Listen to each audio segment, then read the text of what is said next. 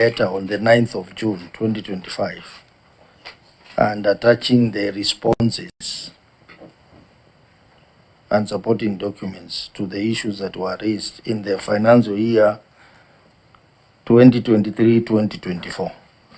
So the letters are here. So maybe the clerk. Point of order. I have not finished. I have not finished. Let me ask the clerk to tell us, then you can raise issues. The clerk, maybe you need to tell us more because you are representing the main clerk in this committee about these letters. Then you can take it from there. Chair, any letter received by the office of the clerk is trickles down to us. It is marked to us. Unless there's a miscommunication somewhere, we always receive letters. That's something we can quickly confirm. You just confirm whether the letter was received. Just Chair, confirm. Just for purposes of illustration. Yes. Because I have my own problem with the governor and responding to correspondence. If you look at this letter, it is coming from my office, it is dated, and you will see a stamp here, received by the governor's office. That is the only evidence you can table to indicate that you brought a letter somewhere. So you just need to look on the face of that letter. Is there a receipt by the Senate? That's all. Because you can write a letter and keep it in your office. It happens. On the face of the letter, Chair, does it say received by the Senate? Okay, let me allow the clerk to confirm with the clerk's office. Then it comes back to us. On the same. But that's what I'm saying, Chair. The evidence you table, like this letter, I don't know if everybody can see this letter. Yes, this letter is on letterhead and it has a stamp for the governor's office with a date when it was received. The letter you have, you can just display it for us like this. If there is no stamp, Governor, you get a letter that has a receipt. That puts the matter to rest. Chair, and just to further that very quickly. You remember I asked you whether the letter that we sent to the governor had details that I was talking about. That letter is here.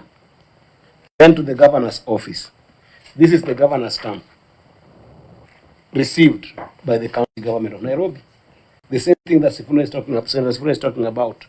So if we were to say that did we communicate to the governor, we have got evidence that the letter was received. So is that when how did the governor communicate the letter to the clerk without having a receipt on it? I'll get a receipted copy. Chair, I've issued you a letter from my file. The issue of receipt was not contentious, so I'm not presenting it as evidence that I wrote. I didn't think there was a contention. But I responded on the 16th of June, Chair. So, I mean, we can look for the copy that has a stamp. There's no problem. I don't see the issue there. And Chair, there was no reason as to why. Remember, this meeting was postponed a couple of times. The responses were already a long time ago. In fact, the last postponement was by yourselves, you know. So we had been ready. I don't see why there's contention about Governor, there is contention because documents have to be owned. Yeah, I've signed it. Just a minute. You know, you prepared to come for this meeting. You should have brought the letter knowing that these issues arise. We have had this discussion with you before in the Transport Committee.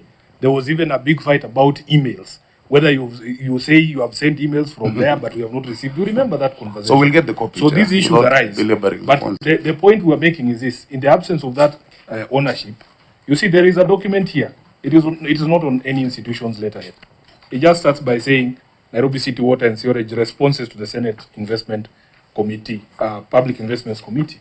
This letter has no, these are now the responses. It is not signed anywhere. It is not on letterhead. So in the absence of that covering letter, then really these responses do not belong to anyone. That is a major issue. The letter written to the Senate, you know, you don't sign every page. The letter written to the Senate has this as the attachment. That's what I'm saying. And we have no reason not to respond on those issues. So you just need to show us the receipted copy and then we close the matter. Honorable members, I'm just waiting for communication from the clerk on the stamped letter. If the stamped letter comes, then members will decide on the way forward.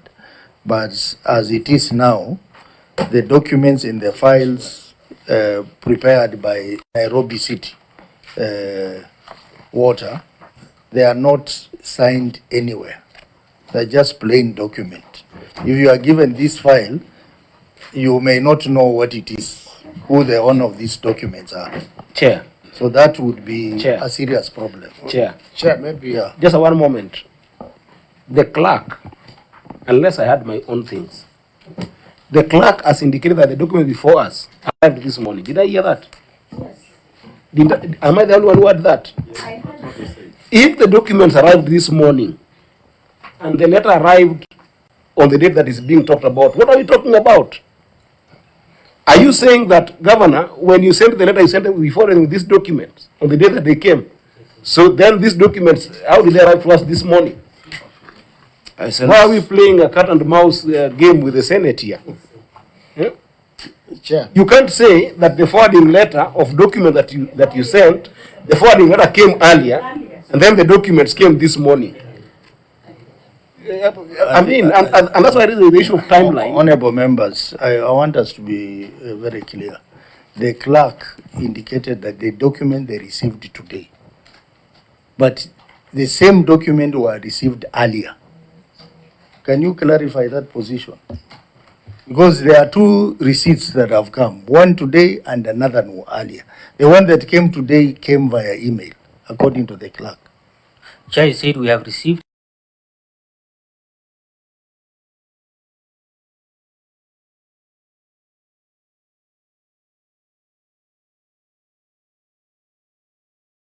Are also not owned. That's what I meant.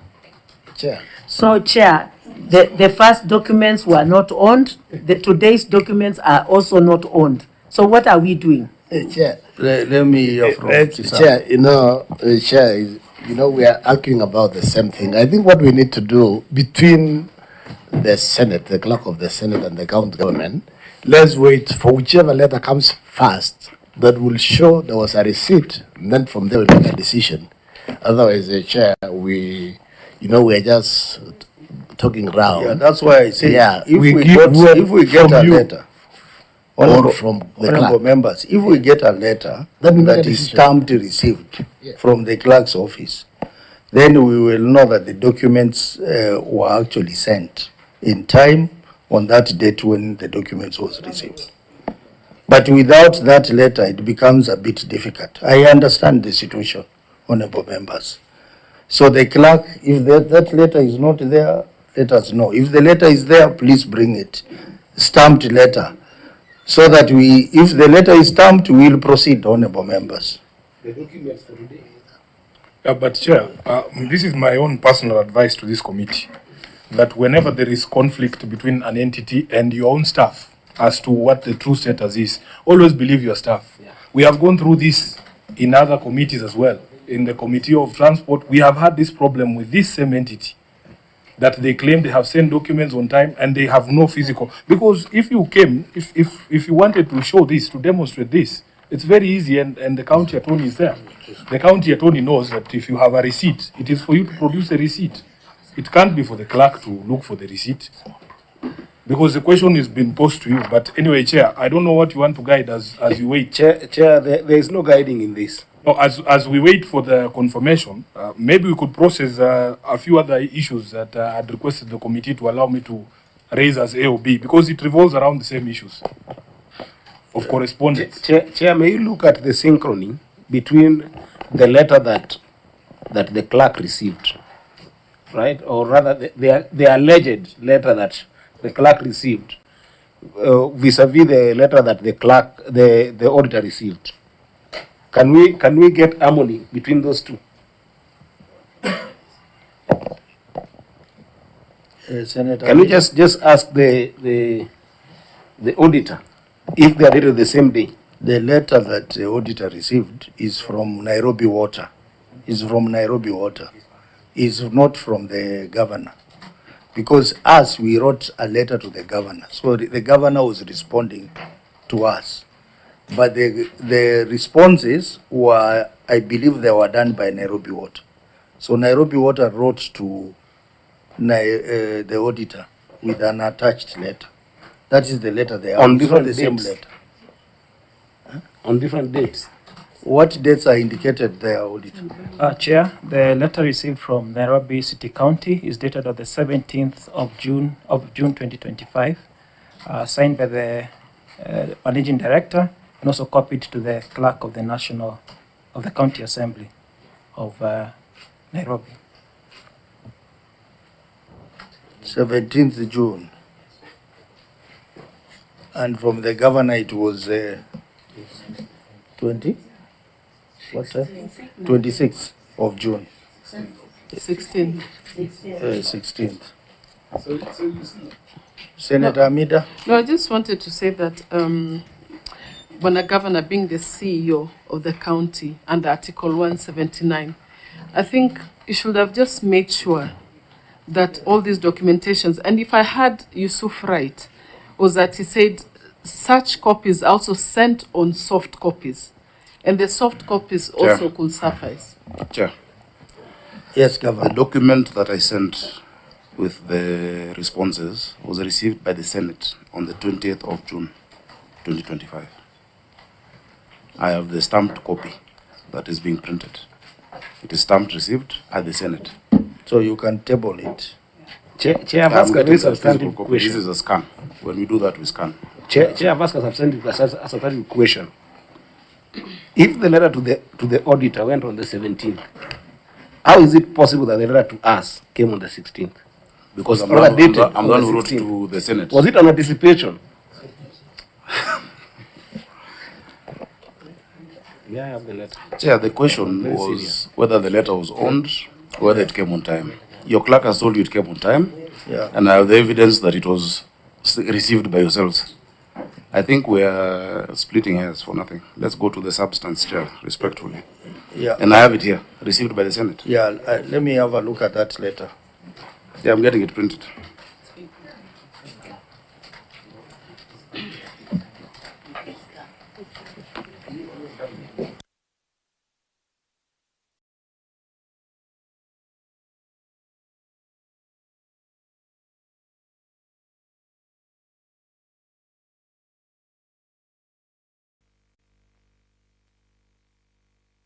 What is the issue? Yeah, Chair, there are a few issues that I had hoped that we would have a conversation with the governor, and it is revolving around water issues in Nairobi. Governor, in all honesty, I also have a problem with the office in terms of how they treat correspondence. Your office never responds to correspondence. And this is not just from me. I have letters here from members of the county assembly addressed to your various departments, and the complaint is the same throughout the leadership of Nairobi, that your office does not respond to correspondence. The first one,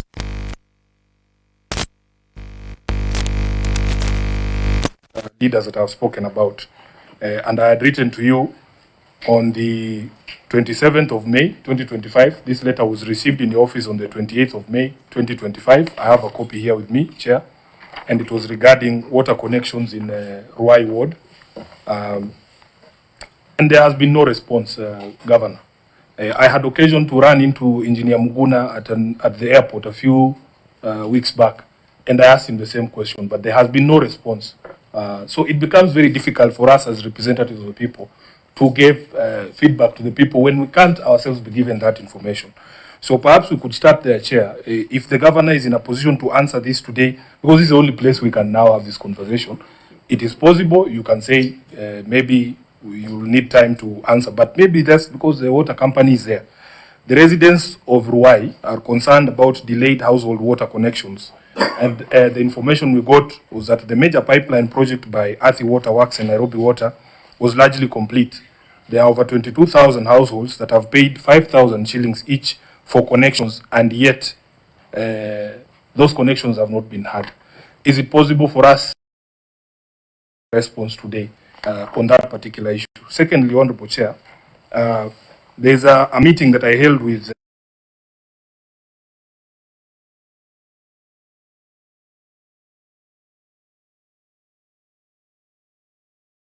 sewerage system, specifically in Roysambu Ward, and the complaint there, Honorable Governor, was that the residents of Nyati Drive in that particular ward were omitted from the construction of the sewerage that was going on. And perhaps you can also, if it is possible today, Governor, give a response so that the people of Nyati Drive know the current situation. Thirdly, Honorable Chair, there was a request from the Honorable Sospita Mumbi, who's the MCA for Roysambu, for construction of a borehole at GSU Primary School and Secondary School in Roysambu Ward. There's a letter to you, Honorable Governor, to your Chief Officer for Water, and it is received on the 21st of February 2024, which is more than a year ago. There has been no response, Governor, to the Honorable MCA on that particular request, just to say yes or no, so that he doesn't waste time running around offices. And lastly, Honorable Chair, this is a letter from the Marurui Residents Alliance, and they were raising questions of the sewerage coverage within Marurui as well. Honorable Governor, I'm sure you are familiar with this matter, that has left many high-rise buildings unconnected to the main sewerage line. So perhaps, Governor, if you can identify any of those issues that we can get responses today as we wait for the committee to get its act together, then maybe you can indicate. But if you do not have, I would appreciate if there were formal responses coming from your county government whenever leaders raise this question, so that we don't have to waste too much time on it. I thank you, Honorable Chair. Thank you. Senator Sifuna, you know that matter can be raised under agenda AOB. So on the basis that it's a very important issue and you had asked the committee to bring up that matter, I think we handle it as AOB. So I'll bring the AOB first before we go to agenda number 4. So, Governor, you can respond to your senator on the issues that he has raised. Chair, the more detailed ones, they can get a response a bit later. But what I know, for instance, in Ruai, parts of Ruai Ward are now connected. We've had a challenge. That's the biggest ward in this county. It's possibly an 8th, you know. In Kasarani constituency, right now for the water, we have reached Kangundo Road to Ruai Market. And then there's a pipe from Jiru Railway Station that goes towards to cover the Infinity area. That is already ongoing. And there are many others, you know, because that goes hand in hand with the Utawala. Yeah, the Utawala area. It's a similar part. And there are many other laterals that we're doing around that area. So I will ask the MD to maybe just give, not now, but to prepare. Yeah, because Kasarani has two sides. There's the Kamuru side, Ruai, Mwiki, and this other side of Santon. Currently for Siwa, at Kasarani Police Station, yeah, we're developing, there's a diversion that is now connecting to the trunk Siwa along Mwiki Kangundo Road. That one is something that is also ongoing. I think it's a great opportunity to give a larger update of all the improvements that have been going on in the last year, and I will be able to share that with you, Senator. Including, I think, what would form part of today's discussion on the what we call reshrilling, you know, of the piping in the CBD. Because a lot of the reason you have that non-revenue water is because of the old pipes that have leakage and connected to the old fire system in the city. And as soon as that is done, now we'll reduce the non-revenue water by 2,000 cubic meters per hour. Yeah, that is what is currently ongoing. So there's Santon, there's Clay City, there's Kariobangi North at National Concrete, that is also ongoing. The side of Kawangware 46, all the way coming into Chalby Drive. You also know that we're doing 54 kilometers of trunk sewer, 1.8 by 2.4 meters, that goes hand in hand with the river program. South Sea is a place that has had similar challenges. What we have there is something called condominium sewers. Those condominium sewers are sewers that are not on a way lift. that are in people's property, just like Isili, because of the planning. But now we've been able to get a major pipeline from the northern bypass coming into Akiba, connecting to Oleshapara, down until Kongoni Primary School. Then at Kongoni Primary School, where we have the Kenya Power substation, it connects to the larger trunk Siwa. And then now we're doing further laterals along the Ngong River line. So, I mean, Chair, I can give a lot of that. As for the MCA who wants a borehole, we do a lot of induction, and we tell them how to get a project. Projects are not received by a letter. They are budgeted for, they are appropriated by the MCAs themselves. In fact, they even indicate that this financial year we're going to do boreholes in this place, or we're going to do a road in this place. And so it's part of that process. I think maybe the issue is him being told or responded to. But that is really the process. You know, we don't give projects based on request by letter, but based on a medium-term framework, an appropriation bill, and it's a process you all know because you're legislators and you're also going through the same. Chair, on water, I think it will be of benefit for this committee and for Nairobians to know we've made huge improvements, increasing 160 cubic meters, 160 million liters a day, courtesy of NCT1 and Karimenu. And many of you might attest to increased water. So if you need me to go through Chair, that, I'll be Governor, just to be specific to the areas that we've raised. Yes. What would you say, like, of the 22,000 households that had already paid for connection in Rwai? That's what I've told you is ongoing. Just give us a status and maybe the reasons for the delay. There are also allegations that some people had paid and they're being asked to pay again. This 5,000 shillings, is it receipted? Of course. They are That's the way receipts. it is paid. I'll ask the MD to give you details of that, and then maybe also he can talk about Nyati Drive. Please, those specific areas. And Resambo. But for a more comprehensive response, because I'm sure he's also heard it now, we can write back. MD, Thank you so much. maybe respond to the issue of the Ruai. Utawara area, where, just like the governor has said, actually Ruai, want to put Miango, Utawara, they take around that 8% of the surface area of the city. And those areas have not been having any of our infrastructure. It's now they are being done by other waterworks and development agency. Now, like the work you're asking, Bwana Senator, ADI is responsible for development of the infrastructures there through Credit K 1135 funded by AFD. Now that credit, the work entails doing the main lines, lateral lines, plus the connections.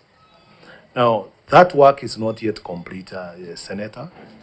There are customers whose work is complete. We are giving them the meters. But the responsibility of laying the pipes up to the customer premises is being done by other waterworks development agencies, known as City Water and Sewerage Company, and the credit I've spoken about.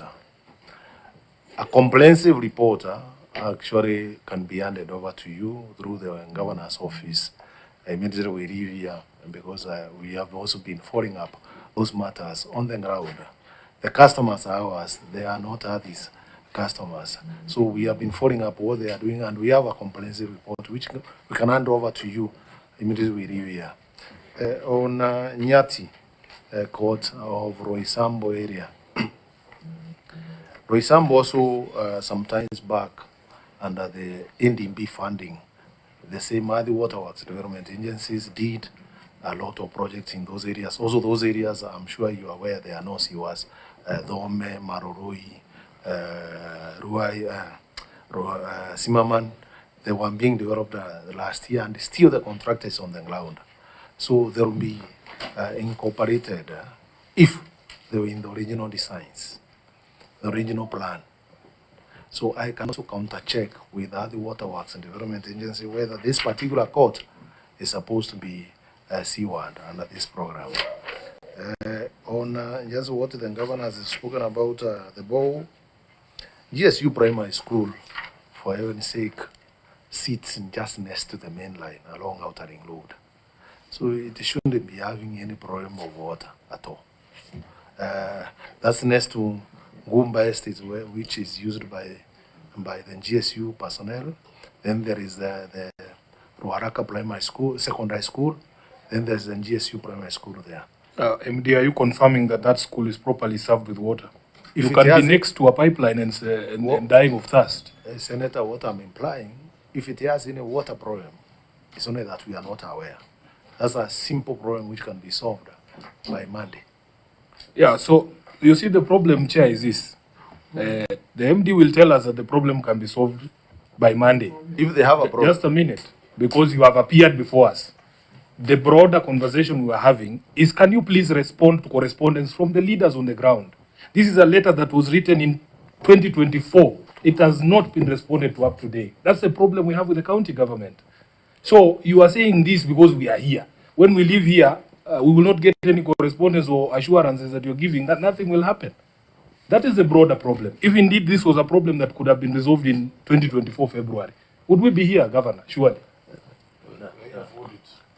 Now to Your Excellency and the Senator, for sure, if the MCA knew about this problem, we meet the MCAs almost every month and every day if they want. Our telephones are open.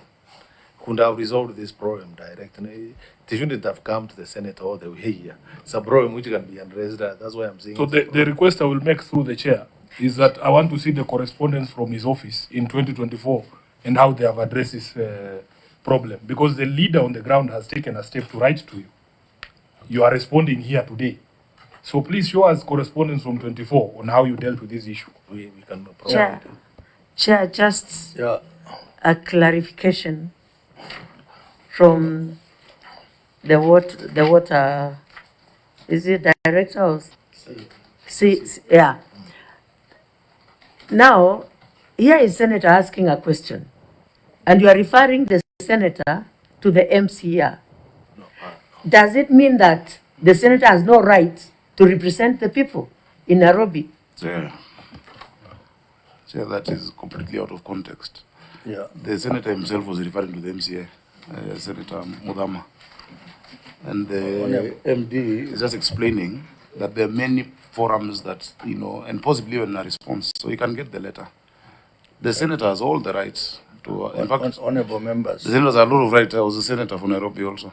And I used to do the same. Chair, I have the letter which was received by the Senate on the 20th of June that has created a lot of, discussion. That is to the clerk, meeting with CPISFT. I received your letter dated 9th June. Attached is our responses and supporting documentation. Your own clerk confirmed that all documentation was received. The letter is stamped. Chair, before I started to give my responses, we're already being greatly accused. Yet this evidence is there. Can that be withdrawn? Okay. Yes. Let me first of all. And also, please, Chair, if you could return my copy, that one I came with. This is the one to table, the one which has your stamp. Let me first of all direct on the matter of Senator Sifuna.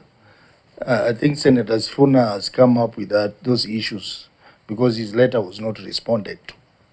And that's why he used this opportunity to try and get responses.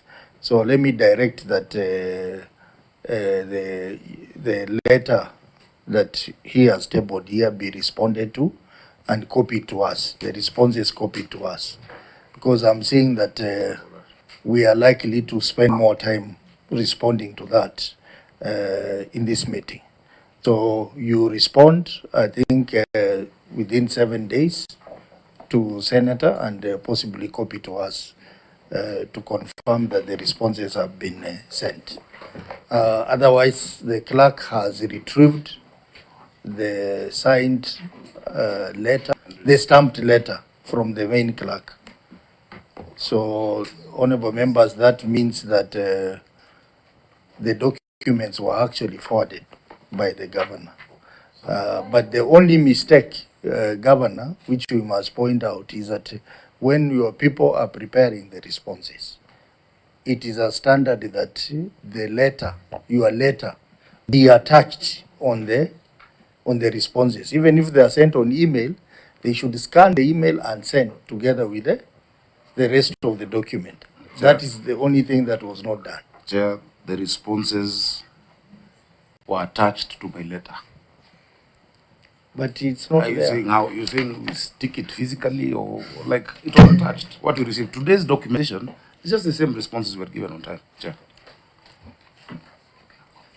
And the clerk himself has confirmed that, Chair.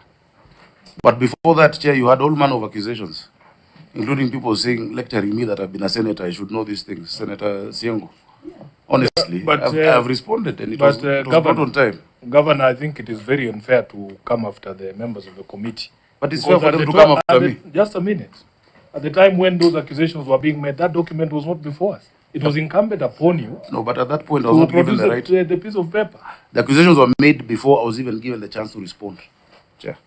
And I just had quietly listening. You know, so will those be withdrawn or do they remain unanswered? That's why I said, you know, when the documents are not in the file, the members may not know. So they are just. You can give your witness a chance to respond before unwarranted attacks, where the mistake is from your side. I think that is in good order, Chair. Anyway, let's just agree that the letter is there. Let's proceed with the substance of our meeting today, which is to look at the audit query. Yeah, you are so ready. Chair, that's the reason why I said if those all soft copies were received, there would have been no hassle. This was hard copy, physical. Okay, we will proceed, honorable members. But I will allow the governor to officially table the documents that are before us, and then we proceed. Chair, I want to put it clear that it was not personal. When the governor refers to Senator Siengo, I was doing my work as per this committee and as the records within the committee. We have passed that stage. We had Senator, we had not received that letter. We have agreed, we are proceeding. And it is not my work to find out where the documents are. We are proceeding with the substance of the matter. So, Governor, you can proceed and table the documents. Okay. Mr. Chairman, I hereby table the management responses and accompanying annexures of the Nairobi City County Water and Sewerage Company for the financial year 2023-2024. It's tabled. Okay. So, honorable members, can see we are doing very badly on time. It is 20 minutes past noon. You have 20 audit queries to process. So I'm just thinking that this meeting will proceed past lunchtime. So we'll proceed past lunchtime with the meeting. So, Auditor, I would like you to proceed from the first query. You give a summary of the report, and then you proceed from query number 1 as included in the audit report. Give a suggestion because of time. Yes.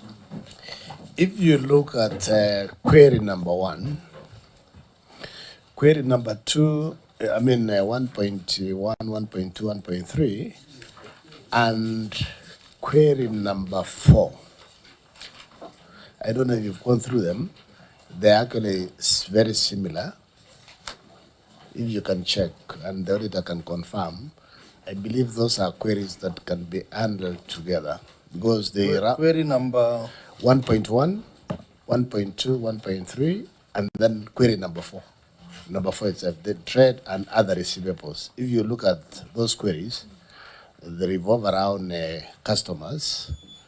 This is basically on operating revenue, estimated accounts, billed and not paid for, active accounts, not billed. So if you look at them, you know it is revolving around the same issues.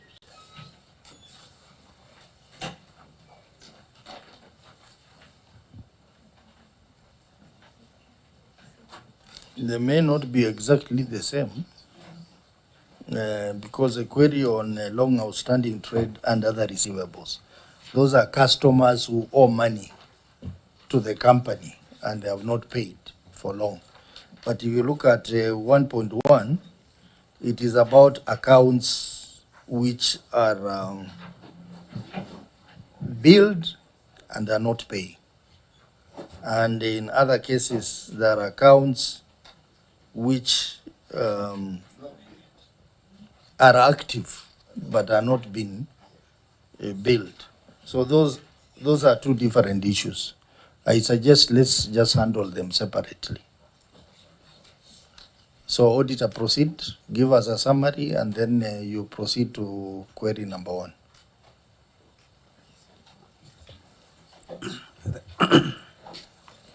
Thank you, Honorable Chair. A report of the Auditor General on Nairobi City Water and Sewerage Company Limited for the year ended 30 June 2024. The financial statements received qualified opinion.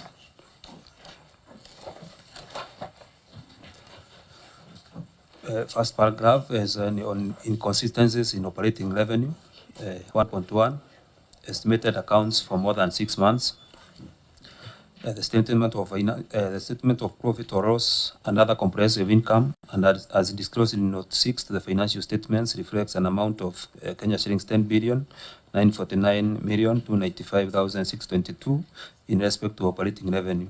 An analysis of the billing estimates data indicates that 112,612.20 accounts had their bills with an estimated amount of Kenya shillings 524,984,600. Further, the analysis revealed that 15,320 accounts had been estimated consecutively for more than 6 months for the period between July 2023 to that of June 2024. The estimated bills for more than 6 months amounted to Kenya shillings 184,354,986. 1.2, accounts billed and not paid for throughout the year.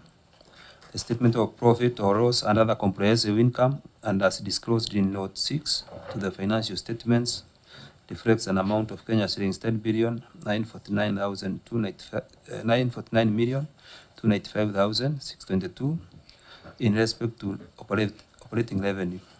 A comparative analysis of water meters billing and payments reports revealed that as at 30 June 2024, a total of 23,384 accounts were billed a total of Kenya shillings 344,484,421 during the review period. However, the accounts did not have a corresponding payment. It was not clear how the accounts were billed for the whole year, and yet they did not have corresponding payment. Further, there was no evidence provided to show the accounts were disconnected for non-payment of the bills. Chair, point of order. Yes. Chair, in our preliminary meeting, ordinarily we would go through query to query and then establish which ones have got the weight. Of course, some of us who had read the document not knowing there was going to be a contentious issue of forwarding had actually scanned through the query, and all these queries, I've seen them, they are very weighty.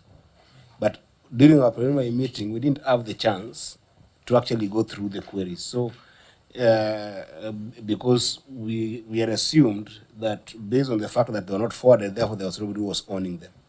So perhaps I wanted just to ask, before we go to that query number 1 that is finishing to read, how many queries were there and how many were addressed substantially to the auditor? Auditor, I think auditor had given that information. He said there were 20 paragraphs, 20 queries, and only 2 were partially addressed. The remaining 18 were not addressed. Does that concern you as a chair? No, you should say it's not the chair alone. You should say, does it concern you? Does that concern the committee? That's just my question to the chair. We have Yes, Chair, I'm equally concerned. 20 queries and 20 issues and only 20 two issues. partially addressed. 2 are partially addressed. That's why, honorable members, in the pre-meeting, I said that these queries are all very important. And we may not really demarcate and say these ones are more important than the others. The best scenario would be we go through all the queries as they are. That is why we set entire Monday for Nairobi County, because we don't have a session. We were ready to process all the queries as they are, because they are very, very important. For example, the first query, we are talking about 194 million, where the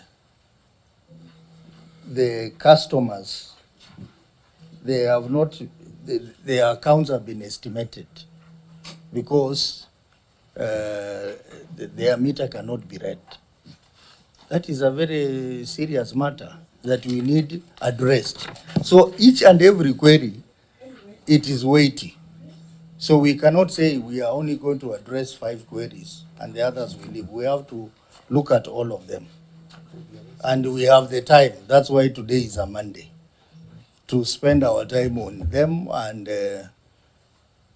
discuss them. For example, the query on long outstanding trade and other payable. We are talking about 4 billion shillings worth of bills which have not been paid. That's a serious matter. So, honorable member, I'm unable to decide which one is weighty and which one is not weighty. Chair. I think all of them are important. Chair, I think the question that Eddie is raising is very important.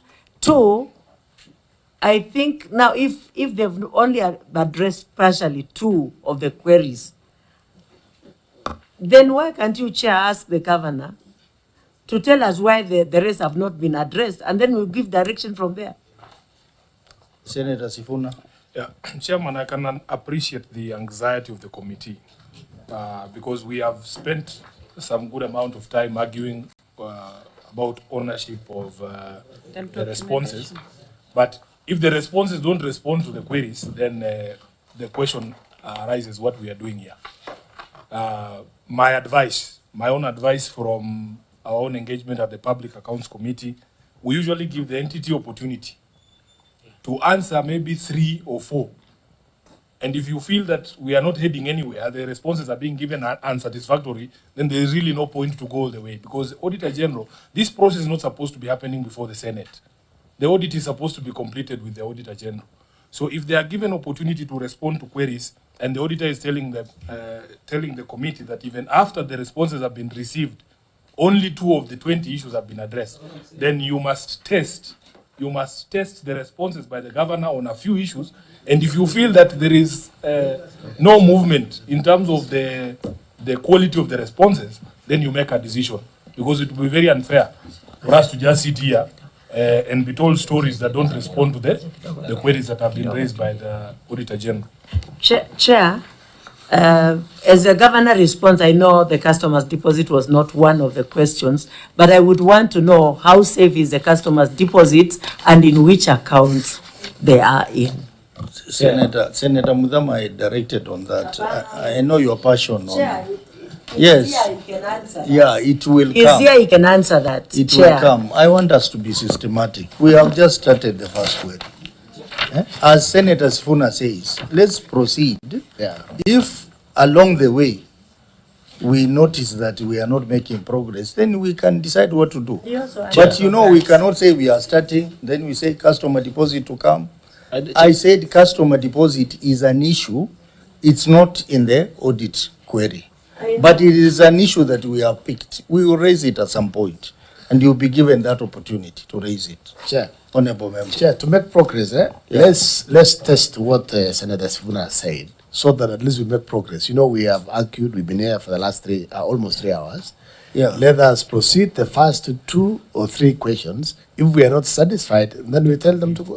We make a decision. Chair. Otherwise, we will just argue. You know the issue, the first query has 3 parts.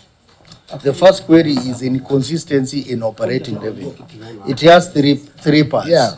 So what the auditor was doing was reading the three parts, and then the governor will make a response Yes. to the three parts Let's give on the matter of operating revenue.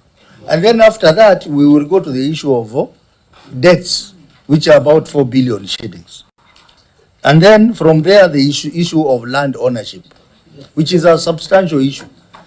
Those three issues are sufficient to give us direction, a sense of what is happening there. With your kind indulgence, I'm here to respond to audit queries, all of them.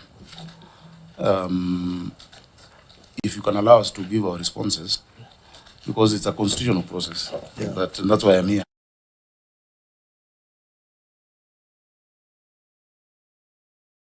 The issue of two is to their satisfaction, but responded to the best of our ability, and that's what you can oath. So can you allow me to respond, Chair? Yeah, I will allow you to respond. So we will allow the auditor to finish the 1.3, reading out, and then the governor will respond to the entire issue number 1, which has 3 parts. Eddie?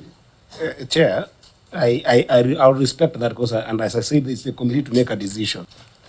But this is a committee that looks at audited queries. That means that the written responses is what strictly guides my thinking and my thought. You know, I'm saying this actually in favor of Nairobi County and the Nairobi governor, because this is the written responses that the governor has sent. And when you look at those written responses, Chair, with what the auditor is raising as not addressed, they are similar. So it will be an exercise in futility, because even if the governor tells us a lot of stories, at the end of the day when we retire, it is written response that will inform us. And this written response, Chair, 2 things are emanating. They are first, not adequately looking at what the auditor is talking about. They are also not responding to some of these questions that are very substantive. So it's either we choose to spend time going through them, as you have said. I don't have a problem with 1 or 2, 3 of them, but I'm just saving you the face that from what I've read in this, because some of us take the time to read them, okay?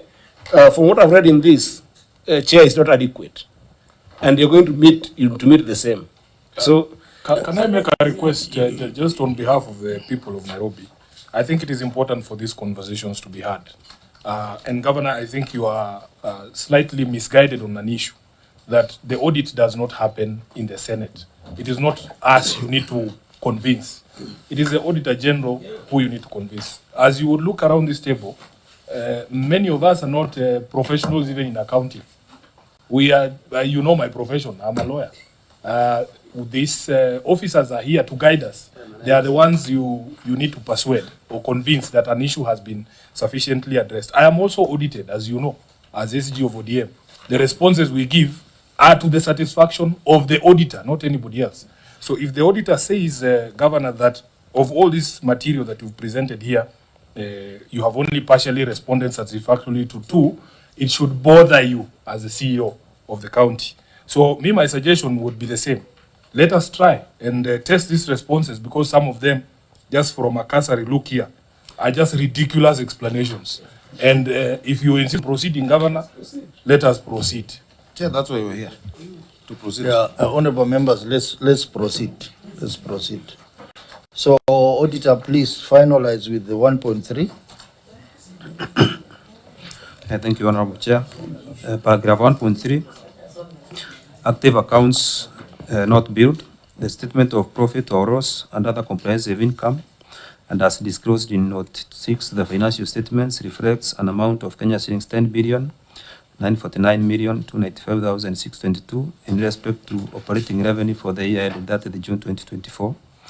Comparative analysis of water meters and billings revealed that as of 30th June 2024, a total of 10,192 active accounts did not receive any billing during the review period. It was not clear how the active accounts were not billed for the whole year and yet were still active. In the circumstances, the accuracy and completeness of operating revenue of Kenya shillings 10 billion 949,295,622 could not be confirmed. Thank you.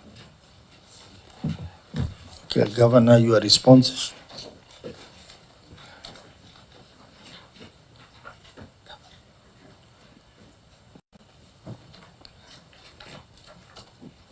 Thank you, Chairman.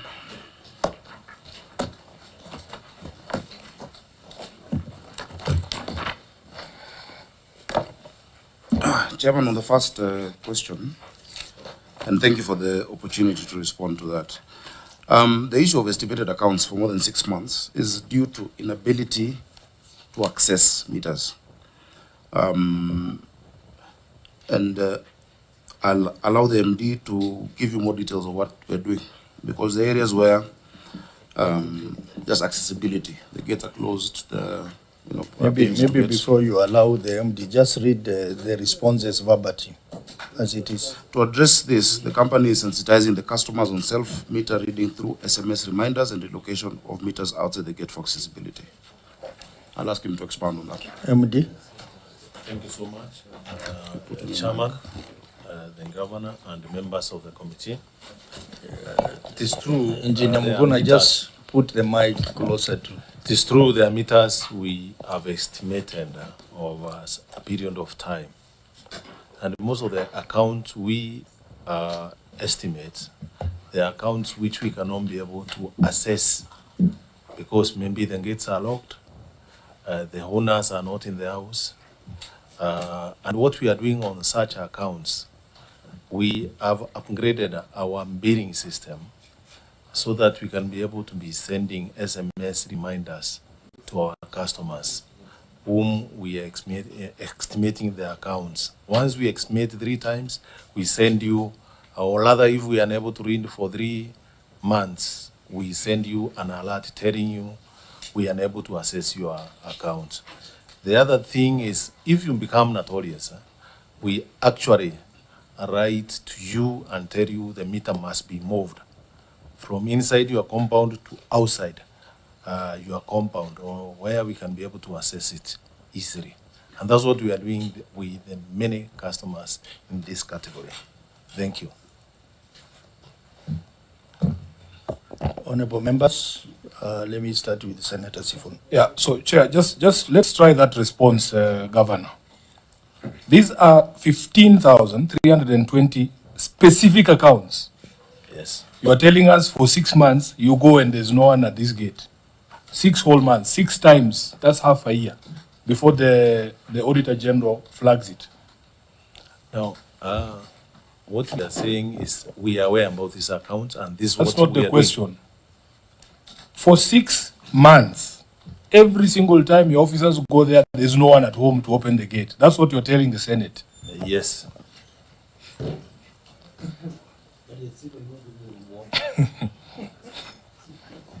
Okay.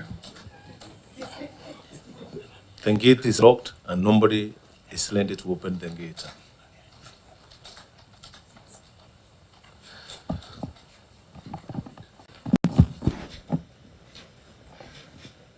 Let me hear from the auditor.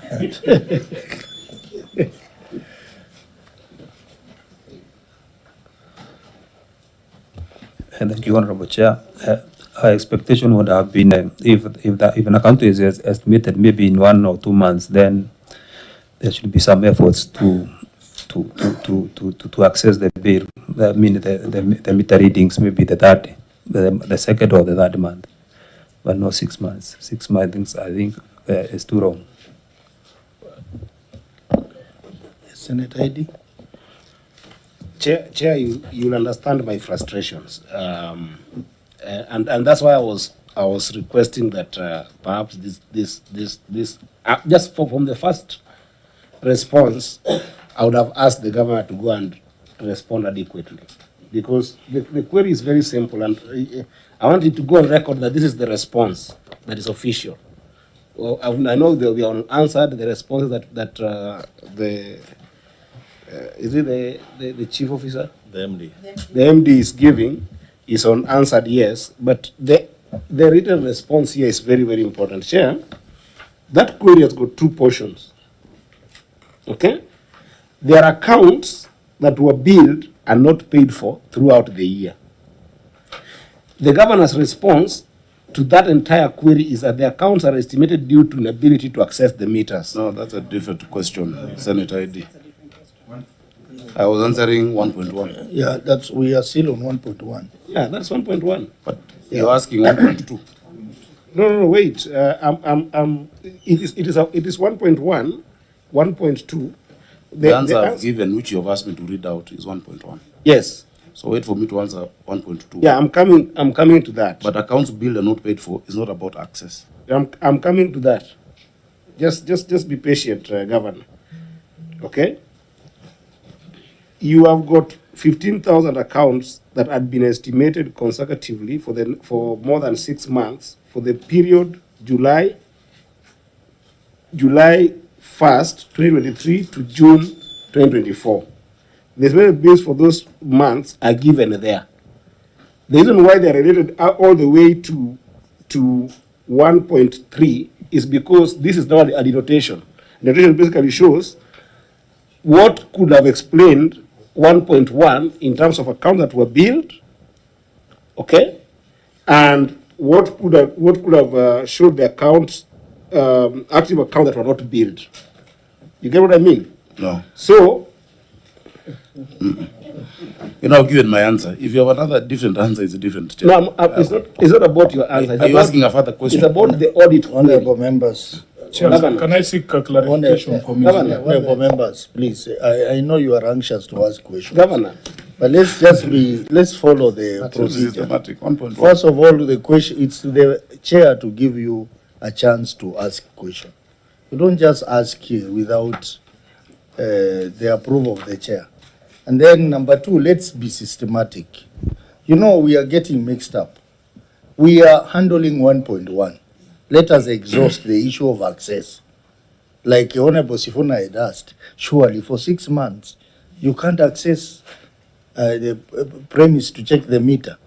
I mean, once we have exhausted that, then we will go to the issue number 1.2, which the governor will respond to and will ask questions. Because we are now wasting time by going back and forth on these issues. So, Chair, my understanding of this query is simple, okay? They are all correlated. There's a correlation here. That's why I wanted to ask that if it's possible, let the governor read all the responses up until 1.3, then you'll see the correlation I'm trying to bring. Because when you look at how number 1 has been answered, it informs number 2, where number 2, the issue of billing, the account accounts billed and not paid have been brought, but the issue of distribution of the modeling is the answer, the response. They're not connected at all. Number 1 is accounts where you have not seen the meter. Yeah, Chair. Number 2, we have billed them, but they have not paid. We understand that, Governor. Just maybe on that same question, clarification from the engineer or from the governor. Governor, paint for us a picture of these 15,000 accounts. Where ordinarily are these accounts that you would go for 6 months? Are they secure? Is this State House or is it security installations? Where are these places? Because you cannot tell me, with all the force that we see you, with all the force that we see the county government of Nairobi, even breaking down gates, there was an institution there, what was it called, a mosque or a synagogue, that you were clamping for it with all the might of Nairobi County government. You are telling us there's 15,000 people who you cannot access their meters, and also shed some light on who is supposed to do relocation of meters. Whose job is that to do relocation of meters? Engineer, just tell us where these 15,000 are. Are they security installations? What are they? So, okay, let me combine the questions. Senator Kisang, Senator Mvukwa, and then the governor will respond to all of them. Thank you, Chair. And, you remember, Amida. Chair, you remember I told you earlier, number 1.1, 1.2, 1.3, and 4 were very closely related. We would have answered all of them together if you had accepted, but we accept your direction. Number 1, Chair, on estimated accounts for more than 6 months. You know, the governor and the CEO has told us they are doing sensitization, but you know, they have not come out clearly to say they are already giving notices. If I cannot open my gate in Karen, there should be something you will drop under my gate so that in the evening when I come home, I'll have a notice from the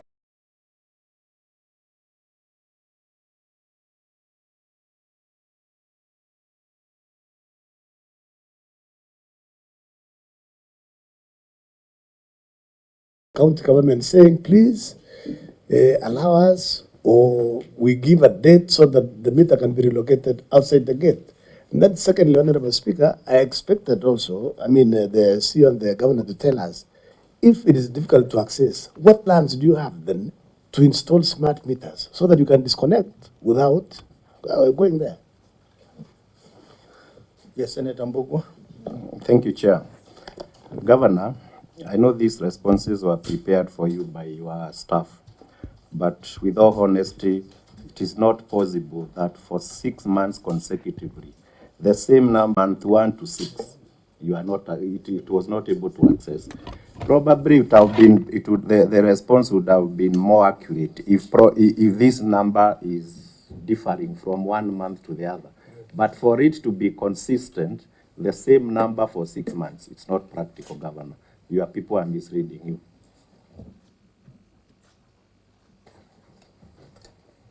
Senator Amida.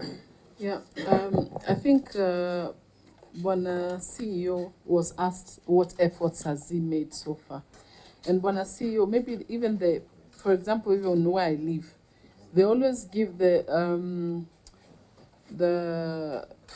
who is this person who takes care? Is it the caretaker or someone?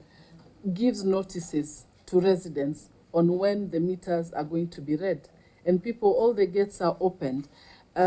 What legal and policy measures have you taken so far? Because, it has really taken time.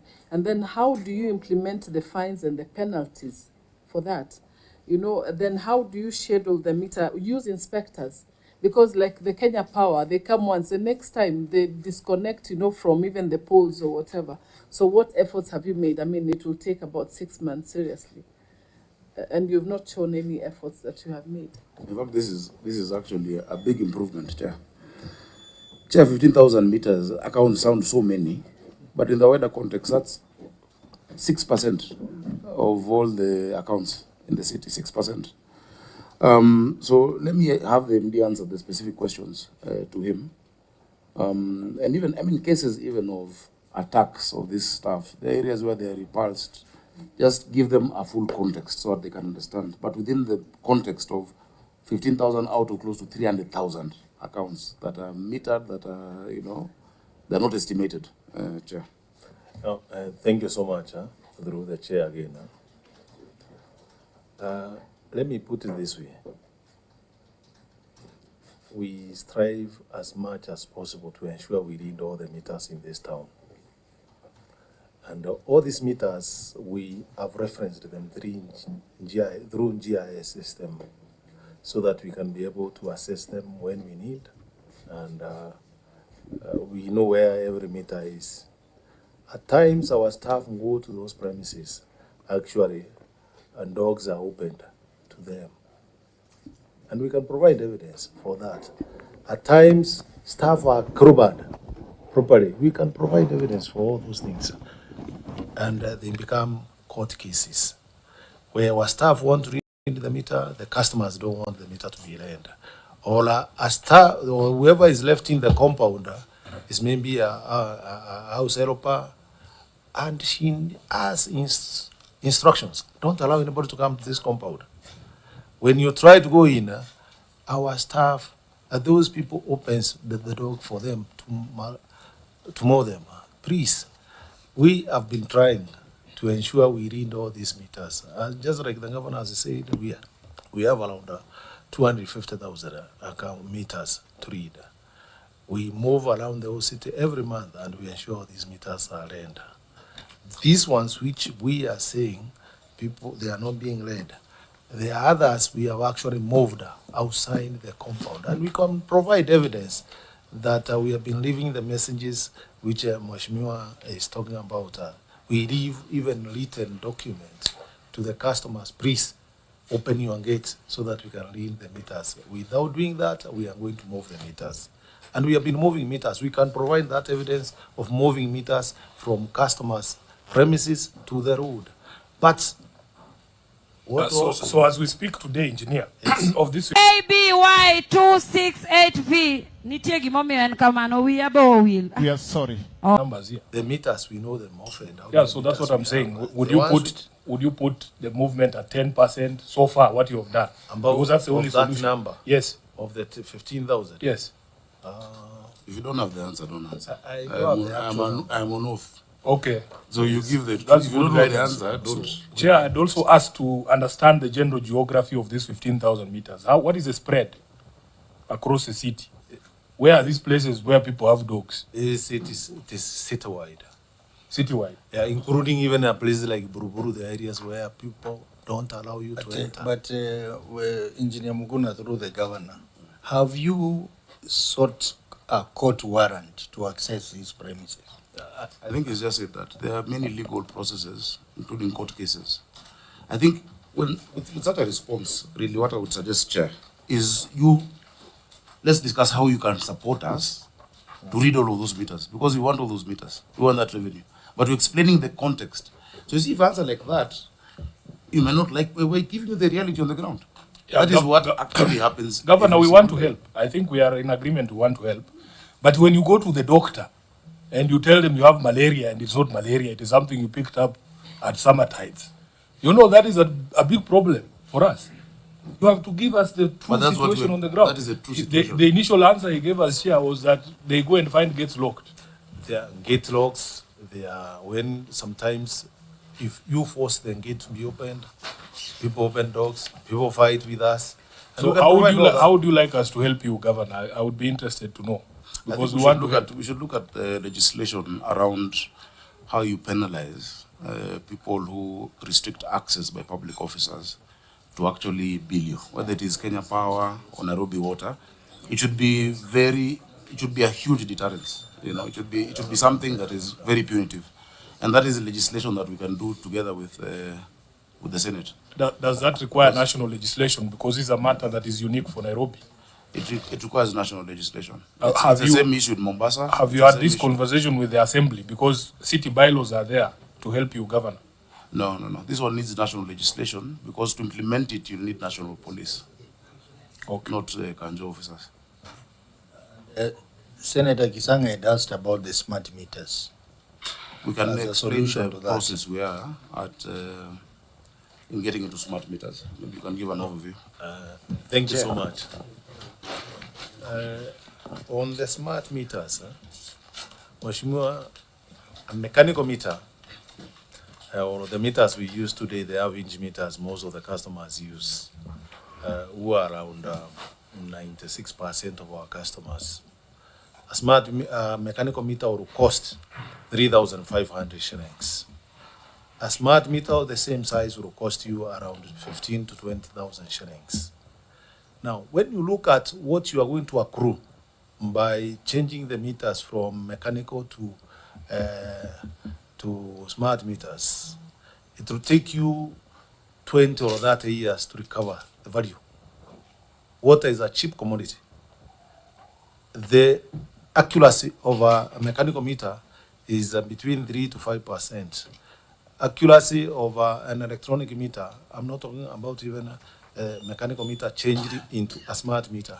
I'm talking about a meter, an example of ultrasonic, where you are getting the signal direct being electric. So the errors are very low. That is 0.5 to 1%. Now, when you subtract those errors, that's what the value of the what the customer is billed. The difference between the two errors is what becomes the value you are going to accrue by changing the meters to smart meters. When you do the mathematics, you'll actually be creating jobs in a certain country and denying Kenyans jobs here.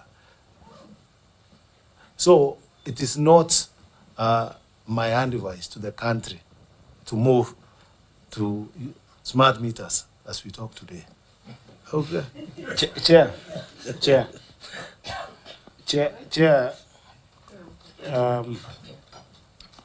You see, when you say 15,000 accounts, they look small in number. Comparatively, because of the fact that the governor would look at it like, okay, we have tried to estimate 112,000. But you see, this query is a P&L query. It's a query on revenue lost entirely if you go through it until 1.3. And my concern, Governor, and I still go back to it, and it's in good faith, because the documentation here is to help us when we are sitting now to address the queries. I think you address the queries to the auditors, and then we solve the queries. When we sit to solve the queries, is we at the end of the day go to the written responses. You see everything that you're saying there, Governor. Your response to that 1.1 is just one statement. There is no access.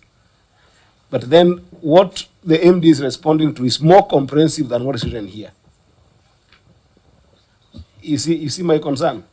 Because at the end of the day, how you will solve for this issue is pegged on how comprehensive you capture the challenges that you're facing. And then after capturing the challenges that you're facing, highlight some of even the remedies that could be put in place. Because just to say that, because what I'm going with after listening, Chair, is that one, there is no access, and therefore whether there is because of the dogs or the gates are closed, that is fine. But then the substantive response to it is sensitization to the customers. We will do some form of sensitizing the customers, and then hopefully this will work. The reason why that's problematic is because there's two parts of that query. There is those that add some form of access. That is about 97,300. And then there is those that you have consecutively not been able to access the 15,000 in question. The total of them brings you a revenue problem of over 700 million shillings. That's what should ring the bell. That it's not about the 15,000, it's about, or the 112,000, it's about the revenue that's going to be lost as a result of not being able to access them. So I appreciate your response now, which I don't appreciate in your one statement response to the committee. Chair, I don't know whether you're getting what I'm saying. The response here is not comprehensive enough to solve this problem. What you are saying is in fact, I'm now empathetic. But surely, even when Senator Sifuna was asking you about the map, is a question to us going to address where these problems are. So I wish that you could go and become more comprehensive with that answer in your written submission. Because otherwise there's no strategy to address this query at all. And maybe the auditor will be satisfied with the approach of having a comprehensive response to these questions. Chair, everything we have said is about accessing the meter. If the response is to give wider context, Chair, you'll never respond to all these queries because you'll write paragraphs. Now I start describing dogs and start describing house girls being told not to open gates. The question is, why did you estimate? The answer is there was no access. And this is what we're doing to solve that issue, including relocation of these meters. Now, the reason we come here is to then give further context to the response to our queries. I think that's the reason we have in this session. And it's still part of the process, Chair. So that is our response. Chair. The big question, Chair, sorry. Let me ask Mark to weigh in. And then, honorable members, because of time, let's move to 1.2, the next one. Thank you, Chair. From the context of the audit, or when we're carrying out our audit, what would have expected for this query to be explained to clearly was, would have expected a report, because we'd expect that the meter readers write reports to the supervisors to the next level. Until then, we'd see a report indicating these premises will not be accessed because of this issue. And then we'd have expected to see what then that supervisor did towards gaining access. Under the Water Act, we also have the Water Police. Has this been reported to Water Police that we need to access meters for reading? So that then would have formed documentary evidence for us then to be satisfied and to inform this committee that that issue has been adequately addressed. So, the Chair, in the absence of that, then we still hold that the matter is still not addressed. Thank you, Chair. Those are available. I don't think at any point it was asked for. Yeah. If you look at the structure, the meter reader is accountable to a supervisor. Goes all the way to the regional manager. Those daily incident reports are available, and we'll be very happy to give them to you. Chair, just the big question is, why are they being still provided with water? Kwani wanapewa maji mpaka sai? There are many areas where if you intervene, you will affect those who are properly served, as opposed to these ones who are estimating. And by the way, the issue of estimates vis-a-vis receipts, they are paying. You know, the query is not that these ones who are estimating are not paying, but they're paying based on the estimate, you know. Of course, it will be more efficient if it was, you know, specific, as you have said, which is why I'm saying we need to explore how you help us ensure that Nairobians know it's a crime to deny access to the water meter reader and to the power, electricity, or any other public officer, you know, executing his mandate. So we can give the incident reports, the daily logs. I don't know if were they asked for. No, they were not asked.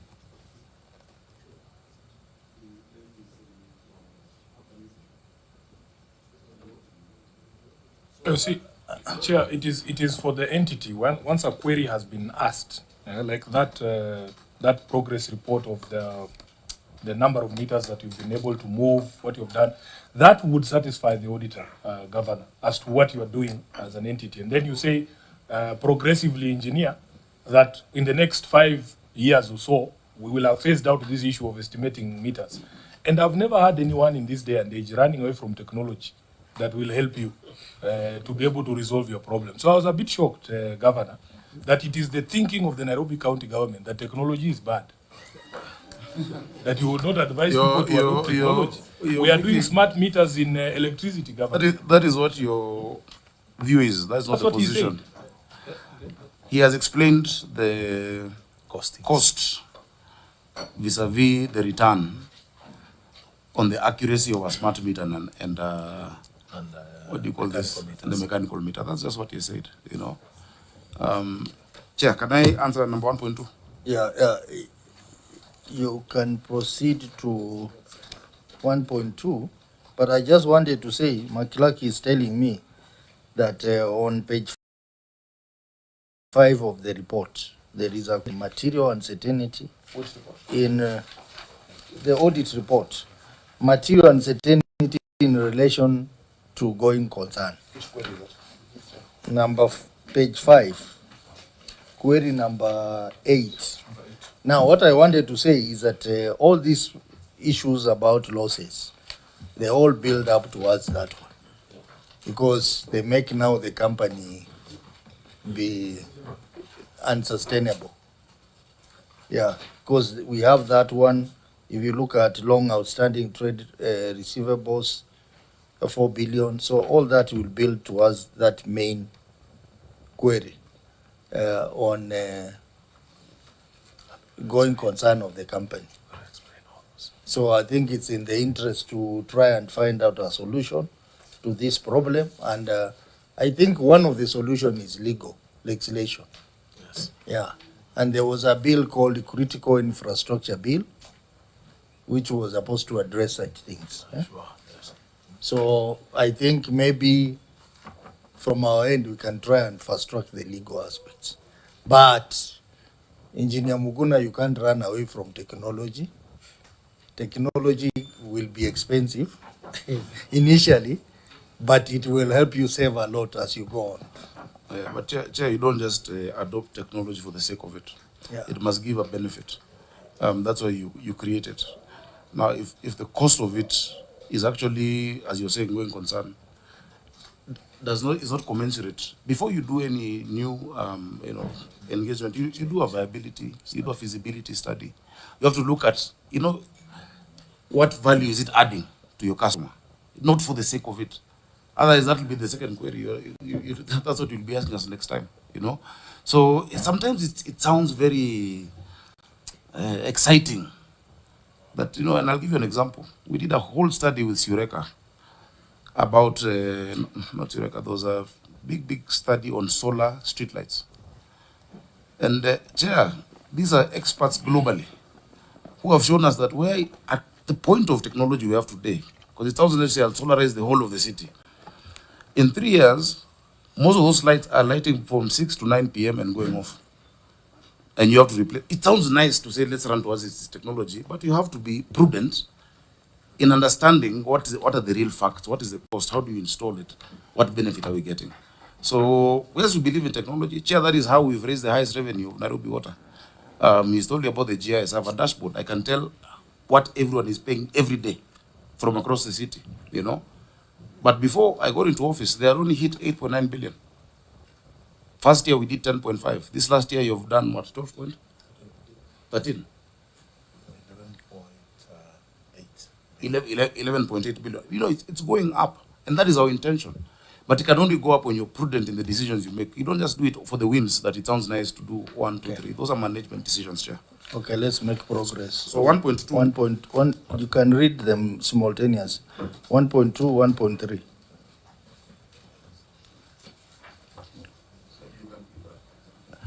Or smart meters. If a country like UK, London uses mechanical meters, the meters are manufactured in UK and most of those European countries. Maybe you go to Amsterdam. Let the governor read the response and then you can. No, it's about the. It's just adding smart context to the issue of smart Okay. meters. He's saying If you go to Amsterdam, which I know many of us go. Avoid that, yeah. Please just speak for yourself, engineer. Speak for yourself. Anyway, thank you. Thank you. If you go where you are seated, I believe everybody has a smart meter here. If you you will find the smart phone. You will find Thames Water in London uses mechanical meters. You will find Waternet of Netherlands uses mechanical meters. And you will find many of those countries, they actually even started metering water 2012, not even Okay, so now that you have Googled, how many workers in those water companies have been set upon by dogs because somebody refused to open a gate in London? How does it happen there in Amsterdam? Now, it doesn't happen in those countries because... Yeah, so please compare apples to apples. The situation in London is totally different from our situation here. The countries manufacturing the smart meters are not using them. That's the point the media has made. They're manufacturing for people who would be excited by the word smart meter, but they are not implementing it. Chair 1.2. Chair, I know we want to move to 1.2, but I always wear the blue hat in this in this committee, Governor. At the end of the day, this exercise must end on a resolved query. Are we getting it, Chair?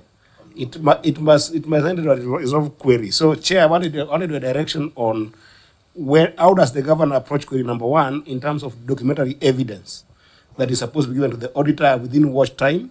Because while we might over-focus on the issue of access, we have also had, and that's why you have got EACC there, we've also had dubious bins where corrupt meter readers are also there. That will also be another issue.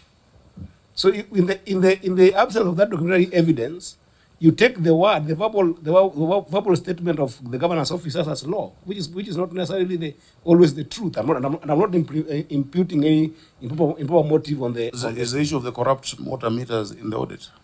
It is not, an allegation, but it can also be a potential reason for the lack of access. Okay. Okay. Honorable So members. if there's no direction on the evidence, documentary evidence as a direction, Chair, then this is in futility. Okay, I think the governor mentioned that there are incident reports. Incident reports in the logs. So maybe we can ask the auditor. Auditor, you can try and sample out the incident reports for these accounts. We would want them to come physically. Yes. You can imagine how many there are. There are many. It's very, very bulky. So I think that's very important. Number 2, we have directed that maybe the issue of legislation be looked at. Yeah. But this query remains unresolved because the auditor will continue raising it. So long as people, the estimated accounts are still there, I'm sure the auditor will continue raising it until the query is fully. I think it would have been useful also to show cumulatively over the past few years, is this number going up or down? You know, because there's been tremendous progress. So this 15,000, which is 6%, is actually a great reduction.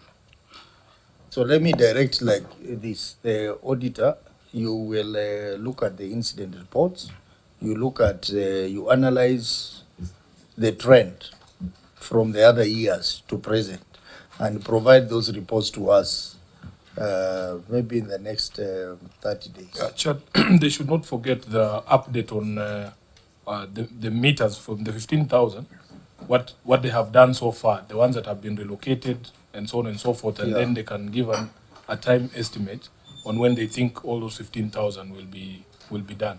Yeah, that's another, but that now will be a response from the county government. I see ESCC, you are trying to raise your hand.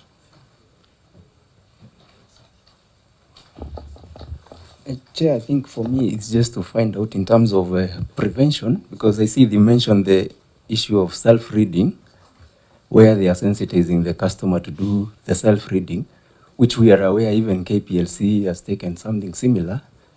And I just wanted to find out maybe how it's done and the progress in terms of the uptake from the customers. Thank you. The other issue could be the issue.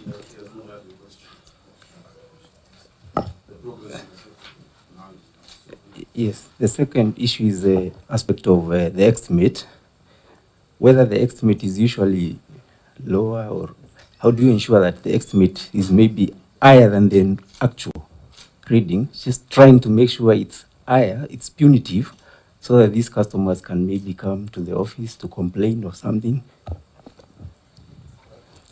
No, yeah, thank you so much. You can proceed. The chair. The second bit may be one of the solution. Uptake of self-meter reading. Actually people are taking it up, particularly those who have gate locked or those who live in the informal settlements, where it's a bit difficult for us to assess the meters. So people are taking it up, and we also go to verify. Once you send your reading, we also, after 1 or 2 months, we go and verify. On the issue of estimates,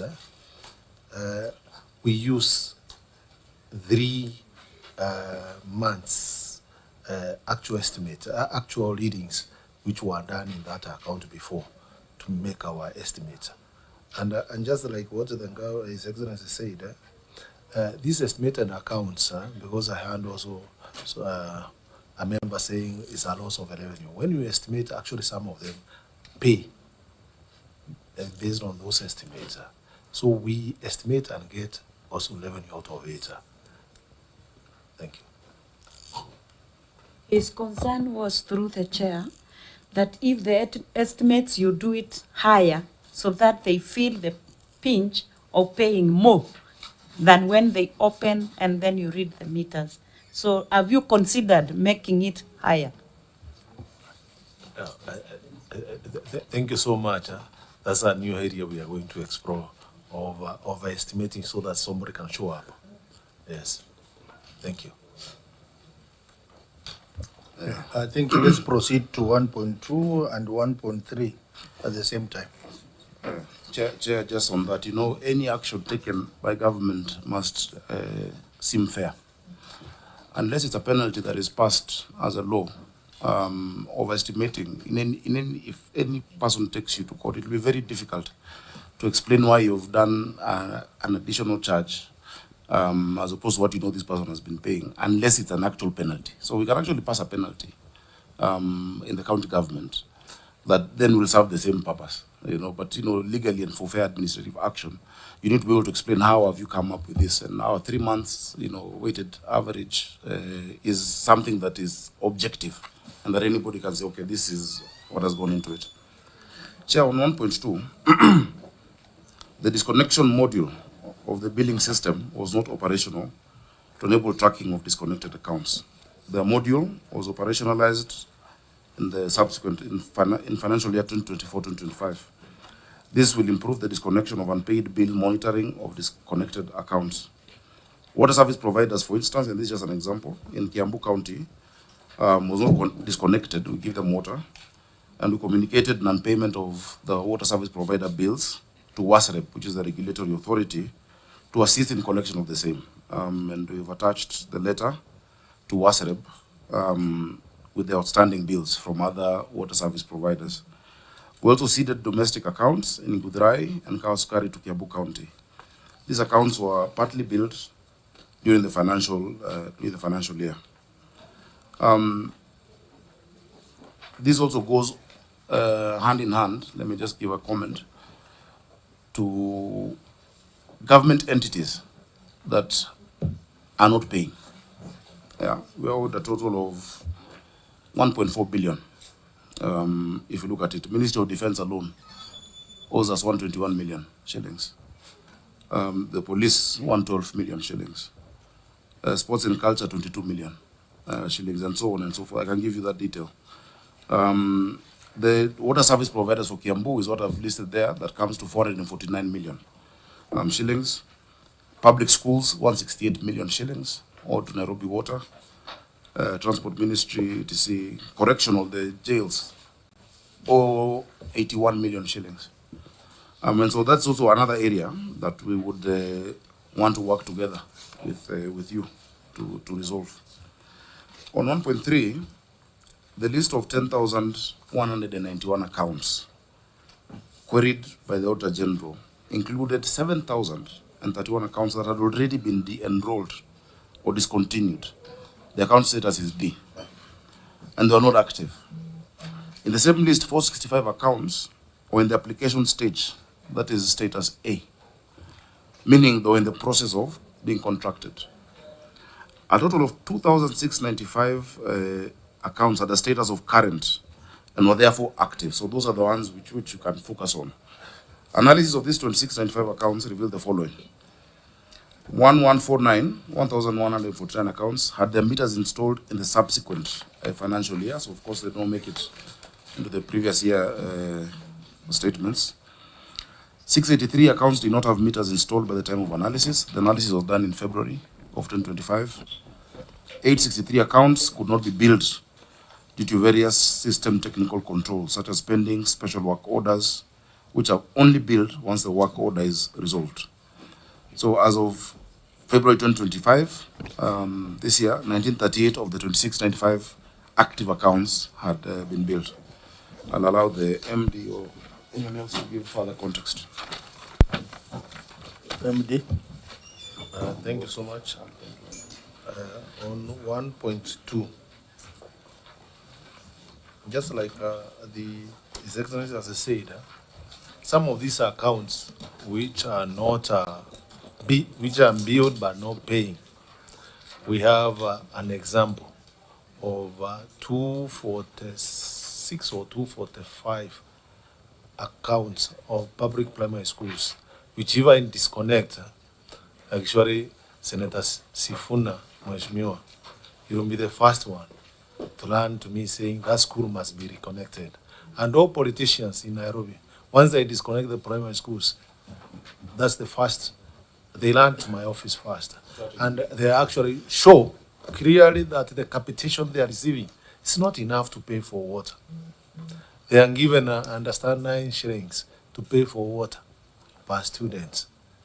So when you look at the volume of water the student uses in those primary schools, you cannot, unless you are very, unless us as a company, we now take over the, being very humane to the schools. The second one, many of the government institutions are not paying. The military has not paid since October last year, as an example. Before that, still they were not paying. If you try to disconnect, you cannot disconnect.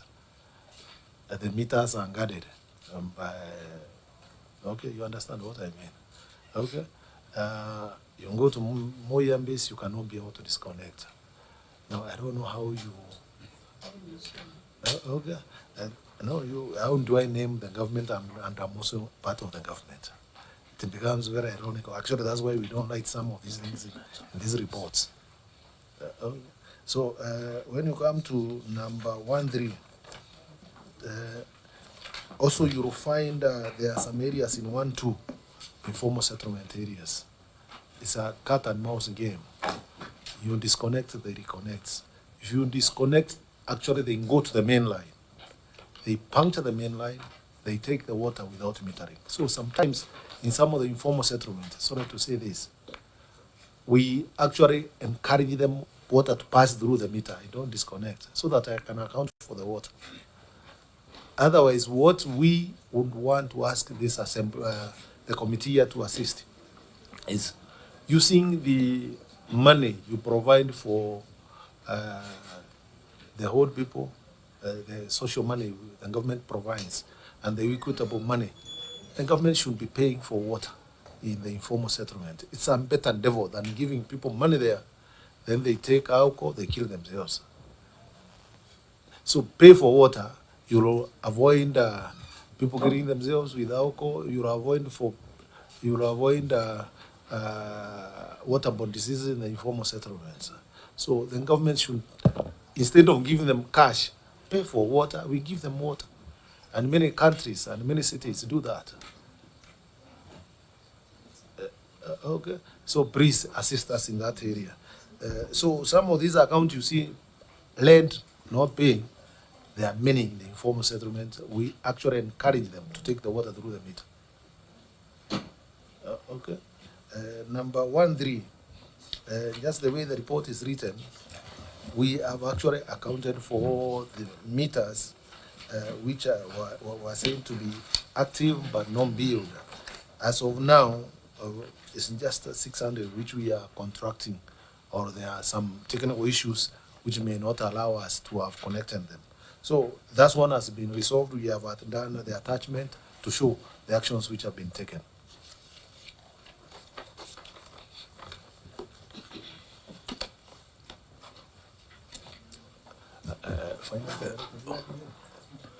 Auditor, what is your comment?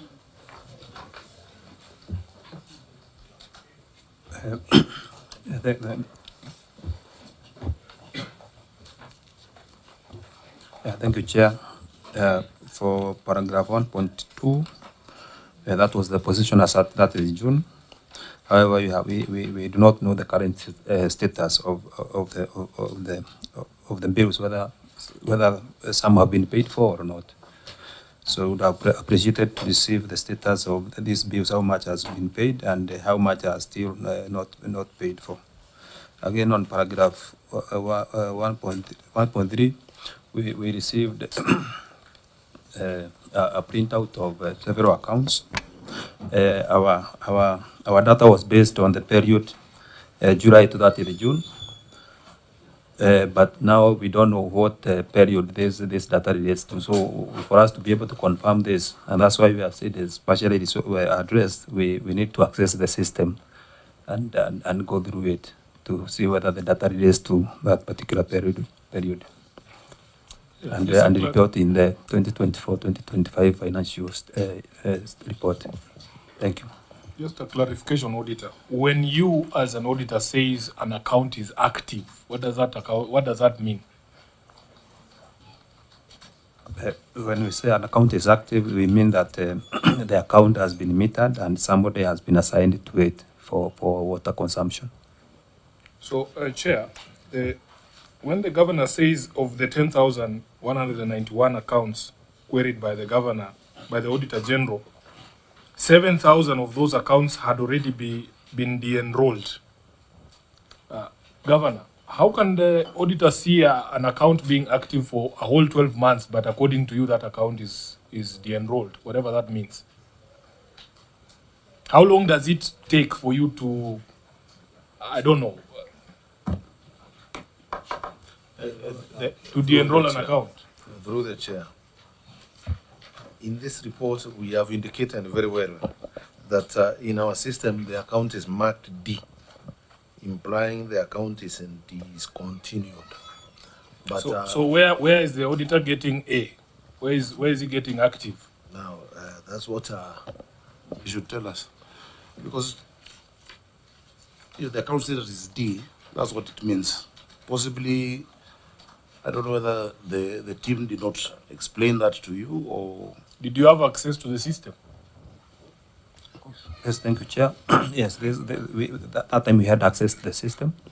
And if for example, I refer you to the document that is provided here. Yes.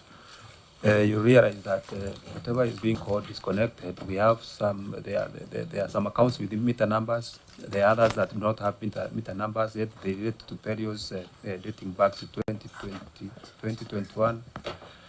So we may not, we could not necessarily rely on this particular document that is here. But when the analysis was being done, it was being done through the system, in the whatever data that was in the system.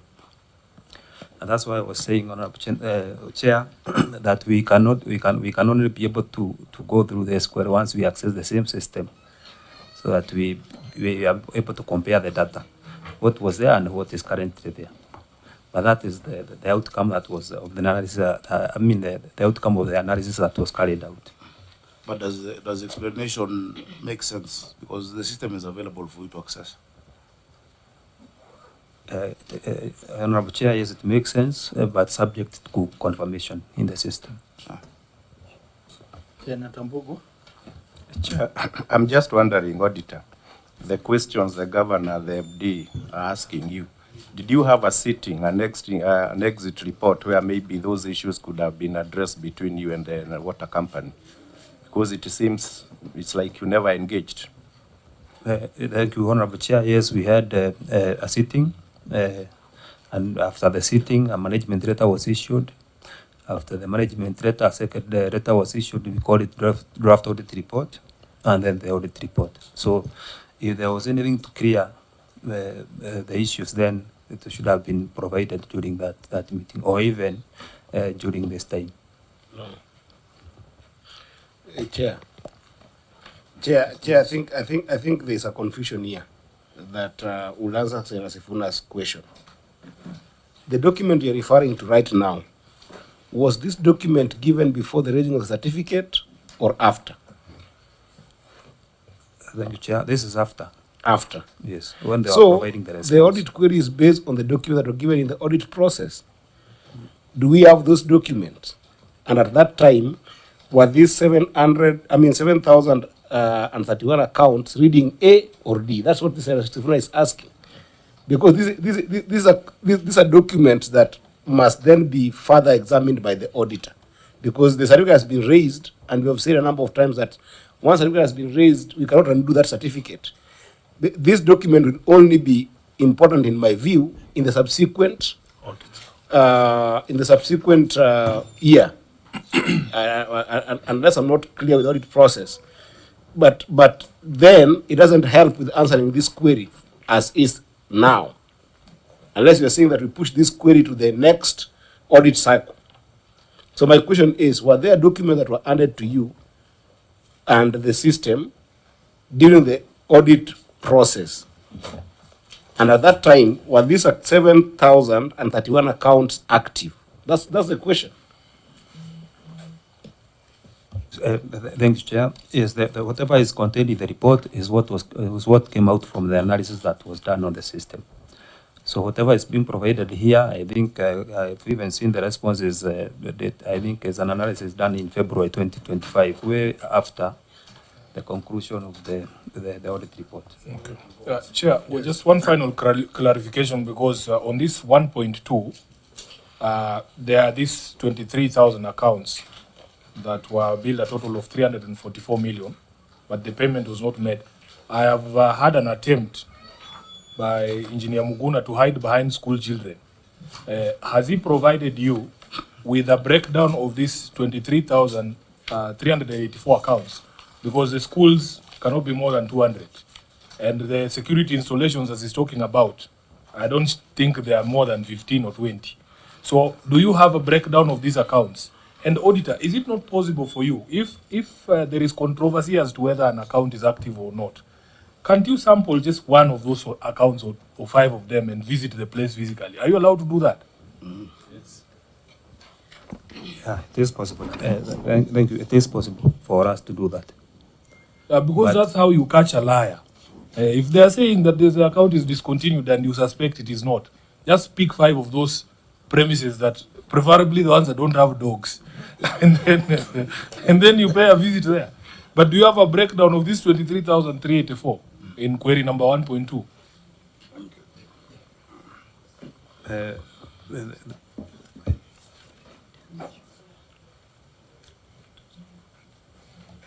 And auditor, I also wanted, not auditor, governor. I've seen there is 3 WSPs for Kiambu County who drew water worth 547 million, which they have not paid. So I just wanted to know whether there is any agreement with these WSPs and whether you supply bulk water or it's metered water. There are 3 of them: Karuri, Kiambu, Karuri Water and Sanitation, then there's Kiambu Water and Sewerage, and Githunguri. And then Githunguri. And of course, you know, our coordination is through the regulatory authority, that is WASREB. And we've attached correspondence between us and WASREB, but maybe the MD can give the details of that arrangement with them. Yeah, MD, please. Thank you so much, through the chair. Yes, these are county water service providers. We give them water through bulky meters. They sell or distribute, then they pay to us, but they rarely pay. And so do you have an agreement for them not to pay? No, you have a signed agreement with them. The accounts were opened. The accounts were opened many years back. I don't have a specific agreement at the moment, but these accounts were Kiambu Water has been existing since water started coming, since like, I think 1970, 73, when the first water started flowing to Nairobi through Kiambu. And when the system was being done, there was a provision to ensure Kiambu town gets water from the line bringing water to Nairobi. There was also a provision for Katundu to get water when the pipes are bringing water to Nairobi. And accounts were opened those years under the defunct State Council of Nairobi. So there is no agreement at all with them? The connection is here of opening the document, opening the accounts themselves. It's an agreement. Jay, do you have an agreement with the water you get at home? You're a customer. You're billed. No, I'm imagining if it is, you know, the Water Act has that arrangement where you can supply bulk water as a WSP to another WSP. Yeah. Or you supply as a bulk water provider. So in that arrangement, there is a provision for an agreement. Yeah, you see, the Water Act came way after we have been already supplying these places. Because the Gatundu example, that is from Ngedu in the 1974 Ngedu. But I mean, if it's for good order, it would be nice for us to create new agreements. We would do that. But we've seen no need for it so far. Yeah. And actually, the Water Act, Chair, I wish we could get time to interact with yourself or maybe the relevant committee. There are a lot of provisions that are unconstitutional with respect to the devolved function of water. And some of those, in fact, speak to the second query.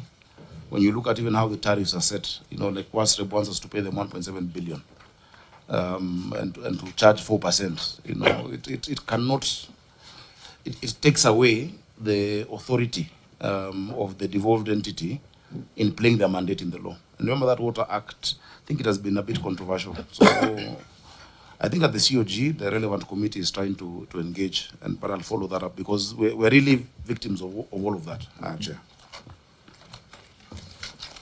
So I think you asked us, what can we do for you as a Senate? I think this is one matter that the clerk, because it is a communication that was sent to WASREB, And the amount involved is huge, 547 million. So I think we can intervene as a committee on this. Yes, thank you. We do a communication towards them on this matter. Clerk. Chair. Yes. My question was regarding the deactivation that was done. So I'm just wondering whether it was done after the audit process.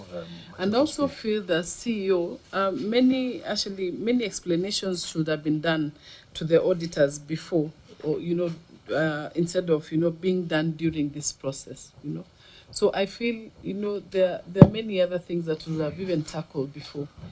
We didn't have to tackle them here. But then just the deactivation, I was just wondering whether it was done after the audit process. How is deactivation done? Deactivation is done this way. Take an example of you have apartments and you have realized that your tenants are not paying for water. So you amalgamate your accounts to one account. So you are left with one active account. The other accounts are enrolled. So that now you start charging your customers direct, then you pay the water company for that water. This is something which has been happening all along, not the 2023-24 financial year, no. It has been happening in the past. So the system has this, that's why we have written these codes, which tells you active account D and the enrolled account this. I think this query just relates to the communication at that time and not understanding what these things mean between ourselves, if you ask me. And again, the system is available for that checking to be done, Chair. Because 7,000 is compared to 10,000 is a very big number. And then also those in application stage. The smaller 465, but still it's that understanding. And I would want to know which officers were engaging at that point would have avoided this. And I think the management response should have had this as well. How it stayed to the final, I don't understand, because at that stage, access to the system was still available to the auditors. They could have accessed and confirmed, yes, we can see this is D. And in fact, this D has been amalgamated to create this new account. And it's happening a lot with a lot of the apartments and such places. So Chair, I think this is one of those that remained unnecessarily. This should have been, it's very straightforward, Chair, if you ask me. Maybe Mark, I can hear from you, because I think that means during the audit process. I think a lot more communication needs to happen so that you pick all the necessary information you require. Yeah, thank you, Chair. I think the audit process enumerated under the Public Audit Act provides the client the opportunity to respond to any queries that are raised. During the audit, we are raising these queries with expecting responses. And after the audit, we also have the exit meeting, where during the meeting we are discussing the issues that are likely to appear. And if those are responded to then the Chair, those issues are considered addressed. We then do a management letter. Now this is in writing, where we say these are the issues that we have raised, please respond. And where the response is not given, Chair, that issue then goes finally to the draft report. The draft report basically shows these are the issues that are going to appear in your report. Do you have any other, do you have any supporting documents perhaps to address these issues? And it's at that point then that the report appears in the certificate of the Auditor General. So Chair, there is adequate opportunity to respond, and where that response is not given, that's when it appears in the audit report. Thank you, Chair. Maybe the finance director can confirm and clarify on this specific response. Yeah.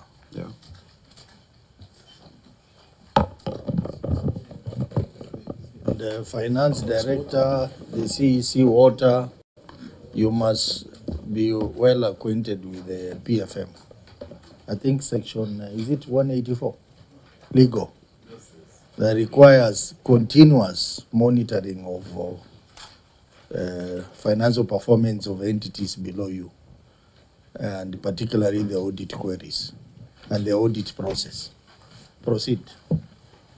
Thank you, Chairman. We did provide our response to the queries in the management letter and the draft audit report. The 10,191 accounts that are mentioned in the report, what we've printed and attached there, it is the same 10,000 relating to the same period, 2023-2024. So even what appears there as account status is for the period 2023-2024. This is something that the auditors can confirm should they access the system again. And it's still intact. Thank you. So it seems that we're going to have a back and forth again on this matter. So I think we can just say that this query has to be looked at in detail between yourselves and the auditor, so that in the next financial year we get better communication on some of these things. So let's move to... Yeah. What was the revenue loss as a result of this? Because this query, as we said, it impacts material uncertainty. And I think that we are handling it casually. Because that substantive difference between the auditor and the county, I think it's not a light one, because when you look at it in terms of the accounts, that is 7,000 accounts that are in dispute. In fact, there are not 7,000 accounts, because the governor is saying there was 2,695 that were those are the only ones that were active. So that means that the bulk of what the auditor has captured here as active accounts that were not billed. Is there an estimation of what that could have led in terms of revenue loss? Because it will inform how we handle this issue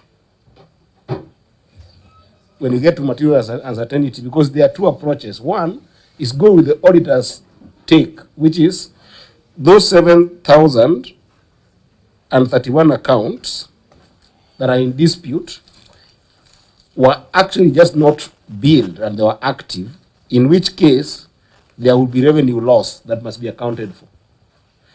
Or go with the story of the governor that these 731 accounts have been disconnected, which then will bring us into the question of how do we try and fill the gap for this in terms of revenue loss, which is justified, to get new accounts that then can be able to answer the question of cash flow.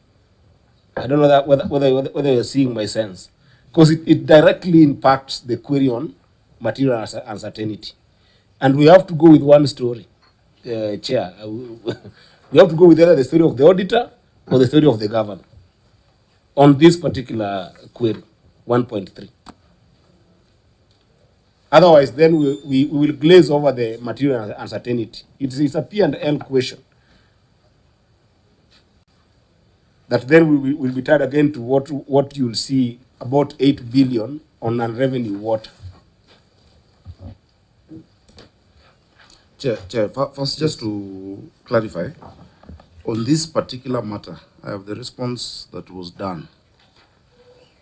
And the response done to the auditor was clear that from the list of 10,182 stated, 7,010 are discontinued and enrolled, hence will not be billed. And we gave that same explanation even then. Why it carried on, I can't understand, because we gave that explanation and the system was available, to be accessed.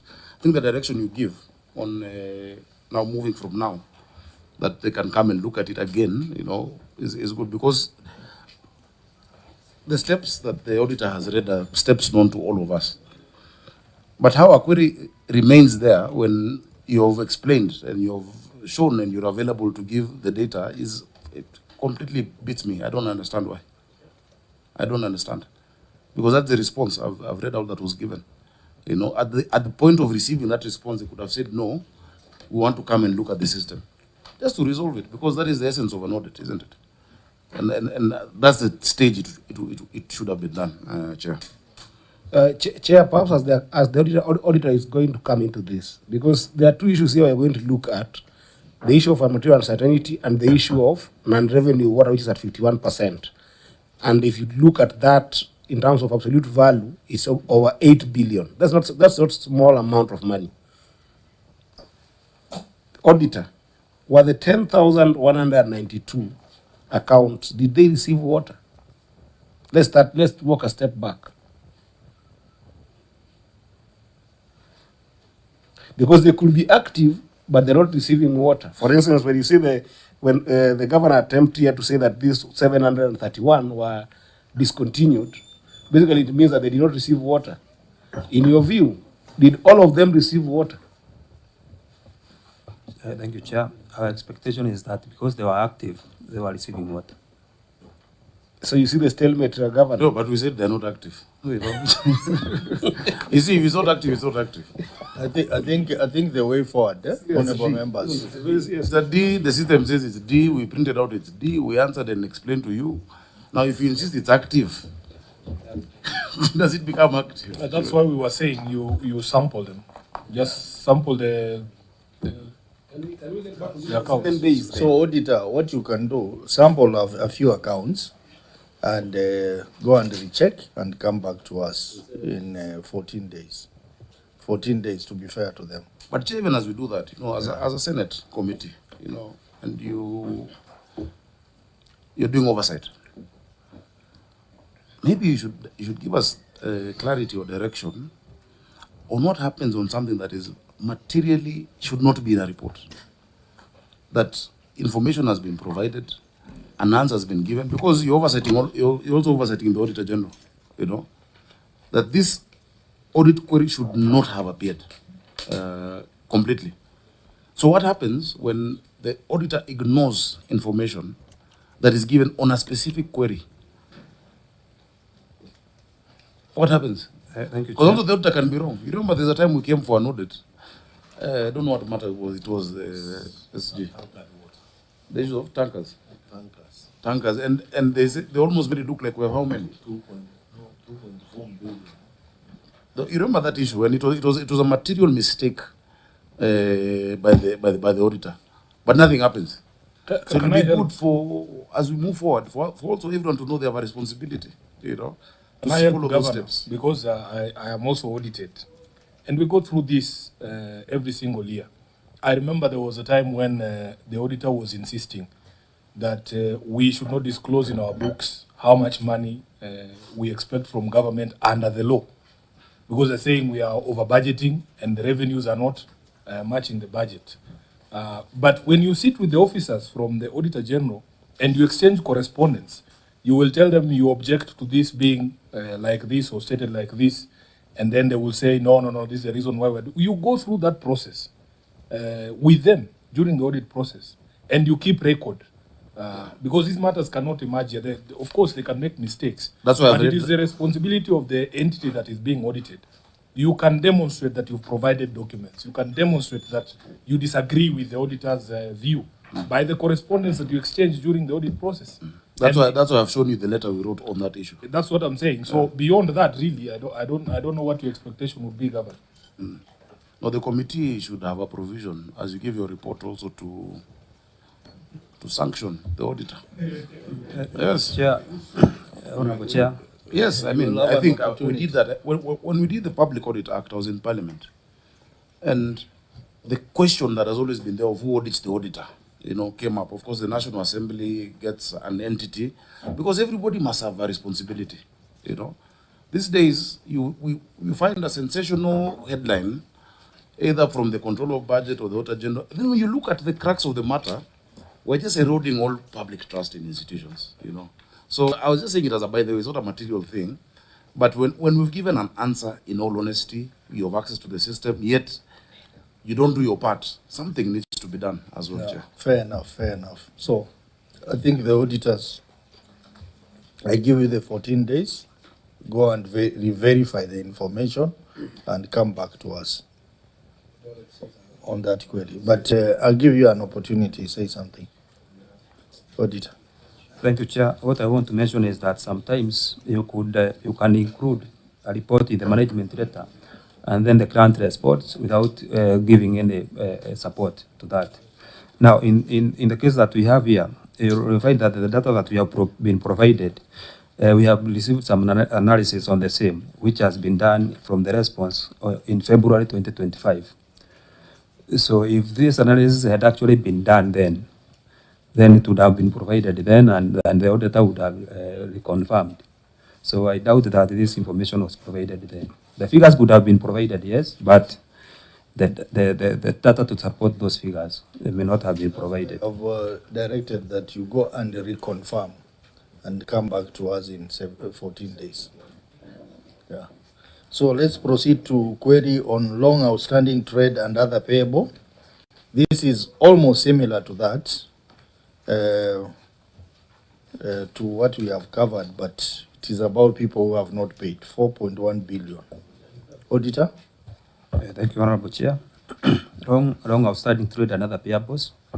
The statement of financial position, and as disclosed in Note 29 to the financial statements, reflects trade and other payables balance of Kenya shillings 5 billion 344 million 30,050. However, included in the balance are trade and other payables balance of Kenya shillings 4 billion 144 million 716,223, which had been outstanding for more than 180 days. In the circumstances, the accuracy, validity, completeness of trade and other payables balance of Kenya shillings 4 billion 144 million 716,223 could not be confirmed. Thank you. Sorry, these are payables. These are people who are owed. So, Governor, you can respond. Thank you, Chair. Chair,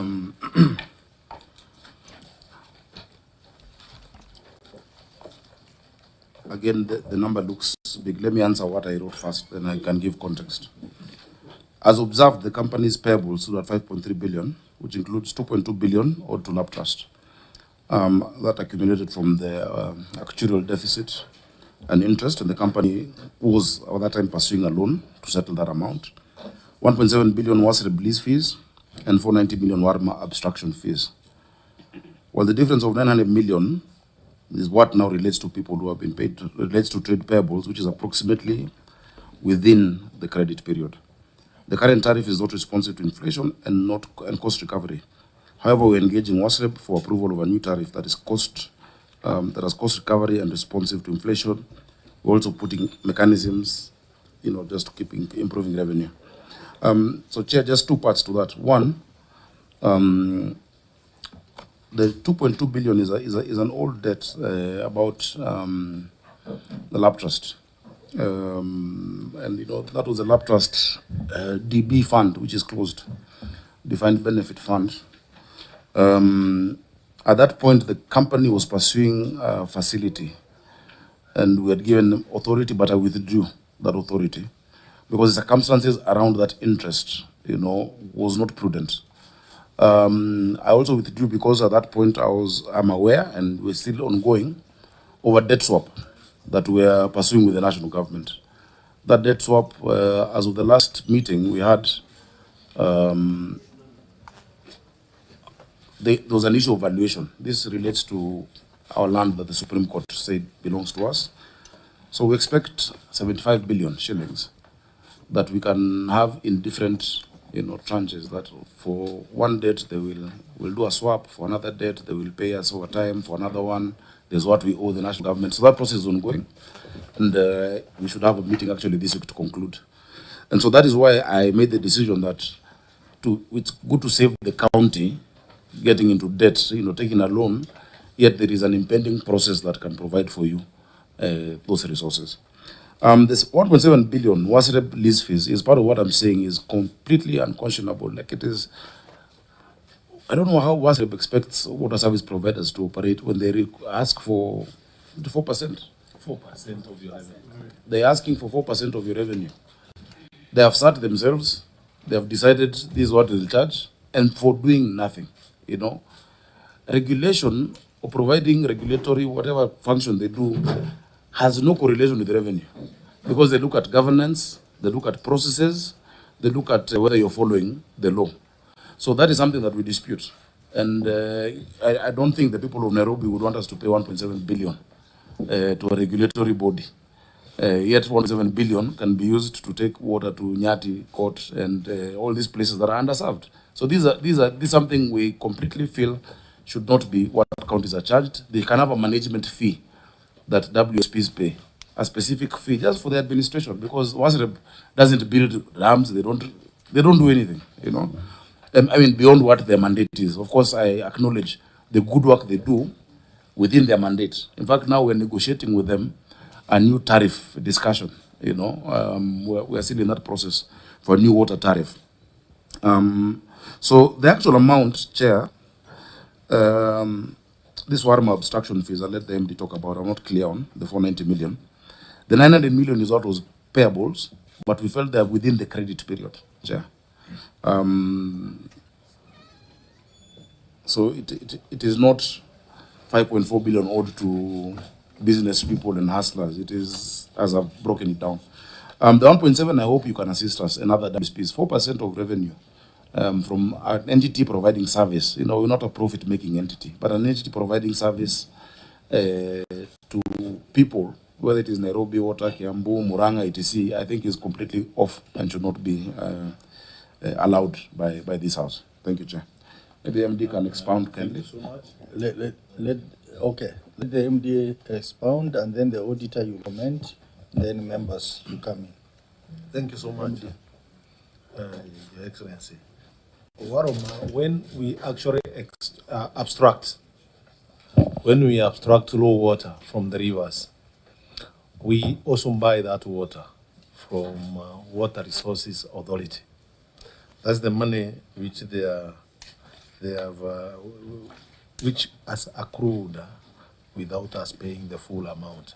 But every month, again, we give Water Resources Authority 10 million shillings every month. From the revenue we collect, we give them 10 million shillings to pay for the water which we abstract from the rivers. So again, just like the governor is saying, I do not understand why we pay with that kind of money instead of extending services actually to the people of Nairobi, or not only Nairobi, any other county. So some of these fees should be actually scrubbed by the Senate or Parliament so that we can provide services. This is money we collect from the citizens direct. We should plow back that money to the citizens through service provision. Or rather, what is happening is we are giving the national government money, then we again come here to cry that we are unable to provide the service. We need subsidies from the national government. Again, this money you can see here, the 900 million, is the kind of the institutions, national government institutions, water service providers, who give water, they don't pay. This is the money which is pending as unpaid. When you look at the normal domestic customers, the amount pending is very low from them. Thank you so much. Chair, let me give to the auditors first. Auditor, your comments on the response. Thank you, Honorable Chair. This was the position as at that June 2024. What we have not received is a document to show how much of this has been recovered, including 900 million being mentioned there. So we don't know whether it was current because we have not seen how much has been paid as at now. Thank you. Okay, Governor, I want to agree with you on the issue of WASREB. This committee we are actually finalizing a report on the issue of the water sector. And one of the things we are questioning is WASREB fees. Because WASREB is a national government entity. Why would county governments be the ones to finance WASREB? And yet is a national government entity. So we have issues there. which this committee is trying to address on that. So maybe you can, as one way of helping you, you can do a formal correspondence to this committee on that matter so that we can pick it up. Let me start. He was first to request. So, and then first, Governor, we want to assure you that on that particular issue, we are with the governors on this one. Those of us who believe in devolution proper, first of all, do not believe that this institution should even exist. Because if water is a devolved function, I don't even know what you're doing negotiating with them. You as a county entity or county government should be the one to set the rates for the products. There was an even greater conversation in the Senate one time that we get a lot of our water from, say, Muranga. We should be paying Muranga that money for that abstraction and not this national government, if indeed Muranga can claim that the water belongs to them. But we know that the water does not belong to them. It just happens to be there. But my... Yes. I'm being told it came from Nyandarua. It was just passing through Muranga. I don't know how true that is. But my issue is sometimes, Governor, you use language that is very deceptive here. When you say that the current tariff is not responsive to inflation and cost recovery, what are you saying? And when you say you want review of tariffs in Nairobi, can you say with a straight face that you want Nairobians to pay more for the water? Engineer Muguna is saying that we, the domestic users, are actually the best in terms of payments. So why do you want to punish us by reviewing the tariff upwards? Review, no one has said upwards, Senator. Are you saying downwards? First of all, no one has said upwards. So are you saying downwards? It doesn't have to be up or down. Sure. It is how a tariff has components. Yes. Yeah. There are different variables that create a tariff. That is what you remember we have had the discussion on Green Nairobi company that is supposed to get a percentage from the water tariff without necessarily making it more or higher. That's the discussion we're in. Nairobians pay for their water very well. And even several breweries. And South Africa breweries are taking, is it a sixth of our water? 100 million liters per day, yet we have 600. So sometimes, I was wondering why are we giving breweries so much water, but it's still, it's our citizens still who drink the product from there. Nairobi Bottlers is number 2, Kenyatta University number 3. They're paying, so that's not the issue. But the issue was this issue of now WASREP wanting us to pay them 4% of our revenue. I think that should be, and I will write, Chair. That one we are on agreement, so can you just state for the record, the people of Nairobi should not expect higher water tariffs? No, you can't box me to say that, to make an announcement. That's what you have said. No, I've said what I've said. I've said what I've said, Senator. Don't get an announcement, but that when we want to announce the tariff, it will be announced. That's what I'm saying. Yeah. My concern was, we, the users of the water, yeah, you've confirmed yourself. We just want you to insulate us from higher tariffs when you are doing this negotiation. As we fight for you, you leave WASREP to us, but you make an assurance to Senator, I'm also a good politician. I have said what I've said.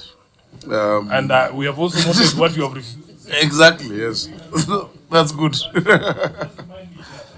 Resolution of the Senate on payment of monies that were pending to Trust and Love Fund. Wasn't there a resolution of the Senate to give timelines for the payment of that? Yes, in fact, that's what I wanted to raise with the governor. We had an inquiry, a full inquiry done by this committee on the issue of outstanding pension, yes, where counties owe pensioners close to 80 billion shillings. So this matter was serious. We did a resolution of the House. We recommended the creation of a task force by by Treasury. Treasury has created the task force. The task force has collected views from all the counties, but they have not submitted the report to us yet because they said they have not met Nairobi County. That is not true. I've met them. And your bill I have met them, Chair. Your bill is 8.7 and in fact, Chair, I have guided them on how to rehabilitate something called actual deficit.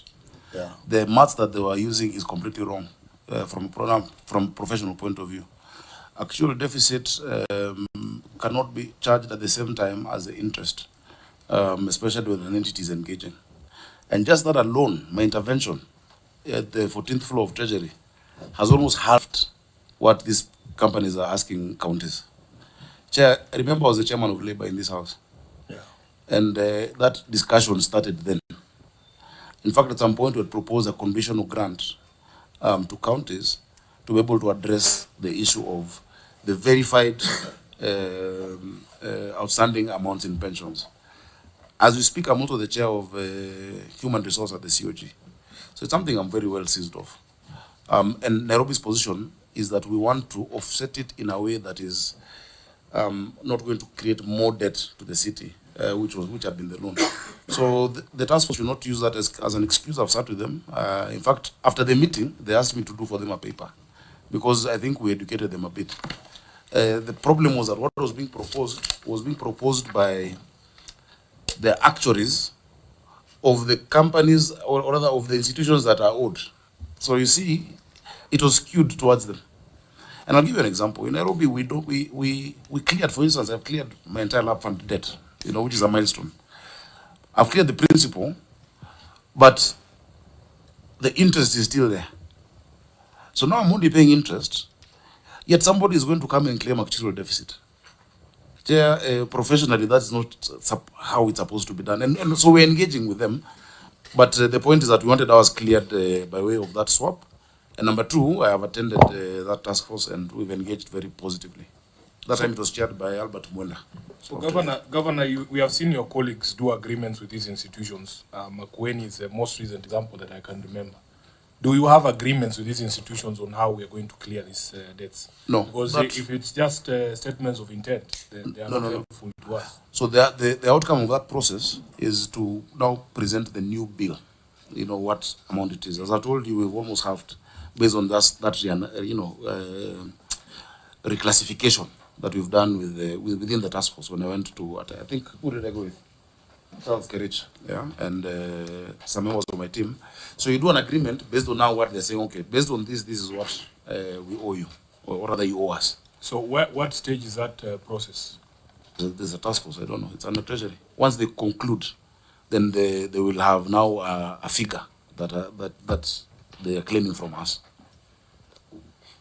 That is what we are waiting for. So actually we have invited the CS twice to appear before us and table the final report, which has a number of recommendations, including having debt settlement agreements with those companies, including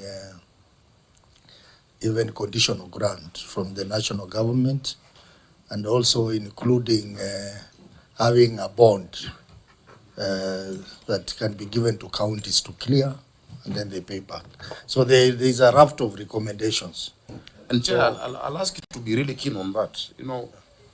Without imputing any improper motive, some of these institutions have in the past used that issue of the debt to get assets from counties, to untwist counties. You need to protect how the debts are sorted out.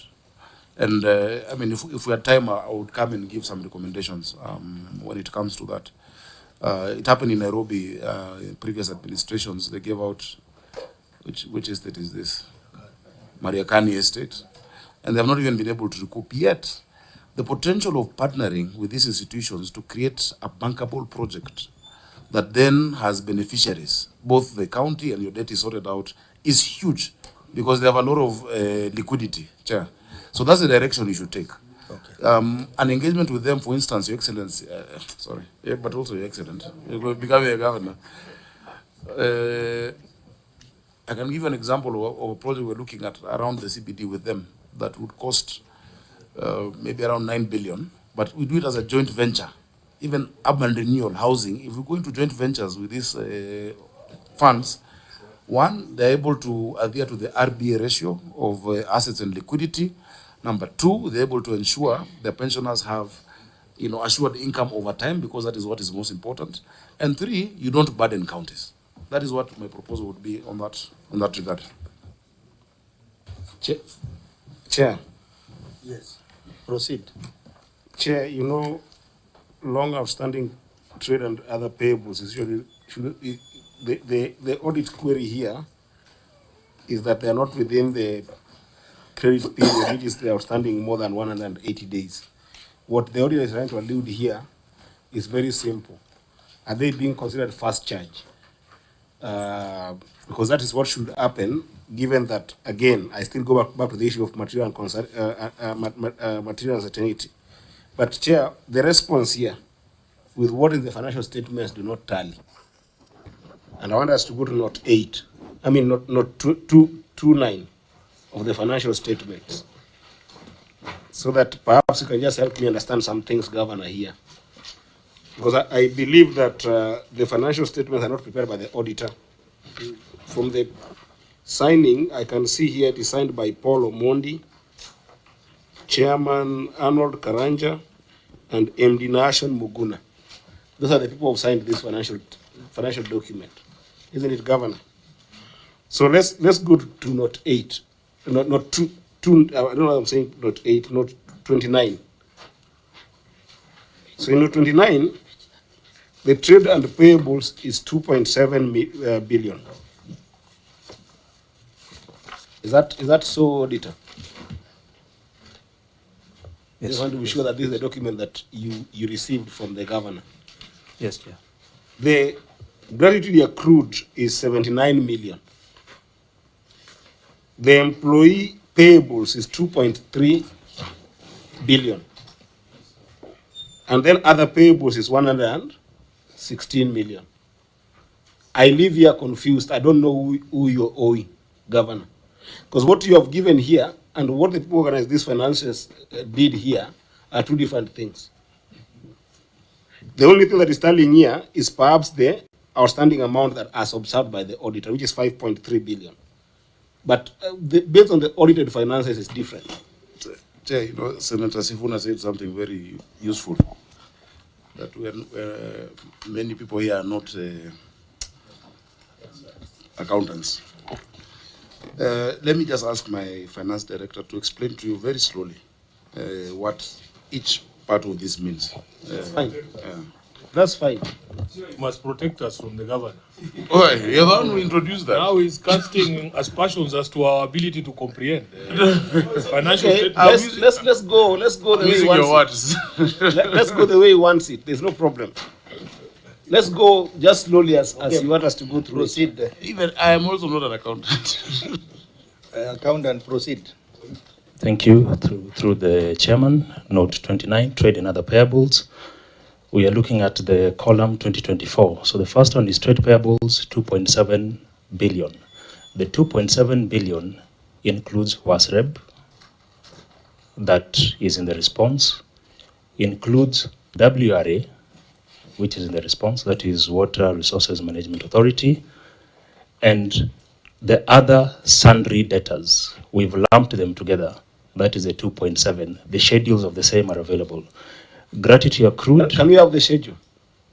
Yes, the schedule can be provided. Is it in this financial statement? Schedules are ordinarily not attached to the financial statements. They are provided at the time of audit. Auditor, did you receive the schedule? Yes, thank you, Chair. Yes, the schedule supporting the balances have been received. They were received during the audit. Do we have them here?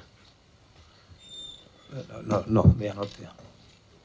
Because Okay. the issue was the They don't need to be here. Those ones are provided during audit process. No, because they don't tell you with what you are saying, but continue. Thank you. Gratuity accrued. Sorry, Chair. What is not tallying with what? Your explanation under your responses. Okay? Is not tallying with what? With what is officially in your financial document. But it is.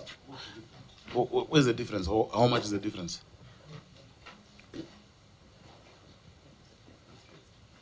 5.3 and we're talking about 5.3. We're saying that 5.3 is all of these involved. 2.7 is in there. The 1.7 is in there. Sorry, 2.2 for 90. It's all part of it. Then the balance of 900 is what is owed to suppliers and within the credit period. Unless I'm not understanding, Chair. Just a simple illustration, Governor. On that, those notes, note 29, there is employee payables of 2.39, right? Yes. Would that be the amount that you say is due to LAP Trust? That is LAP Trust, the 2.2, it's actually 2.236. There is LAP Fund, and there is Madison. Now, the reason why our math is not mathing is you did not include any of those two other entities you have talked about in that response. That's why Eddie is saying it is not adding up. Oh, now I understand. So I think it is you to be explained to slow the government where our Full confusion has come from. Because for us, we saw. So what's the question? So the question was in the responses when you're itemizing in the responses you are itemizing, you should be able to itemize so that the figures tally, add up to what is in the financial statements. That's what Eddie was saying. So you left out those two institutions. You said which one and which one?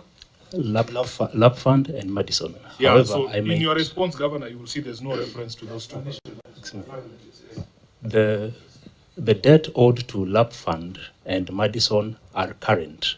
The ones we mentioned in the response are the ones that are beyond 180 days. Where is the 180 days? So in the response, just include everything so that that confusion can be sorted out. Because the figure is 2.2 here and 2.39. No. We're not including everything. The question is, what is beyond 180 days? And that is why we've mentioned those that are beyond 180 days. Chair, I think the issue here is, as we have said, we are also not experts. I think the issue is language. Because if you look at its long outstanding threat and other payables, and the governor and his team are saying they did not include those that are below 180 days. So basically, we should not belabor on issues that were not raised by the auditor. Exactly. Yeah. And there is a detailed analysis on maturity of those payables. Yeah. And Where is that, Chair? 40 I think under note 40.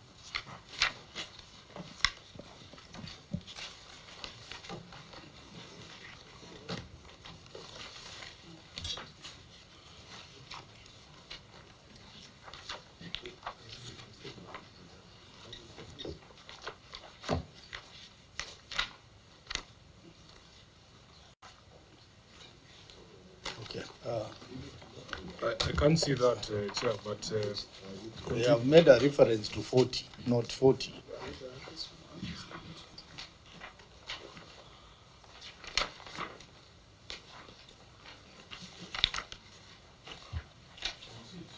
The risk management objectives and policies. 40 I, credit risk.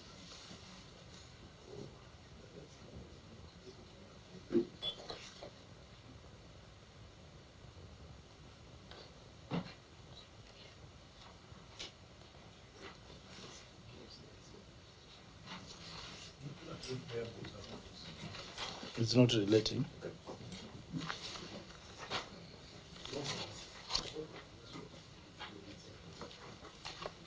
It's not really. Okay. So what we have said is that as we wait for the correspondence from the county, we will try to intervene on the issue of 1.7 billion to WASREB, 2.2 billion to Lab Trust. It's a process that is already ongoing. We are waiting for the report from Treasury, and we'll be able to help the county on that. On the WASREB and WARMA, maybe what they need to do as a Council of Governors, they need to raise issue on the regulations, because I believe the percentages are in the regulations. so that, we can review, we can make amendments on this. Yeah, that will be done by the delegated legislation committee. They can do a request to the delegated legislation on the amendment of regulations. The certain came up with them. They didn't even come to Parliament. As they should, yeah. Maybe that is a way. So let's move, honorable members. I'm seeing time is not on our side. So though we have 20 paragraphs to cover, we are only going to, after discussing with the clerk, we are only going to pick the key queries. That's a query on lack of land ownership documents. Then there is a query on trade and other receivables. And then there is a query on material uncertainty relating to going concern. There is a query on unaccounted for non-revenue water.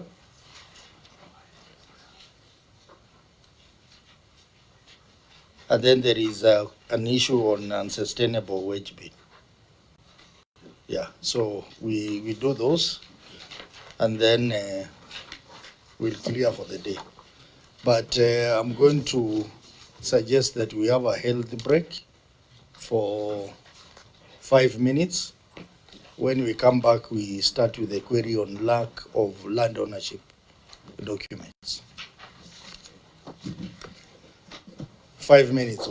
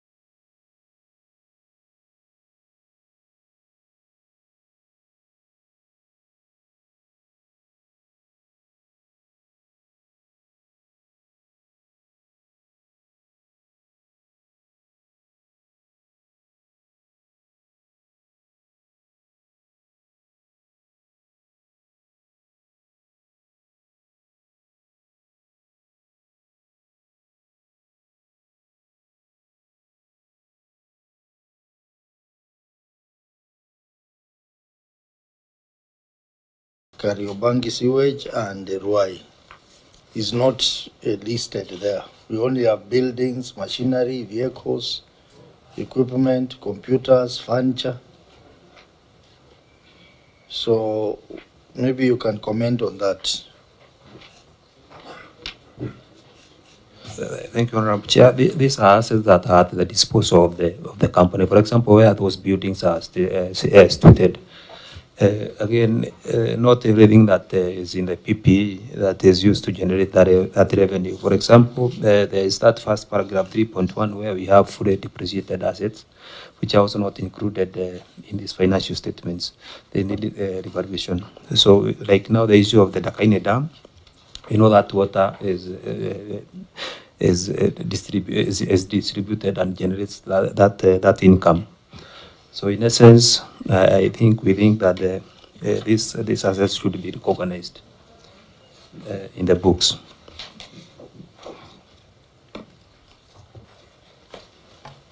Any other? Senator Kisan? The Chair, you heard what the governor said, that it might be safer maybe to have some of the titles in the main executive. So maybe he needs to tell us the ones that maybe for now is safe to transfer to the water companies, how much time does it need? So that at least, we reduce these audit queries. Because if it is not done, basically it means every year we'll be having the same audit queries. And then in addition to that, maybe Governor, you need to clarify because the Water Acts provide that assets which are linked to the provision of water should be vested in the company and the transfer done by the county government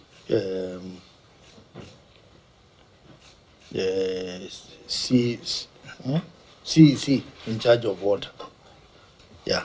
That Chair also, in addition, because you just said, the Ndakaine Dam has been there for a long time, even before the county government came into effect. Ndakaine, when was it commissioned? Yes, that's what I was saying. The company also should have, way long time ago, acquired the titles. The company didn't exist that time. I thought it did. The company didn't exist in 1997. But 2005, 2004, it was there. Chair, for us, I think the decision of who owns, first of all, I can't give a timeline because these are activities that depend on other people. Depends on NLC, depends on the ministry. I'm not the one who's producing the title, So for those ones we've identified that would want the company to have the title, we're working with NLC, we're amalgamating. For instance, the MD has told you there are many plots, parcels that were brought together, bought from many different people, to be able to create Ndakaine Dam. With respect to the provision of that Water Act, Chair, I would seek the guidance of the Senate, where you have assets that are jointly serving different functions. The one owner is the county government. But you'll find in that place you're providing housing for other officers in the county, or you're doing many other activities for the county. Do you transfer that then to the water company? Yet the company is owned by the county fully. There's no other shareholder. The 100% shareholder is the county government. So if you look at, in law, it's neither here nor there. Because if the title is in the name of the county, and the county is 100% shareholder of the company, what are you safeguarding or what are you preventing? So long as there's a title. I think what's most important is to be able to conclude the process of getting these documents. And we've done it for many, not just the Nairobi Water, for our schools, for our markets, for all public land, for surrenders, around 789 parcels as a county government. So it's an ongoing process with the ministry. And if you direct that the expedite, we'll be very happy because you'll have helped us as a county government.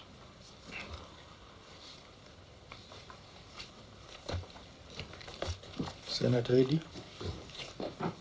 Chair, I think on 2 and 3, I'm with the county government. I think we have really tried as much as possible on these ownership things to be expedited, but it has been a problem. But I want to just more clarity on the Kaini Dam, because the auditor has been very explicit that the land has been encroached, including the construction of a recreational center. Who has encroached the land? That's what I said. There's no encroachment there. That's what I was asking, how have they determined it's encroached when we're the owners and we're saying it's not encroached? You see what would happen? Somebody maybe would get 1 acre, a quarter an acre from somebody, isn't it? And amalgamate with another person from somebody else. The rest of your land as a neighbor, what you do there is not an encroachment. This is land that was bought from people who are in that area. So in the absence of a survey that you have not done the beacons, how do you determine this encroachment? Yeah. Is there a recreational center there? Is there? A recreational center? Not on our land. Is there? On their own land. But we cannot tell you the boundaries up to here. What was acquired, yes. Do you have any activity going on your land? On what you perceive as your land? No, not in Dakaina. So there is no any activity that is going on your land? On the land we perceive to be ours, no. Okay. So you don't have a land? That's what I want to hear. How they determined that we've been encroached. So auditor, what is the part 1 of this query saying?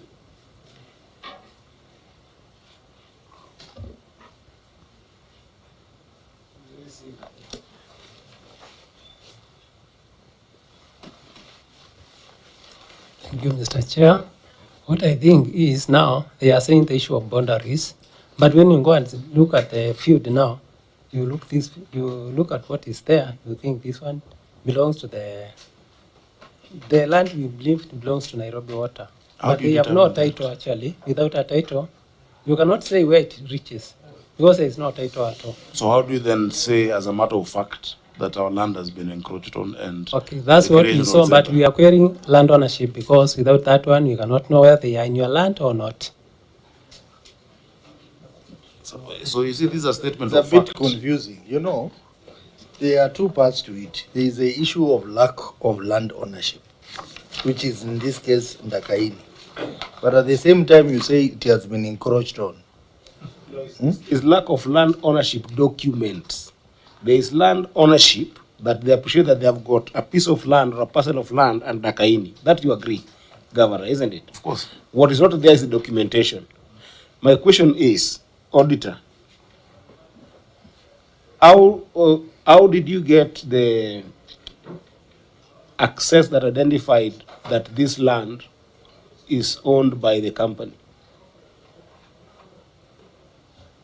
That's why now it's by being shown where the land is. In the audit process, who showed you the land? Because this audit process, there's seven processes when you're doing the audit, right? There has to be an officer here who went and showed you that this is where the land is, and these are the beacons. This is how we identified. Was this done in the audit process? No, we did not identify the beacons. Yeah, and you know, I asked that question in another way, that your basis is the financial statements. The financial statements in the list of property, plant, and equipment, land is not included.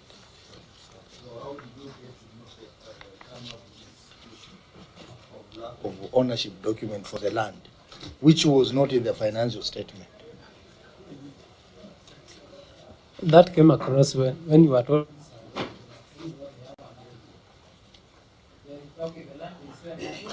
In the financial statements, and that should have been at the case we raised it not to disclosed. But again, they did not provide any document to say we have this land. They don't have any land. I think that time is going. We are having this back and forth. Governor, just acknowledge that whatever is there, the educational, it's called the educational center, Probably was identified by some local community members there. That's what I would guess, right? Could you just acknowledge that that is not on your land? Because it's not in this response here. Because it is explicit that there's a recreational center on your land or on the area that looks like your land. So just be explicit and indicate that the recreational center that is in query, if you know it, acknowledge and say that we know it, but it's not on our land. If you don't know it at all, also acknowledge that fact. Because remember, these are a people representative process. If Sifuna was here, he would take note of this, that is a people representative process. So as a representative, if I hear something like this, I want to help the county government regain their land. Because it's encroached. But if it's not encroached, that's also fine, but let it be acknowledged in the responses.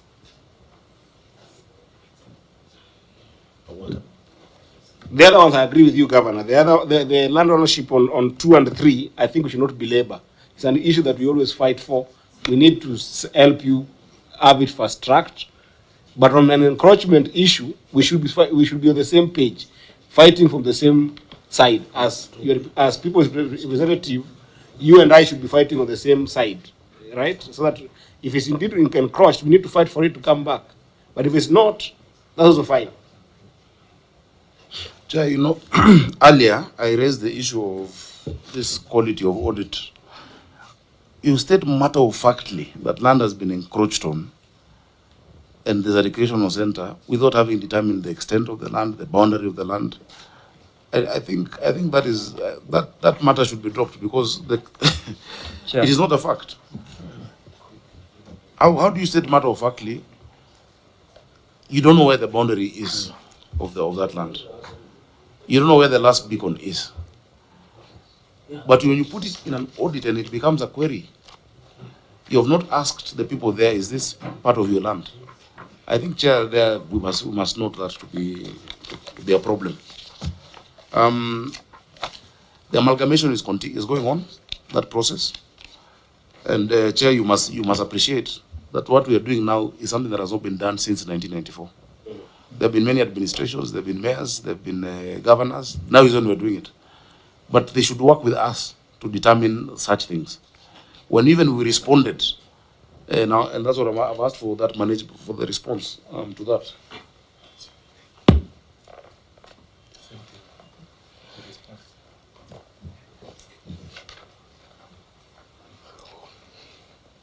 We gave the same response to them. From what you've heard from the MD and from officers, there is no land that is encroached that belongs to the county government of Nairobi. That is the fact in Murang'a County. In other places there could be, but not in Murang'a County. That specific one which has been pointed out about Nakaine. There's no encroachment in that land. In fact, I was there myself recently, and I keep visiting. Because we live with these neighbors of ours. They're neighbors. If you sell me half of your land, I can't say where your house is mine and it's encroached. So it would be nice to know who the complainant was, or who said it's been encroached, because that was not. I'd love to know. Because you heard the auditor saying they thought or they feel that that place is part of our land. Land is either it is or it is not. It can't be a feeling, and a feeling is not then reduced into an audit. Chair. Okay, Auditor. Thank you, Honorable Chair. I want to mention that this was an issue that was even reported in the year 22-23, and there are auditors who visited that area then with the company of the water company officers. Again, you also mentioned that we from the financial statements you cannot be able to see the RAD. With your guidance, I want to mention that, like, for example, the headquarters here, where the company is located, that RAD is also not in the financial statements. So as we have put it, it is right that they have not stated any RAD there, but we expect to find some pieces of RAD in the financial statement. I mean, in the financial statements. Yeah. So thank you, Chair. And in your part 3 of the query, you have said that the company has parcels of land meant for expansion, storage, water, and sewerage treatment works. Did you have a schedule of all those lands together with these other 3 lands?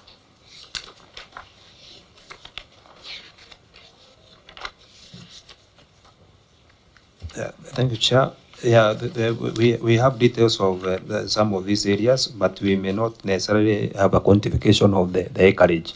But we know there are reservoirs, there are also the dams, there are also the sewerage. So the expectation is that the auditor, the auditor would wish, or would it would be expected that these assets are captured somewhere in the financial statements, or if they are owned by the county, then the county should be able to provide ownership documents so that the auditor would be satisfied to know that even if these these assets are not captured in the company's records, as far as the ownership is concerned, they are safe with the owner, the county.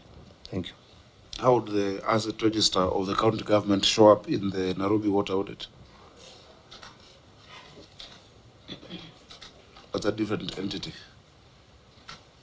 If, unless it's asked for, the asset register of the county government, captures all of these properties and all our land, even if just by name. Chair, a lot of government land is not titled, including where we're in right now. This is a huge building. You don't have a title deed. There's no title deed of KICC. KICC is a huge building, a huge investment, commercial ground. All of that is what used to be called GL, government land. In fact, the only buildings there with titles is City Hall, main Parliament building. Harambee House does not, And so it's because government land and public land in that time was acknowledged based on the usage and which entity has been operating it. If you look further, you will find that Article 62 of the Constitution then provided that if there's any unalienated land that is public land, at the time of the 2010 Constitution, it then reverts and is owned by the county government. So now is when we are doing what we call, in fact, the word may not even be titling, it's what we call reservation. And it is providing a document called reservation because now the county government, before the 2010 Constitution, the county government was a lessee. The landlord was a national government. And so you'd get a certificate of lease. But now you cannot be the lessor and the lessee. So what county governments are supposed to get is just a reservation based on the usage of that land. So on number 2, number 3, I think, first of all, it's very prudent and it's very important to prevent land grabbing or loss of public land, to have a clear register of all assets owned by the government. That one, there's no dispute. But who holds it is maybe where we will need direction. And I'll give you examples of land used for different purposes, but by the same entity, by the county government. If you look at the financial statements for the county government, then you will find that asset register was provided for, generally for the whole county, but not specifically for this. Kampala Road has a title deed. I don't know if it was requested for. That is the headquarters of the company. But I think the point they're making, which is important, is that it has not been mentioned in the financial statements. That one should be. They should provide for that because you must get the asset register when you're doing the audit. So at least you should see Kampala Road. You should see Runda Reservoir, Rudam, Kigiri, a few of them. They should actually be shown. And so we'll take some more time to consolidate all of these assets that are owned by the county. I think it's a very important exercise. We have a lot of correspondence between us and NLC on county land. I've been able, and I've told you this before in this committee, we were able to secure around 780 parcels that before could not be found, and not just for Nairobi Water, for the city. And that was just going through the minute books. Many of them are surrenders, public surrenders. If you go to Ridgeways, if you go to Fourway Junction, And, somebody took us to court, and the court said, actually, this land belongs to the county because it came as a result of the surrender after the subdivision. So it's an exercise that we are still continuing to undertake. But the first assertion is where we have a problem. This one, I don't want to say it was guesswork, but it was it wasn't done as it should be. Yeah. Chair. I think maybe that the Kaini thing must be looked into, because the same issue was raised in 2022-2023 financial year. Yeah. And in fact, this one, the auditor said, not just one developer, developers. Meaning they should show us. Chairman, just because it's been said before doesn't make it true. You can put the false assertion twice. If according to the user, the MD is here, the shareholder is here, we're saying our land has all been encroached there. Whose land has been encroached then? Chair. Okay, proceed. Chair, the reason why it's important is that we are almost having a dispute between the county government of Nairobi and the auditor, which doesn't help with audit query. And who? The county government of Nairobi and the auditor, on the issue, on the substantive issue, is a dispute, right? You're disputing the auditor's comment, but I think that the reason why I raised this one, Governor, is a very important one, so that if there is encroachment, you are a people's representative. I am a people's representative, and so are the senators here. If an issue of encroachment, then we must help you, so that it on the records it must come as such. But I think I want to invite you to your own document, the financial statement. I think it is note. Is it just a reference note? It's not a substantive note, but I'll read it by page 50. Indeed, this came up. Where is that? Page 50, and it is the reference note 6.2. Can you see it? Because this is a financial document that is prepared by your officers. So it says that on supported land balance, the statement of financial position reflects property. I think I want to belabor that, because it's the same issue the way it was raised in the previous year matter. But then the response here was that the Dakaini Dam, Kariobangi land, and other assets owned by other parties whose ownership document had not been transferred to the company, although operated by the company, are not included in the financial statement. That's what I said. They're owned by the county. The financial statement comprises only assets owned and acquired by the company during its lifetime. However, that's where I was going. The company is assisting in the following measure to facilitate transfer of the ownership. And there are two measures that you have indicated there. So within those two measures, there is a proper surveying that is going on that is comprehensive, which we want to appreciate. And that's why I wanted you to just acknowledge in writing that it is not encroached into. That can only be established subject to these two processes that are going on parallel. I don't want to belabor because they are written there. And then number two, could you also comment, Governor, on your headquarters for this company? But what about it? There is a title for it, right? Yeah. For the headquarters. Don't you have a title? Yeah, there's a title. Is there a title? Where is the headquarters? Where is it based? Where is the company based? Industrial area. Industrial area? Yeah. Okay. Just want to establish there's a title for that. So then we let the matter rest, so long as it is indicated by the county government that it's not encroached into. That's all I wanted. You see what the point you're raising here? For instance, the headquarters is a title deed, but the title deed is City Council of Nairobi. That is county property. The county owns the company. So what we've said is that there is no need for us to transfer assets owned by the county. The county is provided for in the Constitution. It's an entity that will never cease to exist. The company, the shareholders can dissolve it. That's why it is safer to keep your assets under the county government. The county government is established by the Constitution. The water company was created by, it's actually a private company owned by a public entity. It is Nairobi Water Limited. It has shareholders.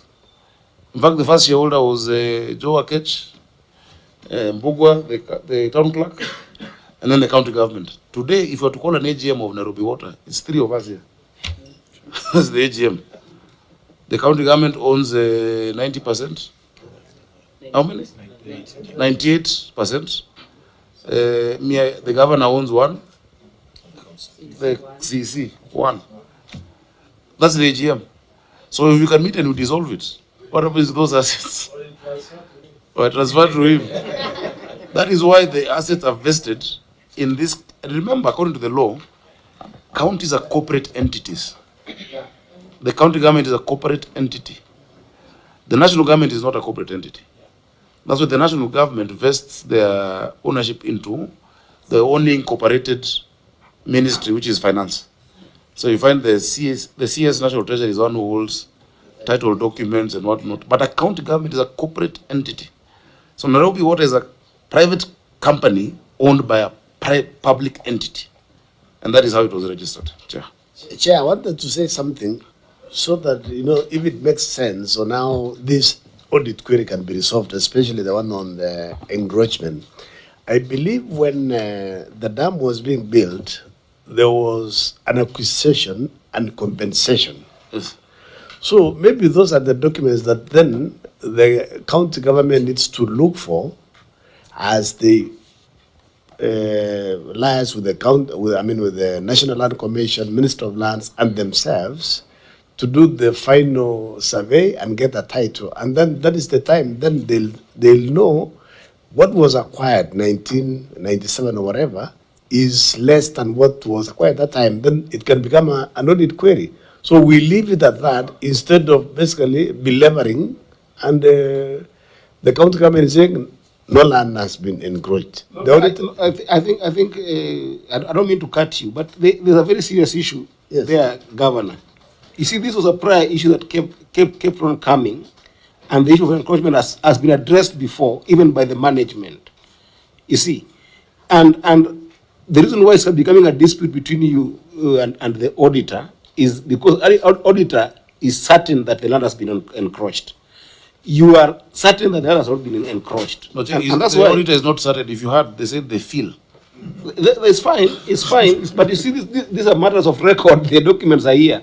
And that's why I referred you to that note, because it was a management comment on your financial documents.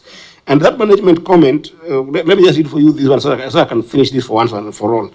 In 2023-2024 budget, Nairobi City Water and Sewage Company budgeted for surveying and titling of Dakaini. These are management comments, dam. The exercise is being undertaken by multi-sectorial committee comprising the Ministry of Land, Nairobi City County Government, and the company. This exercise is meant to address issues of ownership and encroachment. This was on your financial statement, acknowledging that there's an issue of encroachment. No, but in your response, you do it. Just wait, Governor. Let me just finish. I know you want us to conclude on this. I also want us to conclude on this because I don't want it to be an issue that will tie us in the future. So, because in your financial statement, there was an acknowledgement to that fact, okay? And now in your response, because this is what was audited. No, Senator, when you say that you want to address, how do I put it? If we have policemen here addressing security, does it mean we have been attacked? When you're addressing ownership and encroachment, is to prevent any encroachment that can occur. That's why we title public property. I agree with you, fairly. I agree with you, Governor. And remember, in 29 years, since the land was acquired in 1994, in 29 years, there's never been any process towards that. Yeah. After that audit issue in 22-23 is when I directed in 23-24 that the process of surveying and titling begin. And even once we survey it, it will be titled under the Nairobi City County Government, not Nairobi Water and Sewerage Company. It will be under the Nairobi City County Government. So, Governor, we agree and we need to move forward on this. Yeah, so what's the question? I don't A situation whereby the survey has been done. Yeah. And I don't want you to see us you are counter each other. You are a people's representative. In as much as this is a company that is cooperated as a county government. In a situation whereby surveying has been done, and then the land that is apportioned to the company is the land where there is a recreational facility. Of course. What happens? I'll kick them out. You see, then I won't need the then Senate. they'll be justified. No, I won't need the Senate. You don't do audit. Okay. You don't do audit statements through guesswork. It is either the land has been grabbed or not. For you to determine where it has been grabbed, in fact, it would have been better to say they don't have enough information to ascertain whether indeed any part of the county's land has gone. You don't do it that way. And once if we determine anybody, Chair, I evict people every day in this city. If you're on county land illegally, we'll kick you out. Chair, at this rate, I think we need like 3 days. I don't know, we're taking so much time, Chair, on this, and it's straightforward. Actually, Eddie, you will be very useful to us because you are the chair of the lands committee. You deal with all issues of land, like these ones. No, I'm transport. Pick it up. I am transport, housing, and I want to assure you. Oh, you are transport. I'm not in land. I want to assure you the county, I'm scared of land. The county government of Nairobi does not need any help in securing its land. We are known. We go in and we secure the interests of the people of Nairobi, 100%. Yeah, but the other thing that I think auditor should let you know, you saw the other elephant in the house is the PFM. Yes. Where it is very clear that entities like water, hospitals are now being taken, and even cities and municipalities, they are now being taken as separate financial reporting entities. And they are raising queries even on land that is owned by the county government, but in the name of a hospital. Or no, the land that the hospitals sit on, but it's in the name of the county government. It's still an audit query. No, that one because is of that provision. That one is wrong. I think that law needs to be looked at, because the whole essence of titling is to secure the ownership and to avoid, is to protect the land. Which entity is stronger to protect land? A private company or a government? Of course, a hospital or a government? A government. The process of, that law we need to look at, because if the essence is to protect that asset is safer under a government entity. Actually, under the government itself. That's my opinion, Chair. Okay, I think that's a very important issue for our discussion, report writing. So let's proceed to the next query, which I said is trade and other receivables. I hope that this is the last one, Chair. No. You still have two more. You still have two more. That's why I warned you from the word go, that you will be here.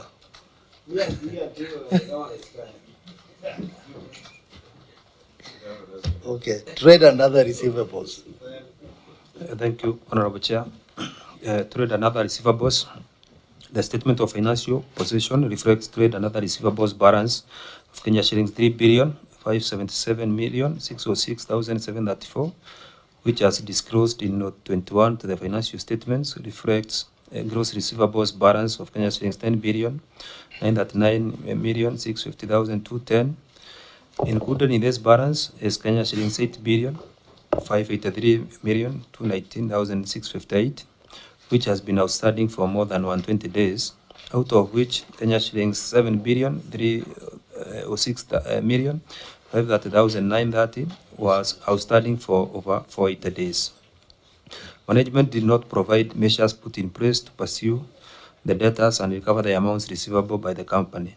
In the circumstances, the accuracy, completeness, and full recoverability of the outstanding debts, totaling Kenya shillings 3,577,606,734, could not be confirmed. Governor, your response? Thank you, Chairman. The company has created 2 new regions to assist in management of trade receivables, amongst other matters, and also implemented GIS platform capable of capturing billing and debt status of all accounts. This will enhance meter management and assist in debt collection. Further, the company is engineering the business process to enhance debt collection. We have also tasked staff to authenticate debt above 480 days and liaise with the legal section for issuance of demand letters as per attached sample, and I've attached the demand letters. So, Chair, it's really, the people who owe us, like the example I gave you. And if you look at the attachment, we have used lawyers to demand for payment for outstanding debts from water and sewerage services. Maybe the finance director can expound on that and the MD.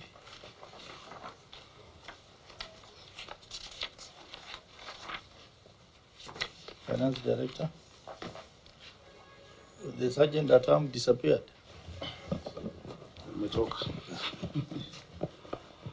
Thank you, Excellency. Chairman, what we have done is we are leveraging on Know Your Customer. That's why we have created 2 additional units. We have enhanced, we are leveraging on GIS technology. We are reviewing even how we are doing the meter reading and debt collection.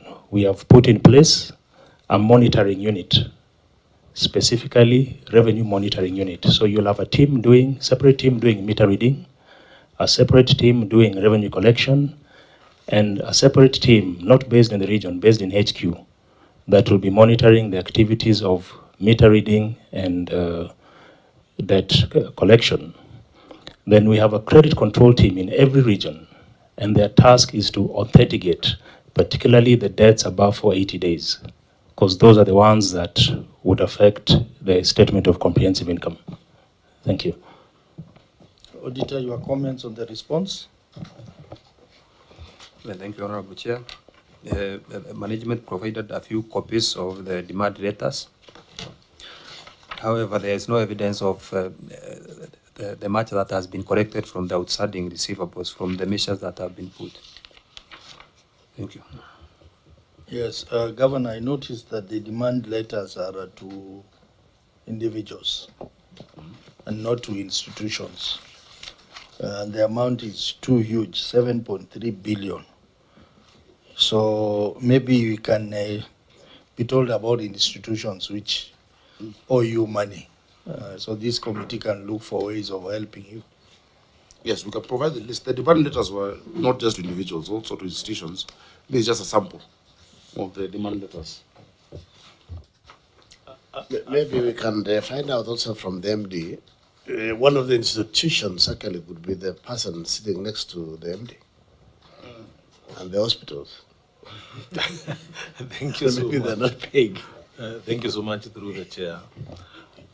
Some of the institutions which are actually owe us as money, we had discussed before in one of the queries, auditor's query. Example, water service providers in Kiambu, who was over 550 million shillings. We have the military, who was 109. We have the prisons. We have the various ministries, actually. Of course, the county government also. Our father also owes us a bit. Okay, so these institutions you can be provided with the list. But key is the public primary schools who have no money to pay. I'm emphasizing on that.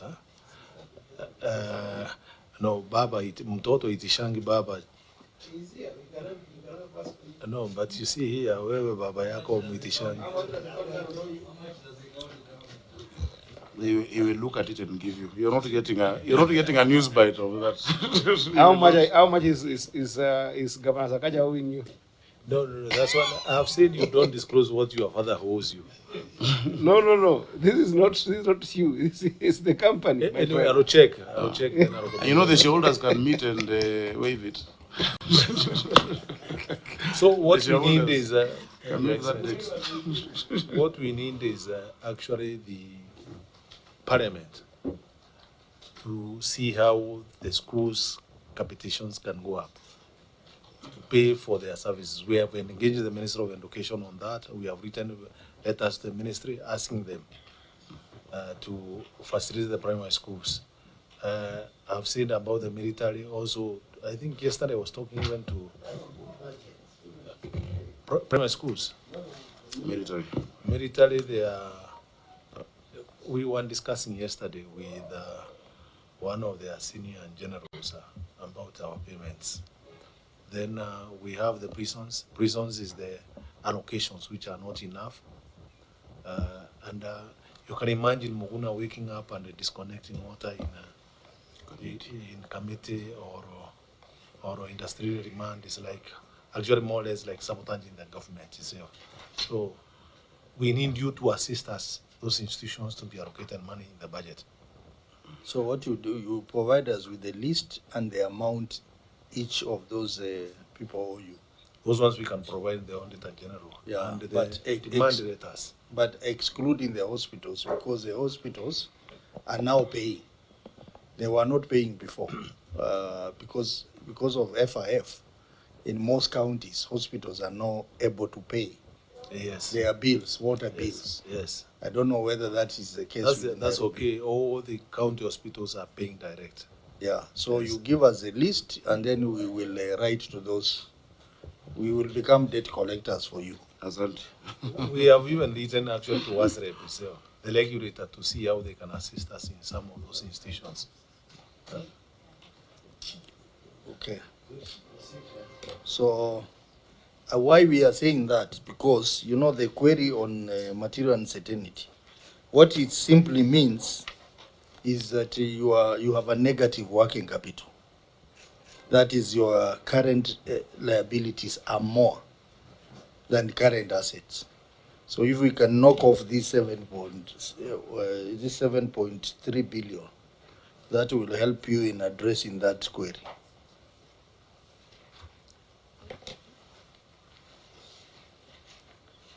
So let's proceed to the query on material uncertainty in relation to going concern.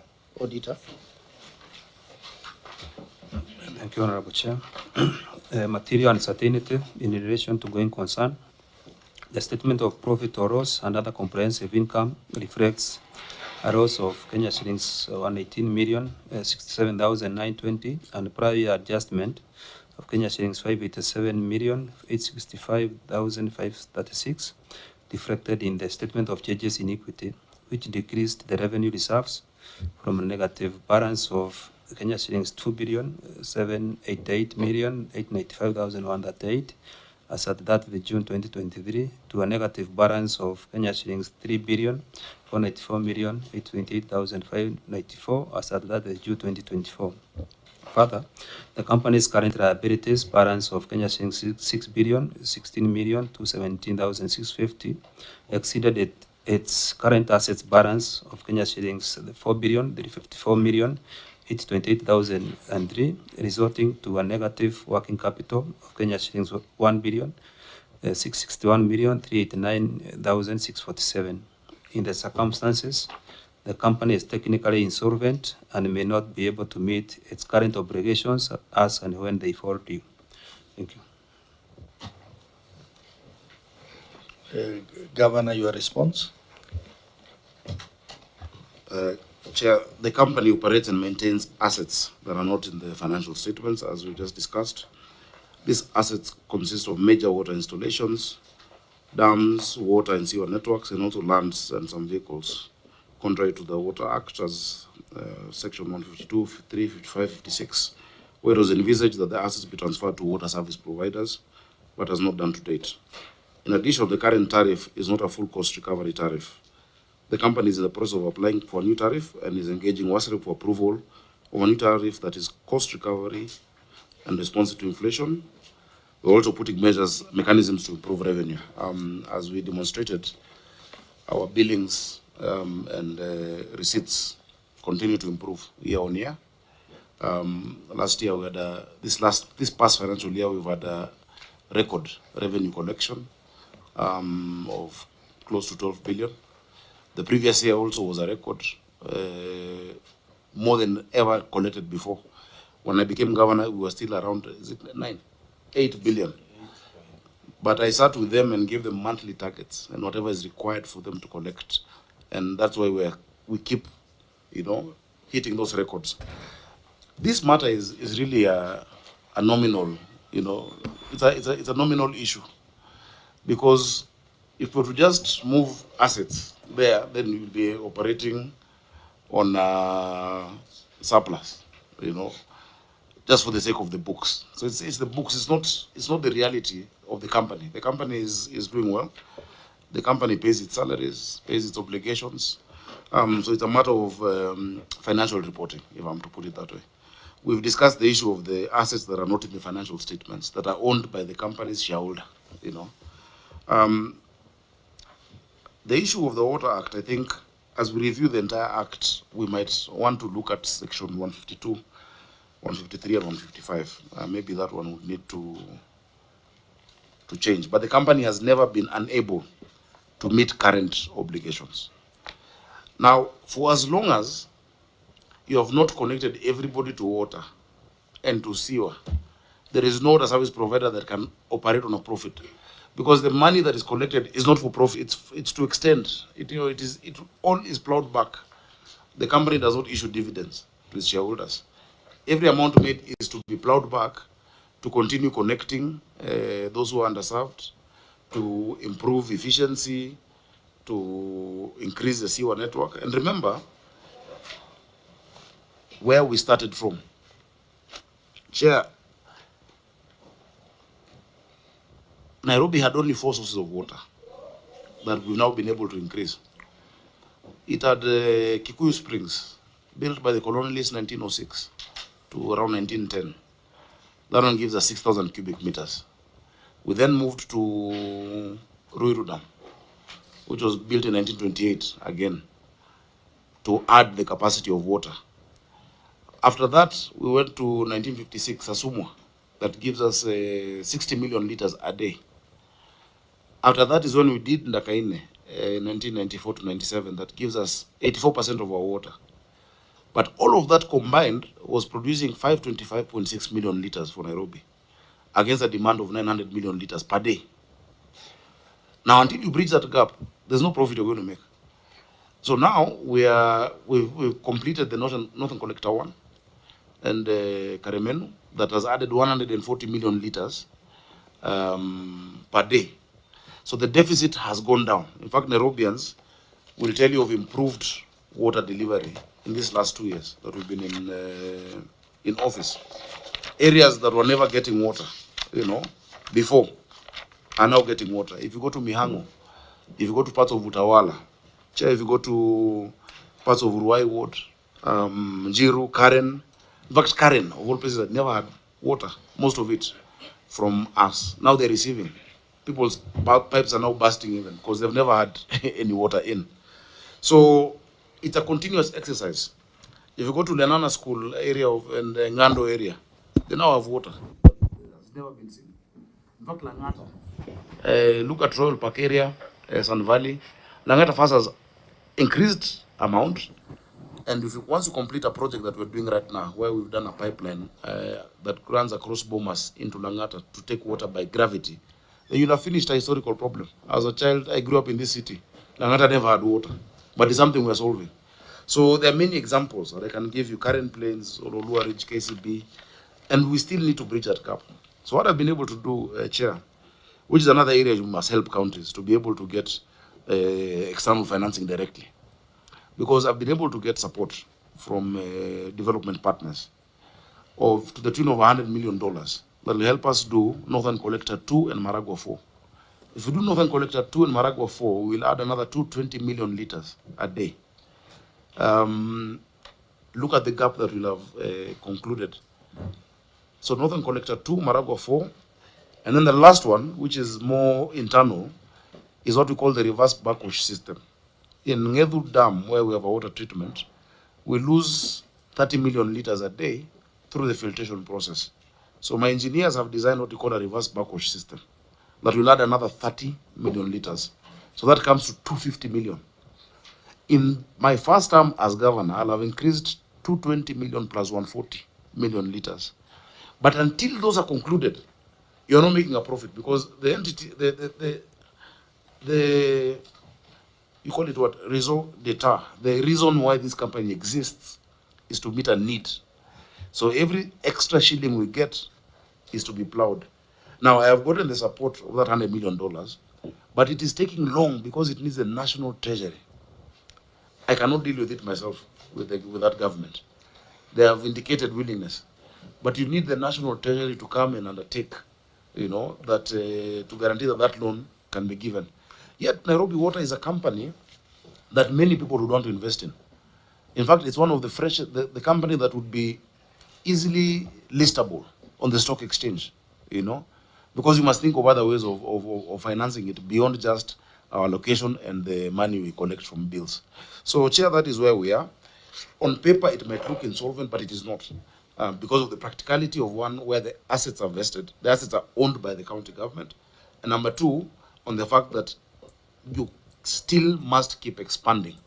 There is no water service company worth its salt in a big city globally that has its documents looking rosy in that manner. Because you must still keep increasing, you're spreading your footprint.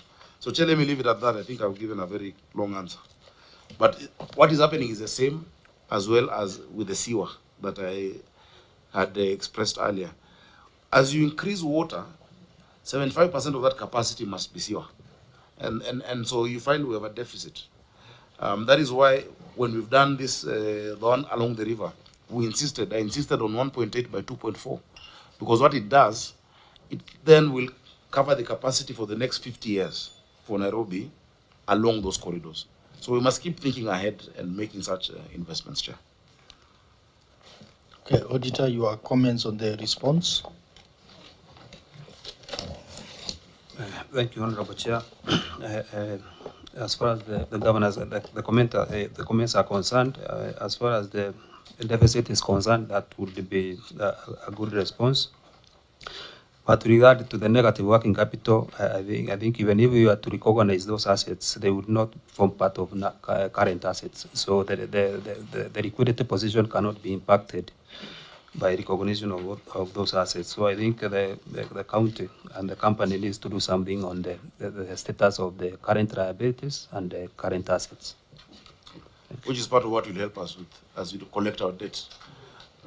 If one ministry gives us 120 million, another entity, the schools, 148 million, that will help us with our cash flow. But for as long as you're serving, and remember, even with non-revenue water, there are many people who the city is offering a service, There are people who we give water and we will not charge. Many times when you offer water, when you take water through our bowsers to the slums, they can't afford to buy that water. But as a city, how do you not serve your people? So there's what, and I wanted us to work on something that started with this World Bank, I think some years ago, the social connection policy. The social connection policy then removes the profit imperative to those who actually just need to be served, to prevent cholera, and to prevent, it's a public health issue where the city actually needs to protect its citizens without necessarily only thinking about the profit that it's going to make from taking water to Kibera or Madare, or to children's homes and such entities that will not be able to pay for it. Chair. Okay, very well. Actually, Governor, what you have explained so well addresses matters of the balance sheet. Yes. That some aspects are not included in the statements because of the way you have organized your assets. But the bigger issue here is the working capital, yes, which I want to agree with you that it will be resolved once you deal with the issue of long outstanding receivables. because long outstanding receivables are 7.3, and the assets are of 4.3 against the liability of 6 billion. So that can be covered in there. Yeah, that can be covered in there. But for the profitability again is the issue of profit and loss, which is a issue of revenue versus expenses. So if the expenses are more than revenue, you will still have a loss. Yeah, and if you look at further pages, then you see the issue of wage bill. The wage bill is there. So quite a number of stuff to be done. But anyway, members, you are free to weigh in. Senator Kisang. Chair, I don't have anything. You know, he has explained very well that, you know, these water service providers, they are non-profit entities. Theirs is to serve the communities, and if there is an extra penny, they continue investing. This I'm happy to report that I've been in Garden for the last 20 years, and for close to 18 years, we used to buy water from water pullers every time. But for the last 1.5 years or so, we were surprised in the morning there was water in the pipes twice a week. And the only problem that you have produced more, and you have also increased your non-revenue water because most of our pipes are also busting.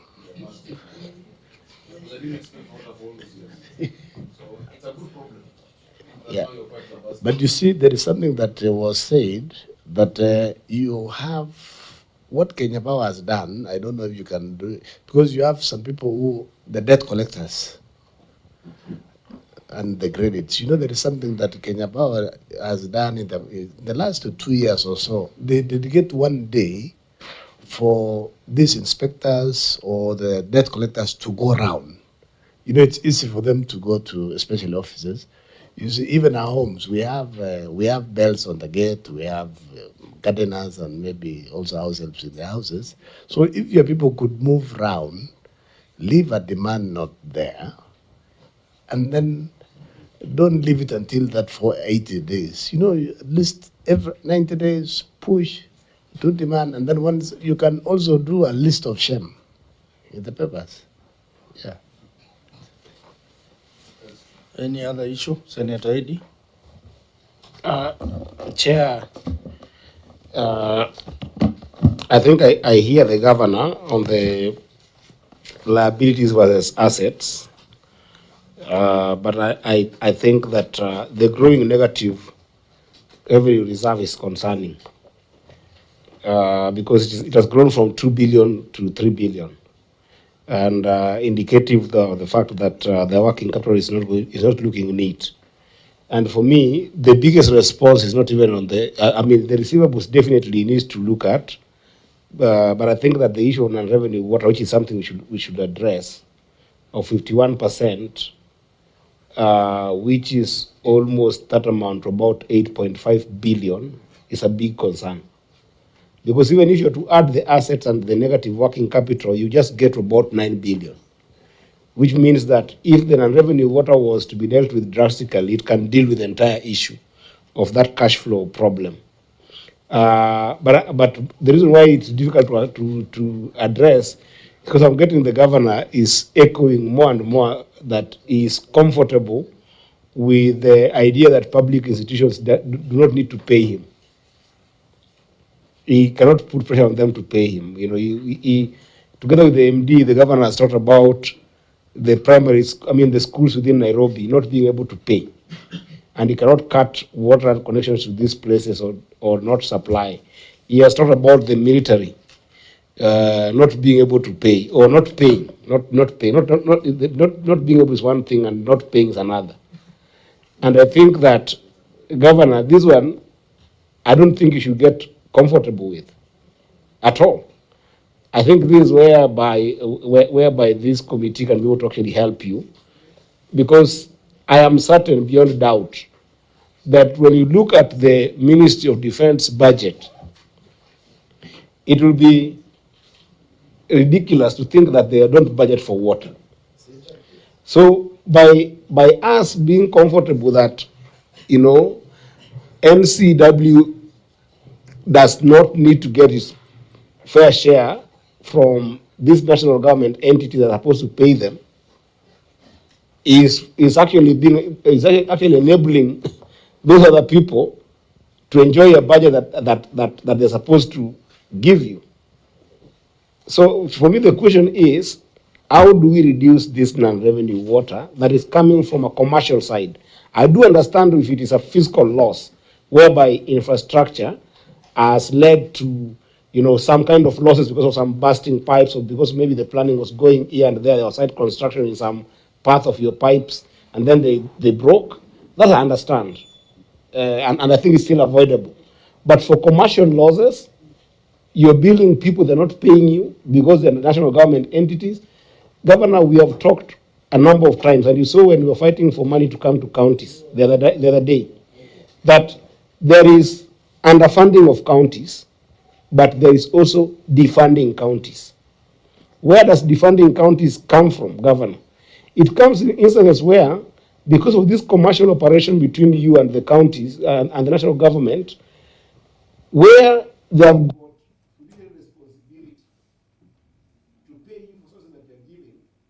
when they don't pay for them and they have got the ability and they are building their budgets, it becomes a defunding function.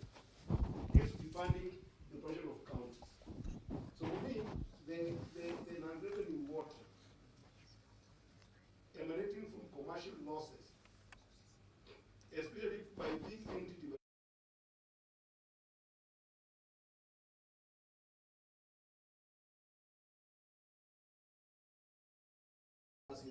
involved, a national government must be able to pay those services. Because if they don't, government, they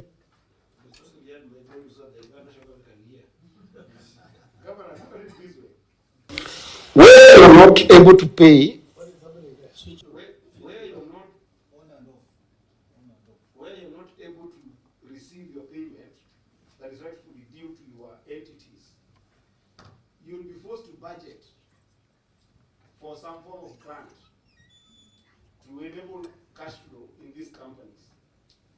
The money you're budgeting is taken from the allocation that is done by the vertical share, right? So then you're funding a function that has given national government service, and yet they give us little money to give you when we're looking for the vertical share. I think this is a fight that we must take on, COG and us. Very nice, very nice. Because it doesn't make sense. On non-revenue water, which is the next one. Yes. So any other comment? That's the biggest response to that. Any other comment on non-revenue water?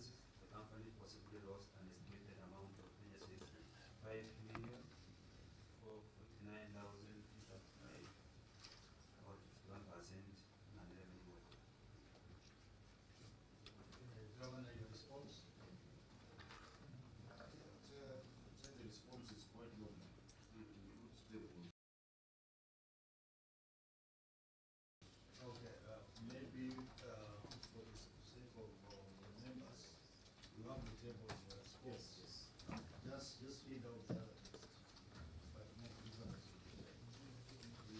The 6 pages.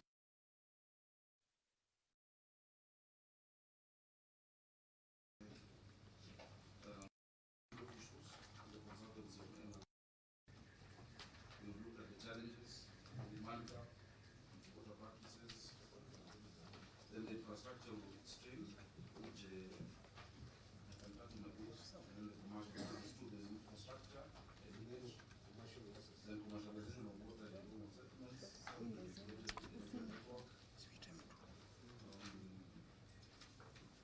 Then I've listed some of the projects that are taking. Maybe what you can do is that you adapt the written response as it is, and then you comment on the response. So maybe just to say that we're not comfortable with the this money. The example I gave of schools is the fact that you cannot disconnect system levels in the primary schools. And our schools are huge population, 6,000 children, 5,000 children. In fact, for many of them, I have gone further to build programs for many of the schools. I think we've done now quite a number to clear out the water, but we continue to build. One particular one which was very sad was MATIANG'I, primary. Well, we had to go close to 400 people. It was 400 people.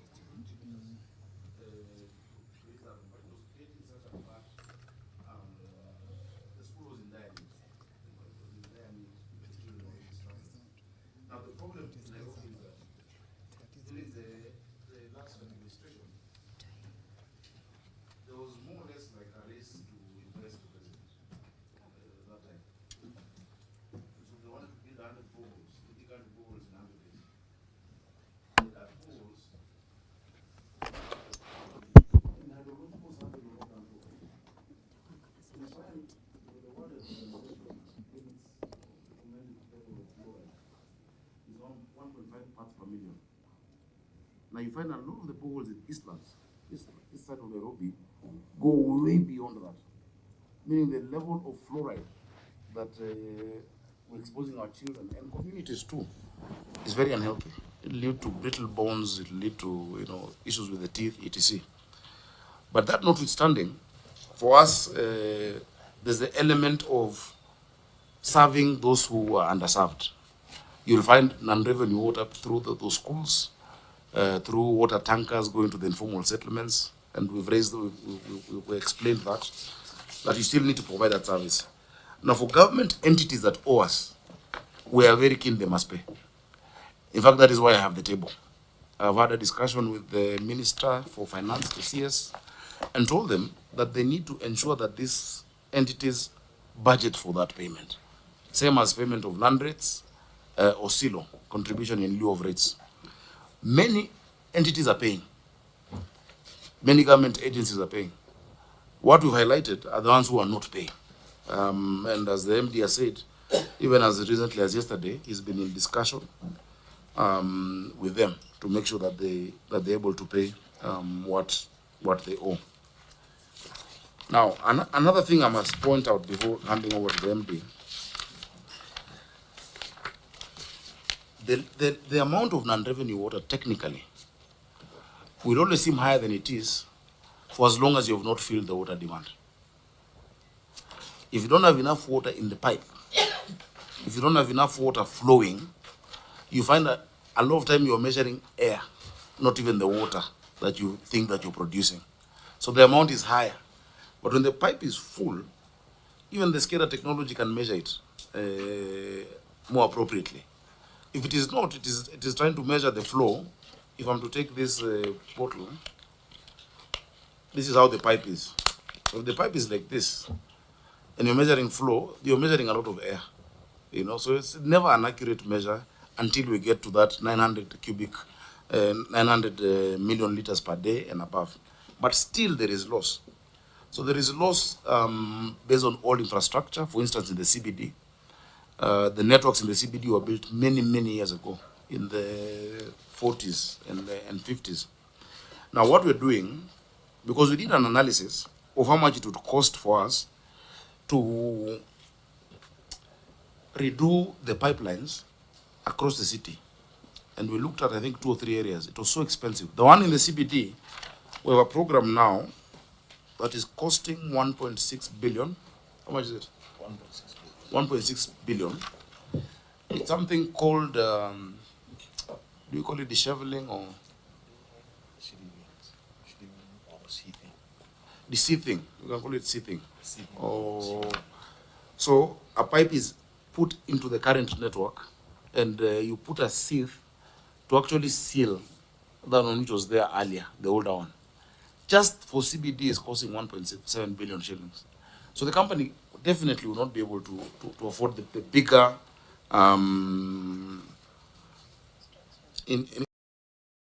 infrastructural interventions that are required for the physical losses on unrevenue water.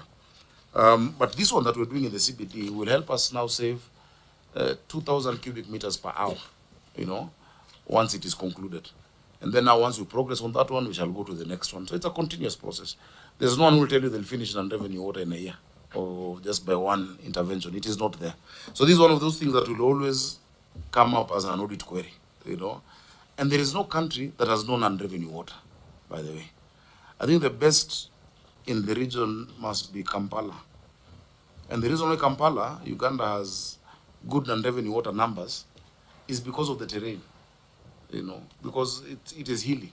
So the water is actually flowing where it is needed. And then they will give you more details around that. I had already explained the issue of the high demand gap, the need for 900 cubic meters a day, 900,000 cubic meters a day, or 900 million liters. Contrasting it with now we're at 600 and 657 to be exact million liters per day. And we really want to bridge that final gap, which we can do. I've given you the example of the financing from Korea. Irregular consumer water practices, that shows you what we call illegal connections. A lot of these illegal connections, and we've been working with what we call the water police to arrest it. People are just unscrupulous. I went to, where were we, on Airport North Road, and we found a lady who was a kiosk, what looks like a kiosk. But inside, she has 16 pumps. You know, it's a pumping station. She has infiltrated our pipeline, going towards past city cabanas. 16 pumps underground. She's supplying water to apartments on that area. And she's also supplying electricity. So she is Kenya Power and Nairobi Water in one, you know. And so there are many such instances. But people will tell you that you've seen fewer water bowsers, because before it was those cartels who would, you know, do artificial shortages and then bring in the bowsers. So for us, the illegal connections.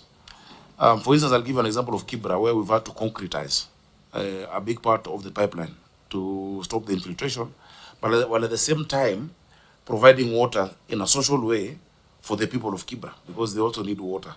But we're giving them, and now they're much happier than they were before. And that is the biggest reason why Langata was not getting water.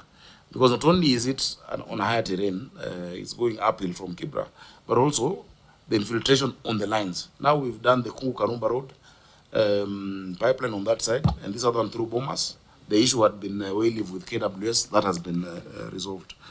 Another issue is the meter under registration. As a result of the intermittent water supply, the highest infrastructural strain is induced on water meters. We use volumetric, velocity, and Waltman turbine type mechanical meters. With a few, the key installations are what we've put, where we've put smart meters, you know, a few of those smart meters. So during low flow supply periods, Chairman, it's what I was trying to explain even using this.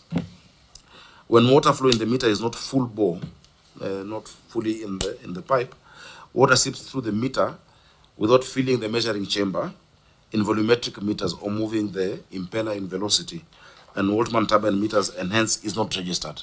So the water is consumed by the consumers but not billed by NCWC because it has flown, it has passed through without creating a,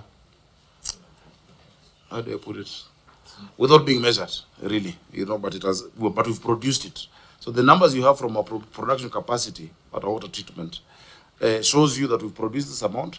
Because of low pressure and it's not full bore, as I showed you, the water then seeps through and gets to the consumer in some of those areas. So that's why we need to do quite some level of infrastructure interventions on our water line. The measures to deal with NRW, I will ask the MD to continue and take you through. MD? And by that low number I told you of Uganda is 26%? 28%. And that's the lowest, that we have in the region due to that terrain. No, Malindi has 16%. But you can't compare. Anyway, it's not comparable to It's a small place. But anyway, I mean, that's good for them, that they've been able to achieve that. Thank you so much, Your Excellency. Thank you so much, members. Be on record. Actually, the lowest non-revenue water in Kenya is in Nyeri water. Back 1997, GT Send was doing a feasibility study in the country to see how to reduce non-revenue water. And they chose four water companies: Nyeri, Kericho, Erondoret, and the Meru water, where all the old infrastructures were discarded and new infrastructures were installed in those four towns. Today, they are the only towns which boast of low non-revenue water of 25%, because the infrastructure is new. No physical leak, the illegal connections were discarded in their own pipes, new connections were done to the customers. Now, here in Nairobi, what actually is being done to address non-revenue water by the county government, national government, through the Water Service Board, is what the governor spoke about, receiving or sleeving the pipes. And when you are doing that exercise, you will be crossing the existing water connections and the illegal water connections and all the leaks. Then you do new connections to every property afresh. When you do that, CBD alone, you will be able to save around 2,000 cubic meters per hour. Because according to our measurements, we lose around 2,000 cubic meters per hour on commercial losses, just like what Senator Edwin said. And those things, that non-revenue water commercial losses, sometimes, many years back, water for firefighting in buildings used to be free. Buildings used to have a connection free to firefight in those buildings. Those connections, nobody knows where they are. And with the time, people changed them to be their normal water supply lines. But you cannot be able to trace them unless I excavate the whole road trying to trace those connections. The solution is that sieving or retrieving the pipes. Okay. I will not be surprised when we do it. You'll find even government offices with they will be complaining there is no water before their connections are done. I will give you an example. Intercontinental Hotel was discovered back, I think 2008, 308-inch connection, which was giving water without any meter. You can go to this cooperative building. We call it what? Afia House. Afia House actually in, I think 2015 or 2018, 6-inch, no connection firefighting system. You can go to our own assembly. We discovered the other day they did not have a meter also. They were using the firefighting connection for the whole city, which we metered. So once we do those reshielding, we will end all that problem and will solve some of those problems. Now, This work is being funded by AFD under credit 1135. Then this Korean government also want to fund Apail, South B, South C, and Kriman area. They have already done a feasibility study. They want to fund it through Anglant themselves, to do it themselves through Anglant. Yeah. Then meters, as the governor said, when you have raw pressures, meters don't turn. The water just goes in, and particularly those people who have underground tanks, the water just goes in and goes into the tank. Then you pump the water, we don't get the water, any revenue. The way the meters are manufactured, from 2-inch, the meters, the transducer or the turbine is placed on top, and it is at the veins at 3/4 of the pipe. So if the water does not reach 3/4, it can't turn the veins. It becomes unleavened water. Okay. So all these problems we have, they are compounded. You are the people who can assist us, allocate money to do some of these water sources. And this is not a lot of money. I don't know why you cry, you don't have water. Our sales are here. But the money required is not a lot of money. If you allocate 8 billion every year for 5 years, you'll make Nairobi get adequate water up to 2032. The two projects the governor was talking about, they don't require a lot of money as many people may think. It's just 67 billion. So if you allocate 18 billion in 4 or 5 years, you will resolve that problem. Now, while at that point of money and revenue water, in your response, I've come across a very important point. You said Sureka Consultants, which was done in 2016, they studied in Nairobi non-revenue water scenario and devised regional action plans to reduce non-revenue water from 40.35% to 18.5% at a cost of 2.8 billion shillings without pipe replacement as option number one, and 5.7 billion shillings with pipe replacement. So I was wondering then, you just need 2.3 billion or at a higher level, 5.7 billion to resolve the non-revenue water problem in Nairobi. Is that the case? So that now it goes below 25%. Thank you so much. The report is actually attached. It is in, I think, the link. This is a bulking document. The 2.8 billion and the 5.4 billion, that is to solve non-revenue water in 2 regions. Nairobi is divided into 9 regions. Now, they stand in Langata, which is a part of Kebla constituency and Langata constituency, and then Loisambo, which is Loisambo constituency, and this one goes all the way to Kawales. Yes, that constituency. Those are the 2 constituencies which were standing to use 5.3 or 4 billion shillings. At the current rate, it goes to 9 billion. Your table is talking about 6 regions. No, it's a 4. It's 2 It's regions. talking about central, eastern, northeastern, northerner, southerner, westerner. If you look at your table keenly,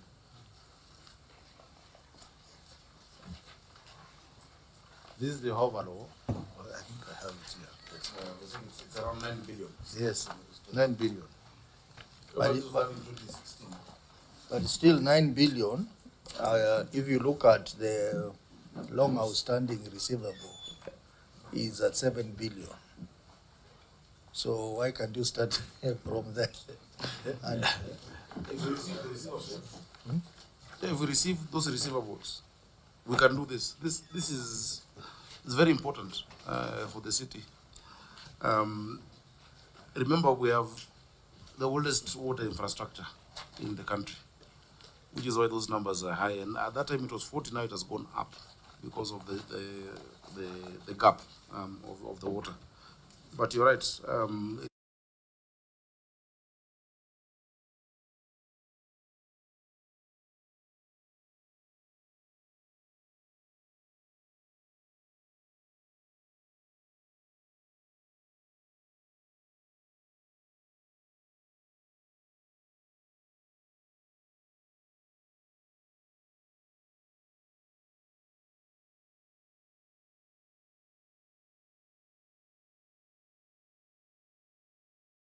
That's not fair, because there's no money. But I think that MD, there are adventurous ways with which you can deal with this duality of a problem, and I think that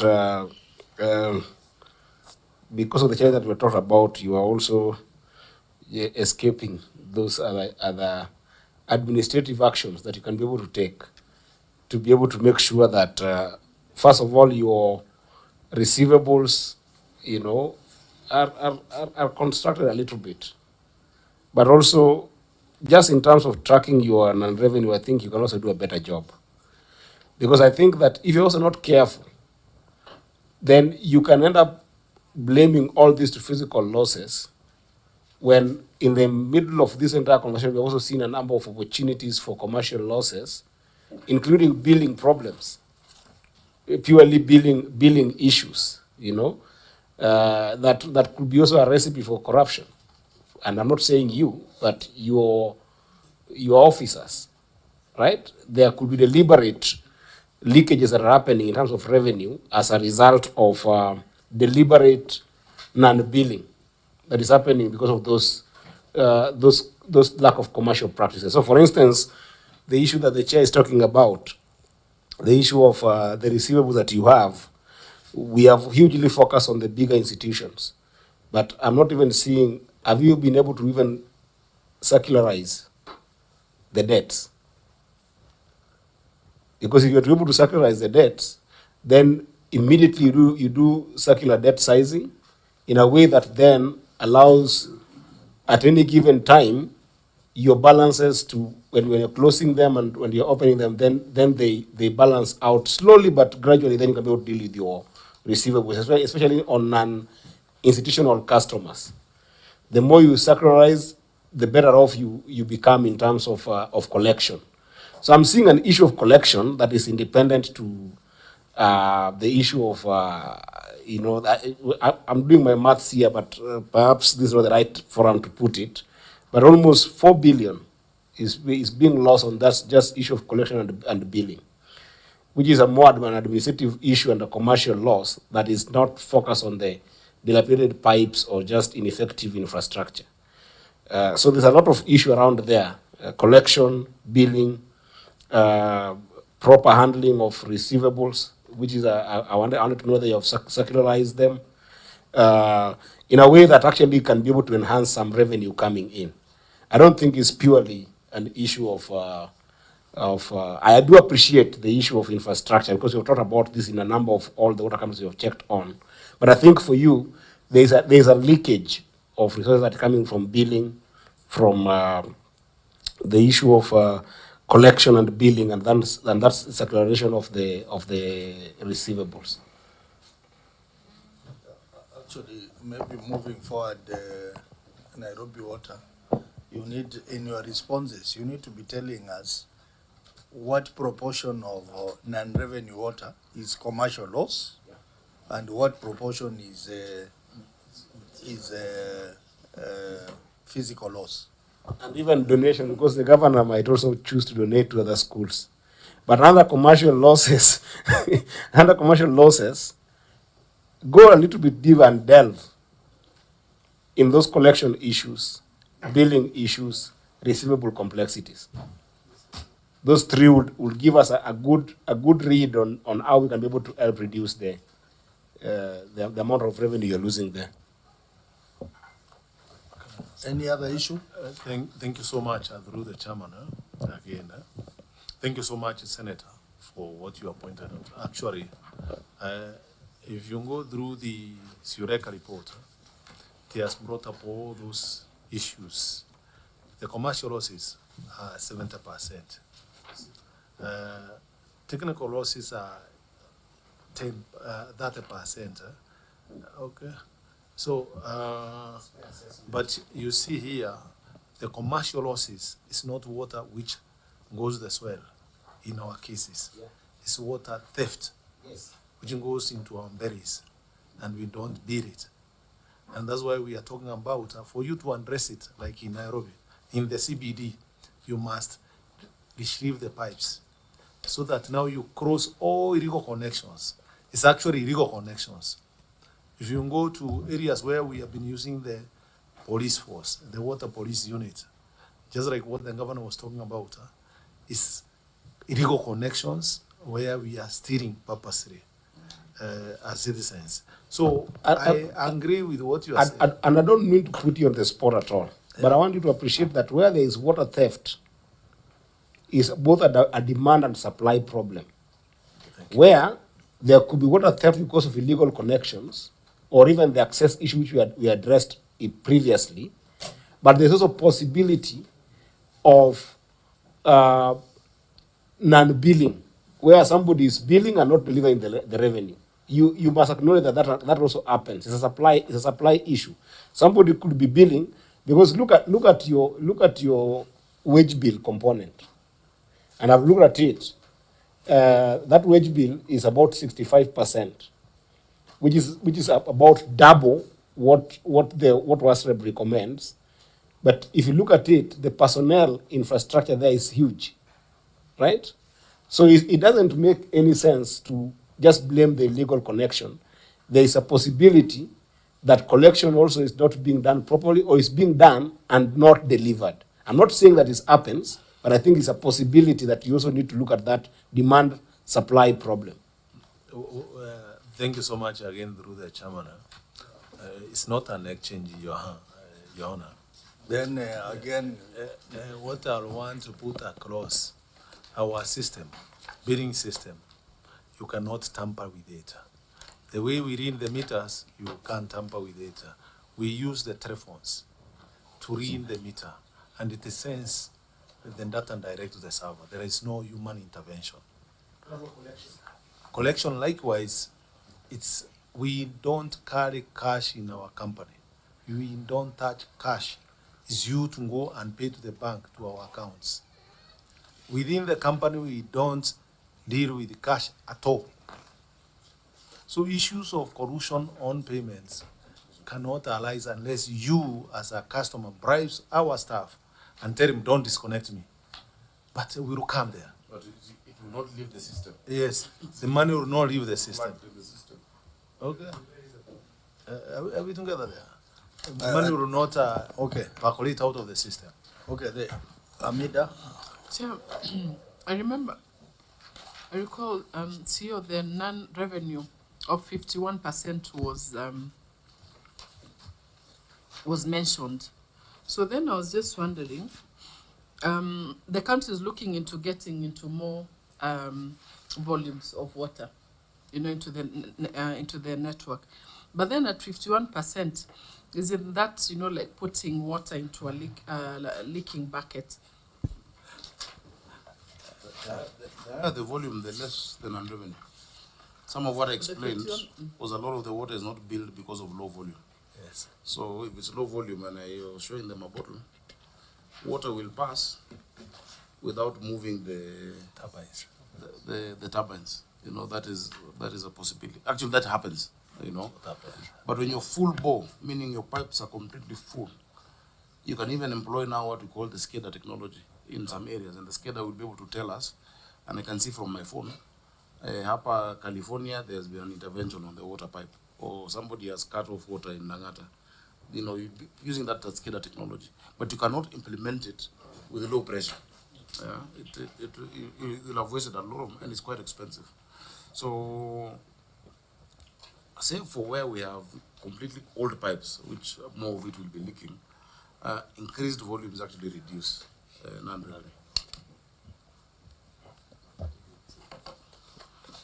If you look at Singapore, Singapore's non-revenue is what, 8%. They completely change their infrastructure every so often. You know, they're able to do it. Addis Ababa is at 37%. London is at 28%. You know, though London still also has very old piping, but they have the ability to do that resheathing that we're talking about, and they do it very often in their boroughs.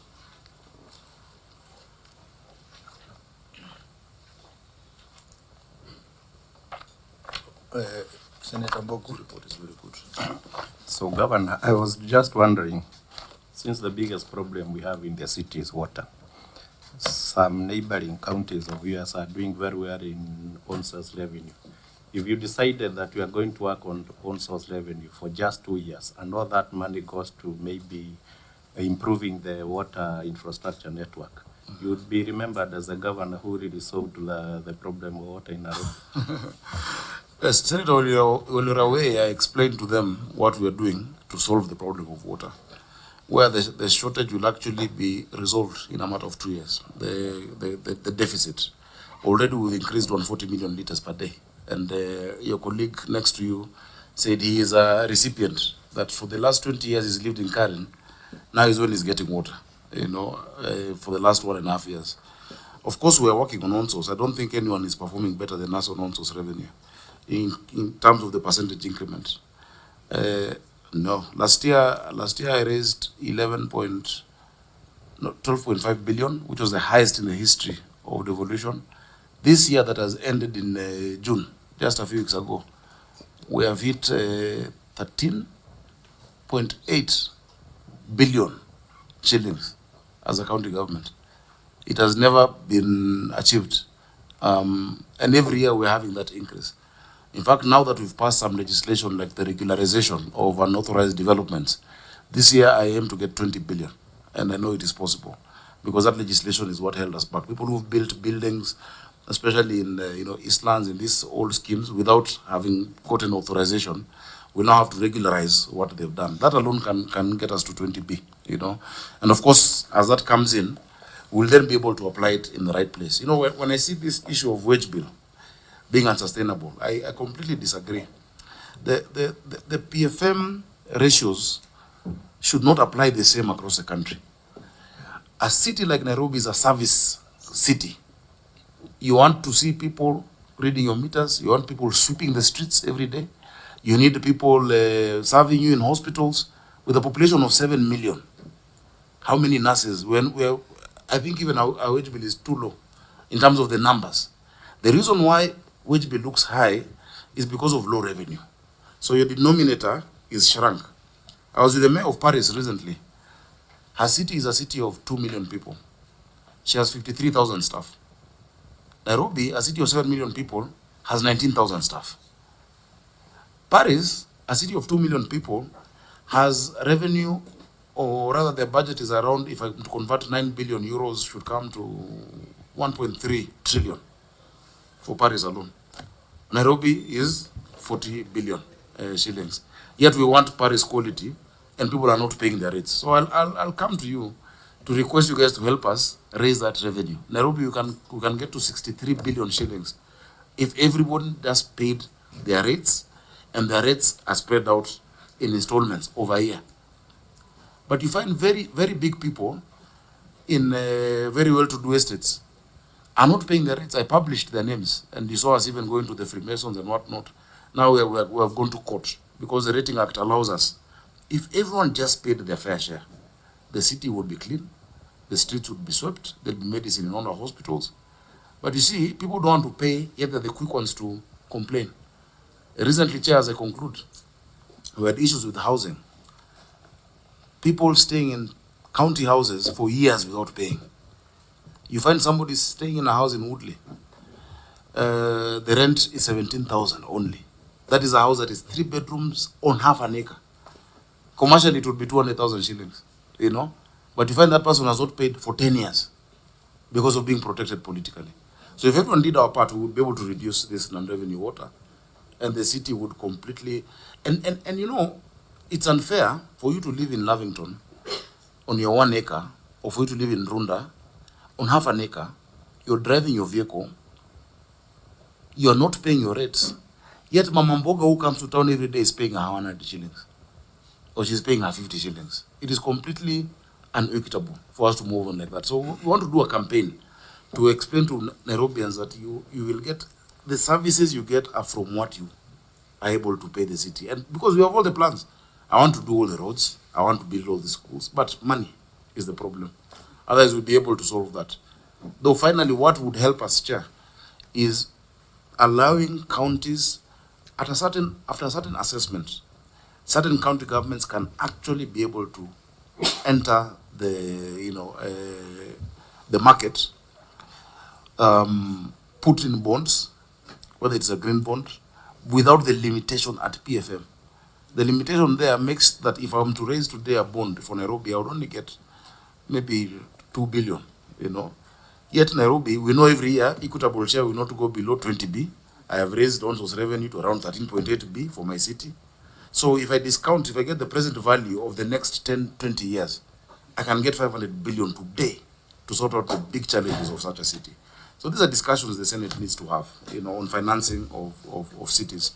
As we move towards now moving our rates into improved site value. Nairobi is the only capital in the world of its size that charges you rates based on an improved site value. Meaning, half an acre in Kileleshwa is paying the same as its next door neighbor with 100 houses and 100 water connections and 100 people using our roads. We must start changing that approach towards financing our city. That is how you will solve. Otherwise, no matter what you do, you will not sort out the problems of Nairobi without rejigging how you finance it. Now, while you are on the issue of financing the city, I know you are a strong proponent of Nairobi being a county. Yes. Like the others. But from the statistics the clerk is showing me, cities which are metropolitan, which are being managed as metropolitan authority, have a lower non-revenue water. I don't know the correlation. Look at cities like Addis, you look at cities like London and the others. No, London is a city. London, Sadiq Khan is elected by the people directly. I was with him I deputized him at C40 cities as the mayor of London and Nairobi, which is a network of 100 cities. There is no direct correlation. What you have you're talking about possibly cities that do not have as much democracy. Like Addis. Addis, they determine what they want to do, where they want to do. If they want you building, they move you. Because the land is all owned by the national government. The federal government owns all the property. If I want today to put a pipeline of water in Nairobi, I have to negotiate with people, I have to buy property. But Kigali, they will just say, this is the line you want to go, and they go. If you go today to Friendship Park in that Addis Ababa, you find a place that was an entire, it was a messed up place, But the city just decided, if you're here and you're building, move out.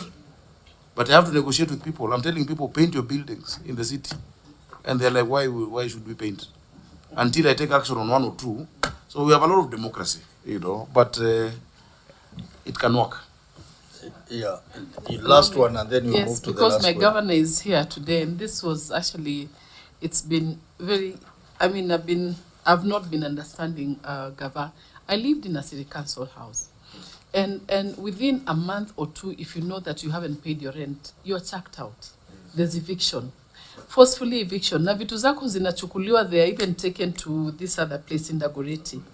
But then why would it take so long, like 9 months, 10 months, for any person, for them not to pay rent?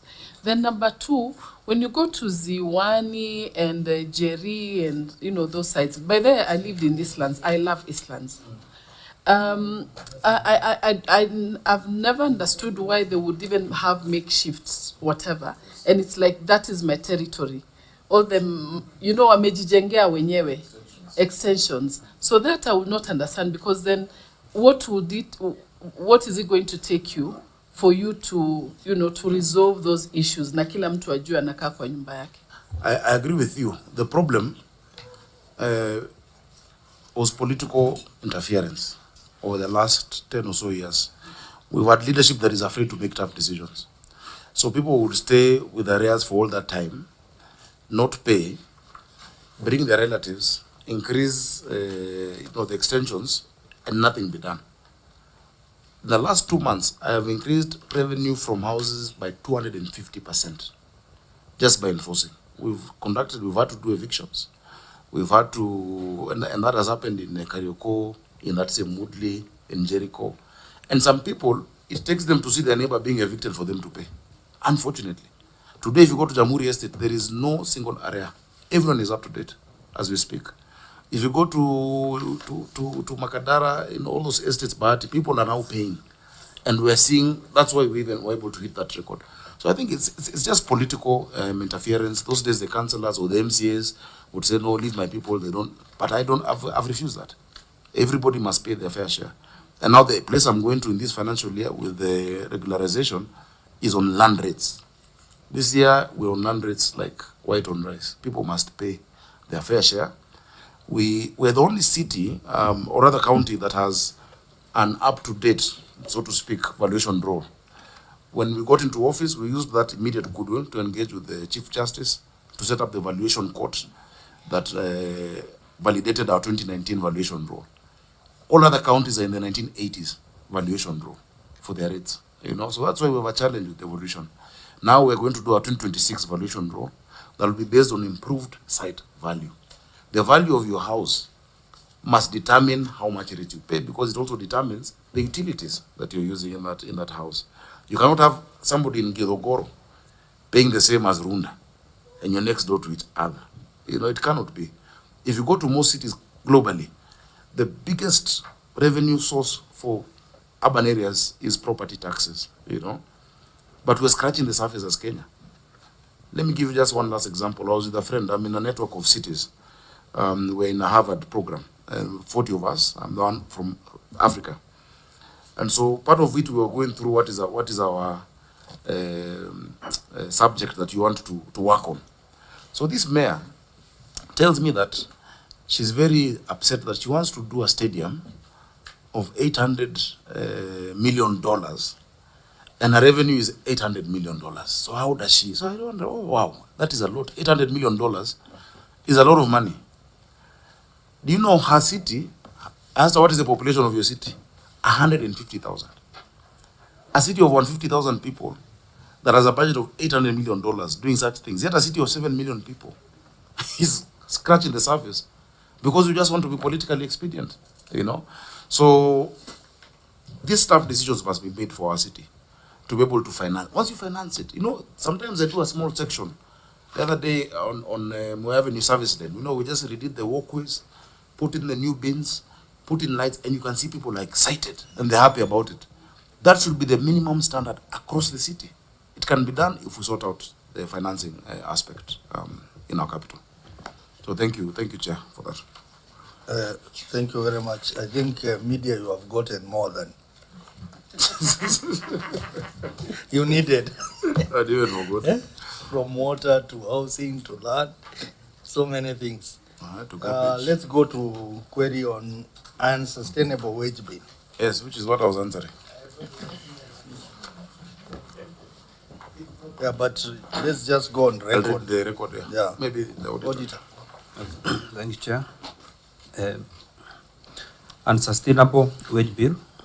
The statement of profit or loss and other comprehensive income reflects staff cost of Kenya shillings 7,920,698 and operating revenue of Kenya shillings 10,949,295,622.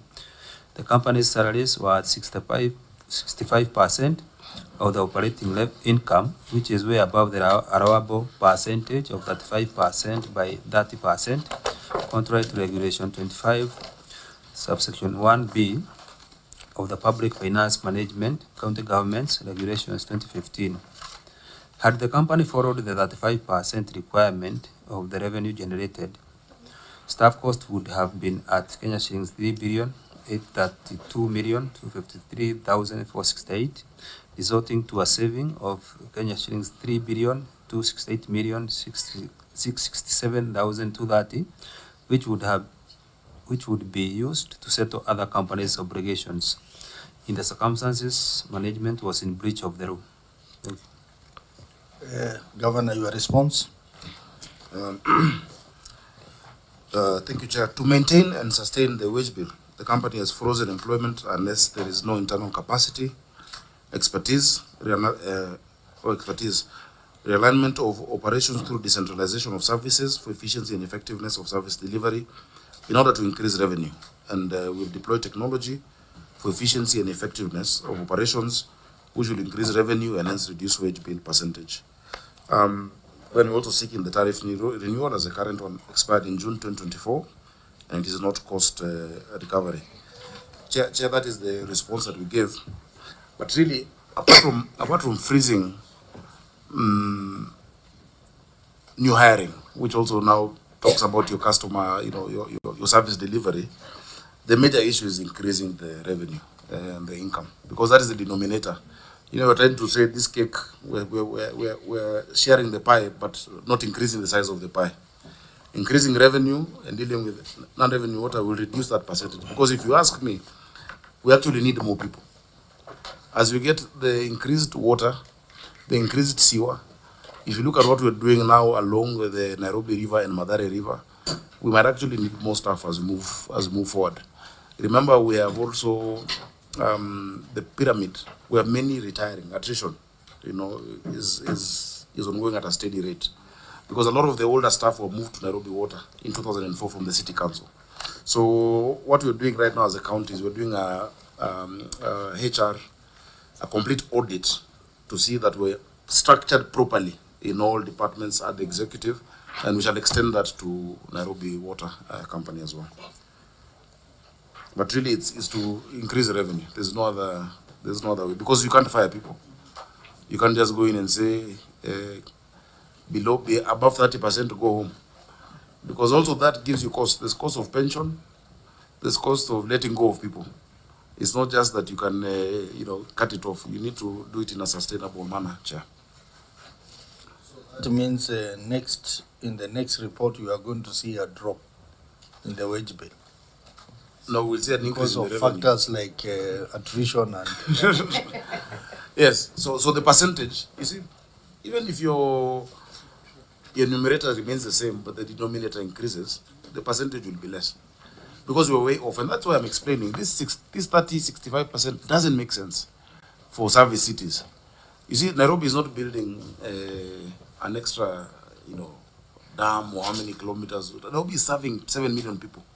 When you're serving 7 million people, people are served by people, If you don't see people outside on your street sweeping, how will the city be clean if people are not physically present doing that? I have 124 hospitals in the city.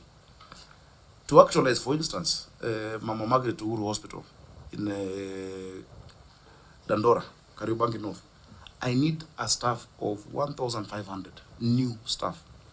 1,500 just for one. Maduti alone has 1,500 staff. And you can see the level of service. We need another 3 more such hospitals. So if you are to limit our thinking to this PFM one-size-fits-all answer, then you will not serve the people of Nairobi. And which is why we say that provision, devolution was created because a one-size-fits-all approach was not working for our country. Not all counties are the same.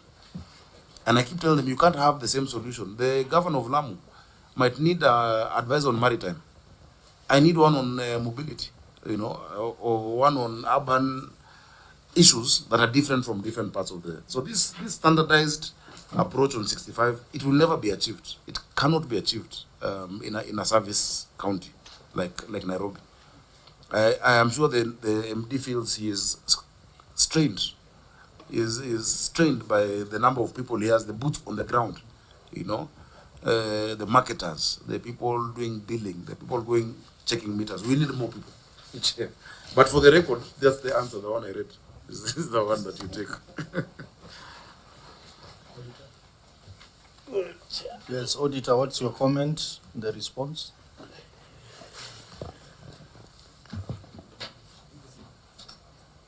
I think our query is based on the rule. So long as the law is not complied. Yeah. We'll amend the law for Nairobi. Let's start with the Mbogwa and we made an earlier request.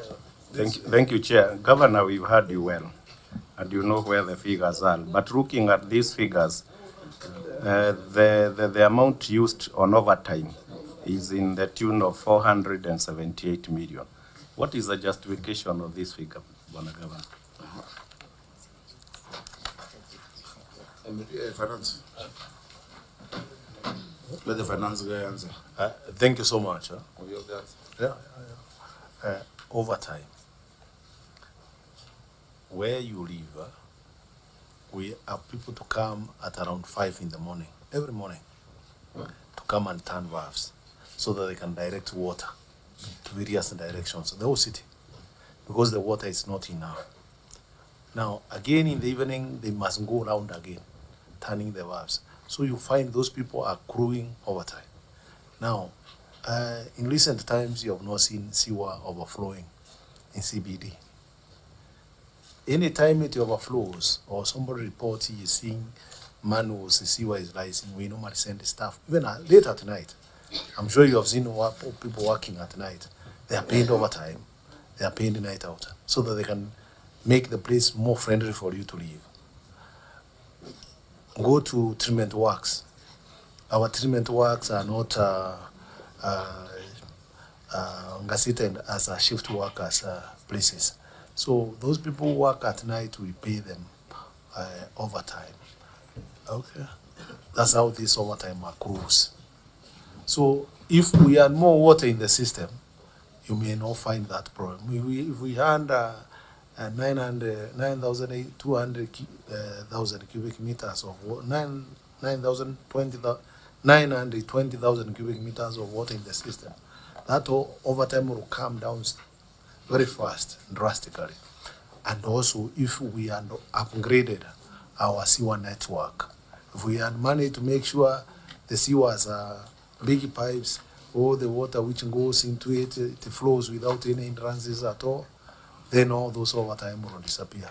You can imagine the way you normally sometimes come and meet sewer at Integrity House, Integrity Road around there in Jakaya, Kikwete, State House level. If we see it like now, take an example, this is ending to 5. I will send staff there. After 5, I must pay overtime. Those are the causes of overtime. It's because our systems are overloaded. If I see a leak like the leak Mheshimiwa was pointing about, I'll still send a staff there. Go and address it, even if it is at night, to reduce non-living water again. So it's a give and take exercise. You may tell me let those staff not go and work to deal with that non-living water. Then non-living water goes up again. So maybe even to add from where the governor was, if you had enough staff, maybe they would be working in shifts and the overtime would not be there. Sure, but you see that overtime is very little money for compared to shifts. Compared to shift. Good, Chair. Mine is I picked something from the governor that we cannot compare all the counties uniformly and looking at the laws. Then after about 13 years of devolution, then as it occurred to you people as Council of Governors that we need to do an audit. And from the audit, then you can give proposals on what can be done so that also, there is no need for ourselves not to be realistic. I think we are not realistic in some of these things. In fact, some of us were thinking in the past that Nairobi should not have been a county. But that is all the cities, because when you say it should not be a county, it's still human beings who will run it. The problem is financing. Now, devolution is the biggest gift to this country. There's more than 10% of the population is in Nairobi. You will not deny them that gift. But what you need to do is to make sure that the city, and that's why you have the Urban Areas and Cities Act, and provisions even in the County Government Act, that says the capital city, which is a county but also the seat of the national government, must have a special relationship with the national government. and certain things must be handled in a special way. The amount of money for roads for me should not just be subject to a formula like any other county.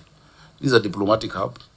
This is also the UN headquarters and also the city. So Section 6 of Urban Areas and Cities Act provides for that, and we're working towards that together with the national government, where we'll possibly do what we call a capital city, a coordination committee as well that I chair. The governor chairs, the deputy will be from the national government, so that we can coordinate certain things, you know.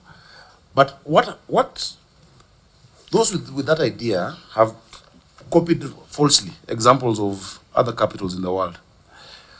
What happens is that when the most bustling economic capital of the country is also the administrative capital, many countries have moved from it, not removed it as a state. Like Lagos was not removed as a state. The national government went to Abuja, and Abuja is called Federal Capital Territory, FCT. Same thing happened in Australia. They moved to Canberra and created an artificial city. That is the capital. Same as Dodoma from Dar es Salaam. You didn't remove Dar es Salaam from the people, but you moved the administrative capital. Even Washington, D.C., District of Columbia, has no governor. It has no senator. It just has a mayor. It's a state. But it was created by amalgamating along from Virginia, Delaware, etc. They created land and created an administrative capital. So it's very different. And many other examples. I just wanted you to respond also on the earlier one. What plans do you have? You know, because Yeah. I think that's an urgent and some, you know, it is something that needs a discussion. I think a process started. There was the Mutava Musimi-led process when he was chair of budget in the National Assembly that was reviewing devolution after so many years. I think as a COG, we should also give our perspective. I had a bit of it from the chairman of COG during the State of Devolution address, because it's the wearer of the shoe who knows where it pinches. You know, being governor now for close to, 3 years now, 2.5 years, I can advise completely on the challenges counties are facing, on the limitation in understanding the law. Because when you think that the governor of Migori has the same challenges as the governor of Nakuru, you're completely wrong. You know, the kind of intricacies in different cities. Why should I pay my chief officer for roads the same as Vihiga County? Yet I'm trying to attract a certain different caliber. Because when my chief officer for roads in Nairobi messes up, the impact on the global economy is more than Vihiga or another county. Why should I have... So the one size fits all is the biggest mistake, you know. And I'll give you the final example. Nairobi has legal pending bills that were 21 billion. Legal. At least with my county attorney, we've been able to halve it to 10 billion pending bills. That 10 billion pending bills is because a lot of the work is outsourced to external lawyers. Yet, if the SRC does not insist that I pay a legal counsel the same as Nandi or Elgeyo Marakwet, I can attract the kind of talent that is in law firms out there and reduce that cost on the people of Nairobi. So what might look like an increment in the salary that I want to pay you what you'd get in the top law firm after 6 years post-admission is actually a saving of billions from outsourcing cases to lawyers out there.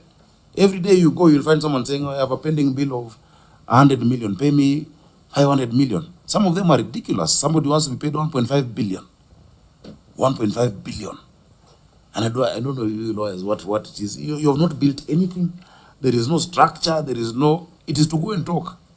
Yet that money can build 5 stadiums. That money can build markets for our people, you know. So when I approached the SRC, and I wrote to the SRC, and said, on the issue of the legal, and I've hired now another 48 lawyers, advocates, in Nairobi County. I'm now still haggling with the issue of the salary. By me increasing the salary of my legal counsel in the city by this amount of money, I will save the county billions in legal fees, which the Senate is always dealing with. So the evolution now needs to be pragmatic. Let us look at Mombasa. Mombasa has the potential of being a maritime capital in the region, bigger than Dar es Salaam. But it's constrained because You expect Mombasa to behave the same way as any other county. And you say the governors must have, 3, I don't know what, legal, what. What Abdul Somad needs is different from me. Lamu has the best natural port in Africa. The natural port there is the best in Africa.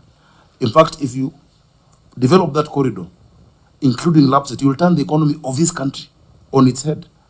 But the governor is constrained by those issues. So I agree with you. I think we need to maybe bring some proposals to now take devolution to the next level. The first 10 years, I've set the foundation. Places that there were no roads, there are roads. Places that had no hospitals, now they have. But we now need to take it to the next level to achieve the true goals and intentions when we did the Katiba in 2009 to 2010. Senator Eddy, the last question, and then we close. Chair,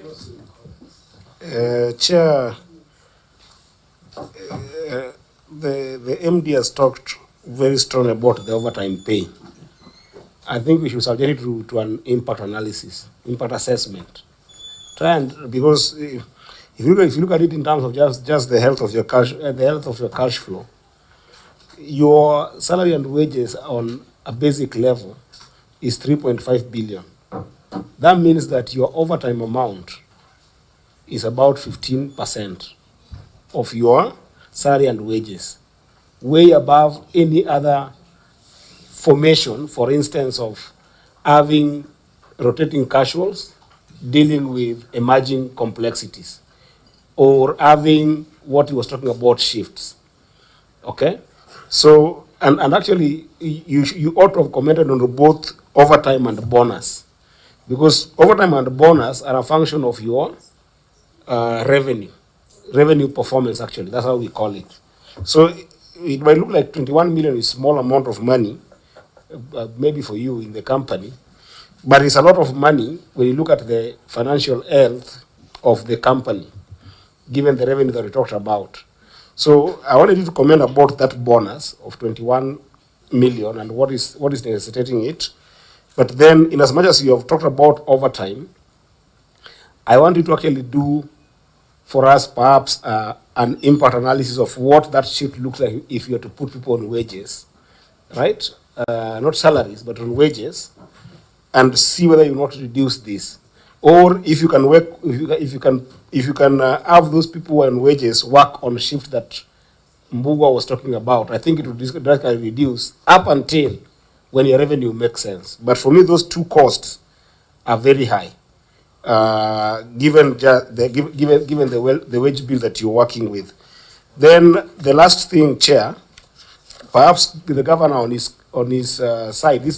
My question on bonuses and overtime is for you, particularly MD. But then for governor, perhaps when you're making your comments, may you comment on what Senator Kavindu had raised. It's a very serious issue. And the issue was the issue of customer deposits. And let me just try and capture something here very fast, Chair, if you allow me. Yeah, I've gotten it. If you go to page 27, Governor, that is, if you look at it as note 22, if you don't have the same pagination, note 22 of your financials, that is cash and cash equivalent, you have given a detailed analysis of all the cash equivalents with all the accounts that are operating in this company. And the book balance that we're seeing here is 338 million. But if you look at note 27, you've got customer deposits that is about 1.2 billion. We are not seeing any operating account where they are, because if these are all the accounts that are running this particular company, then certainly the book balances cannot just be 338 billion, unless this is an accounting form that Mr. Mondi did, which will bring us to the question: where is the account that is running the customer deposits? Because otherwise it should have appeared under that cash and cash equivalent. Yeah, so those would be my two. So, but perhaps telling the MD on the bonuses, what is necessitating them, and has there been an impact assessment that has been done with regards to the issue of overtime vis-a-vis other forms of variations, varying from the shifts, casuals, on case-to-case basis. I'll answer the bonus and the wages. Thank you so much. I think, Mheshimiwa, I discussed about why we accrue overtime. I said overtime accrues because of various activities in our systems, which you cannot do away with. I give you examples of water rationing. Where you stay, we have personnel who goes manually to turn the valves very early in the morning, so that the way our water is structured, the rationing program, it is done at around 6 to 8.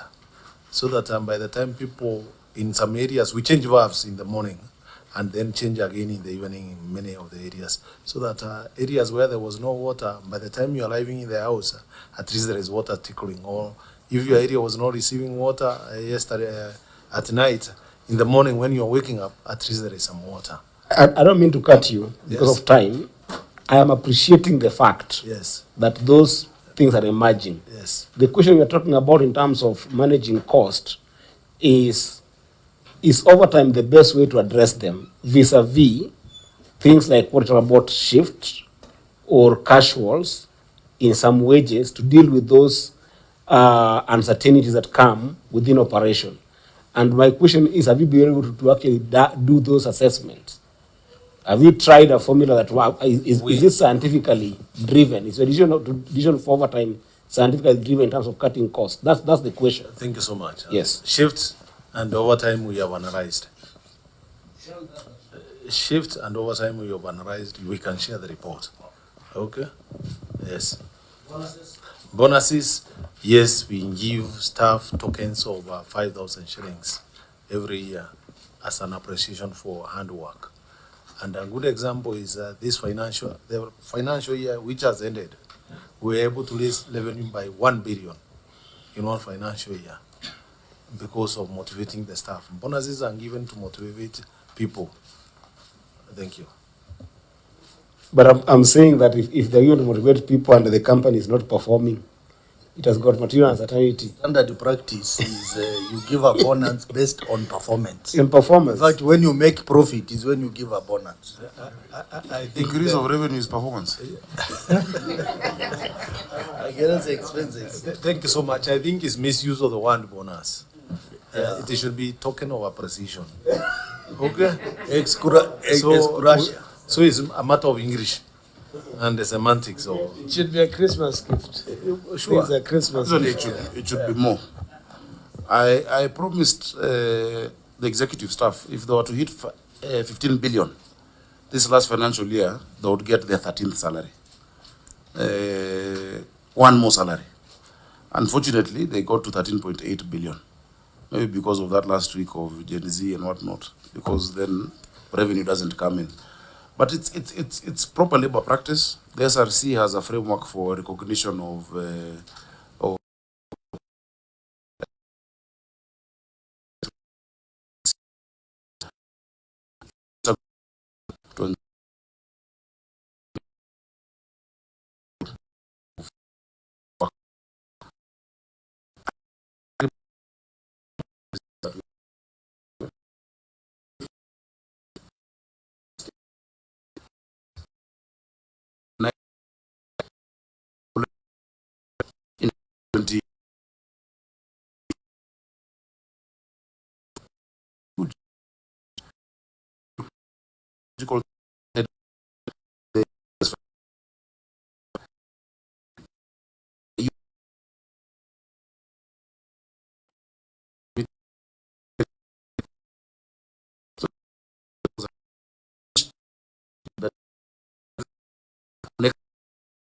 so they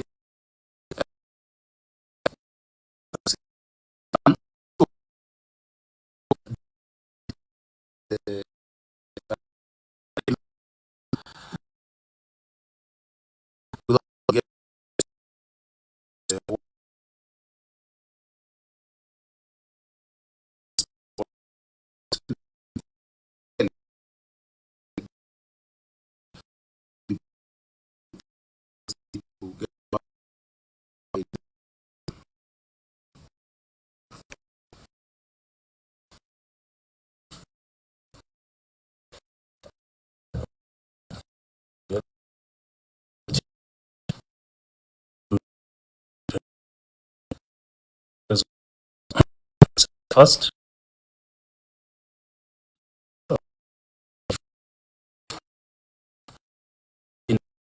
note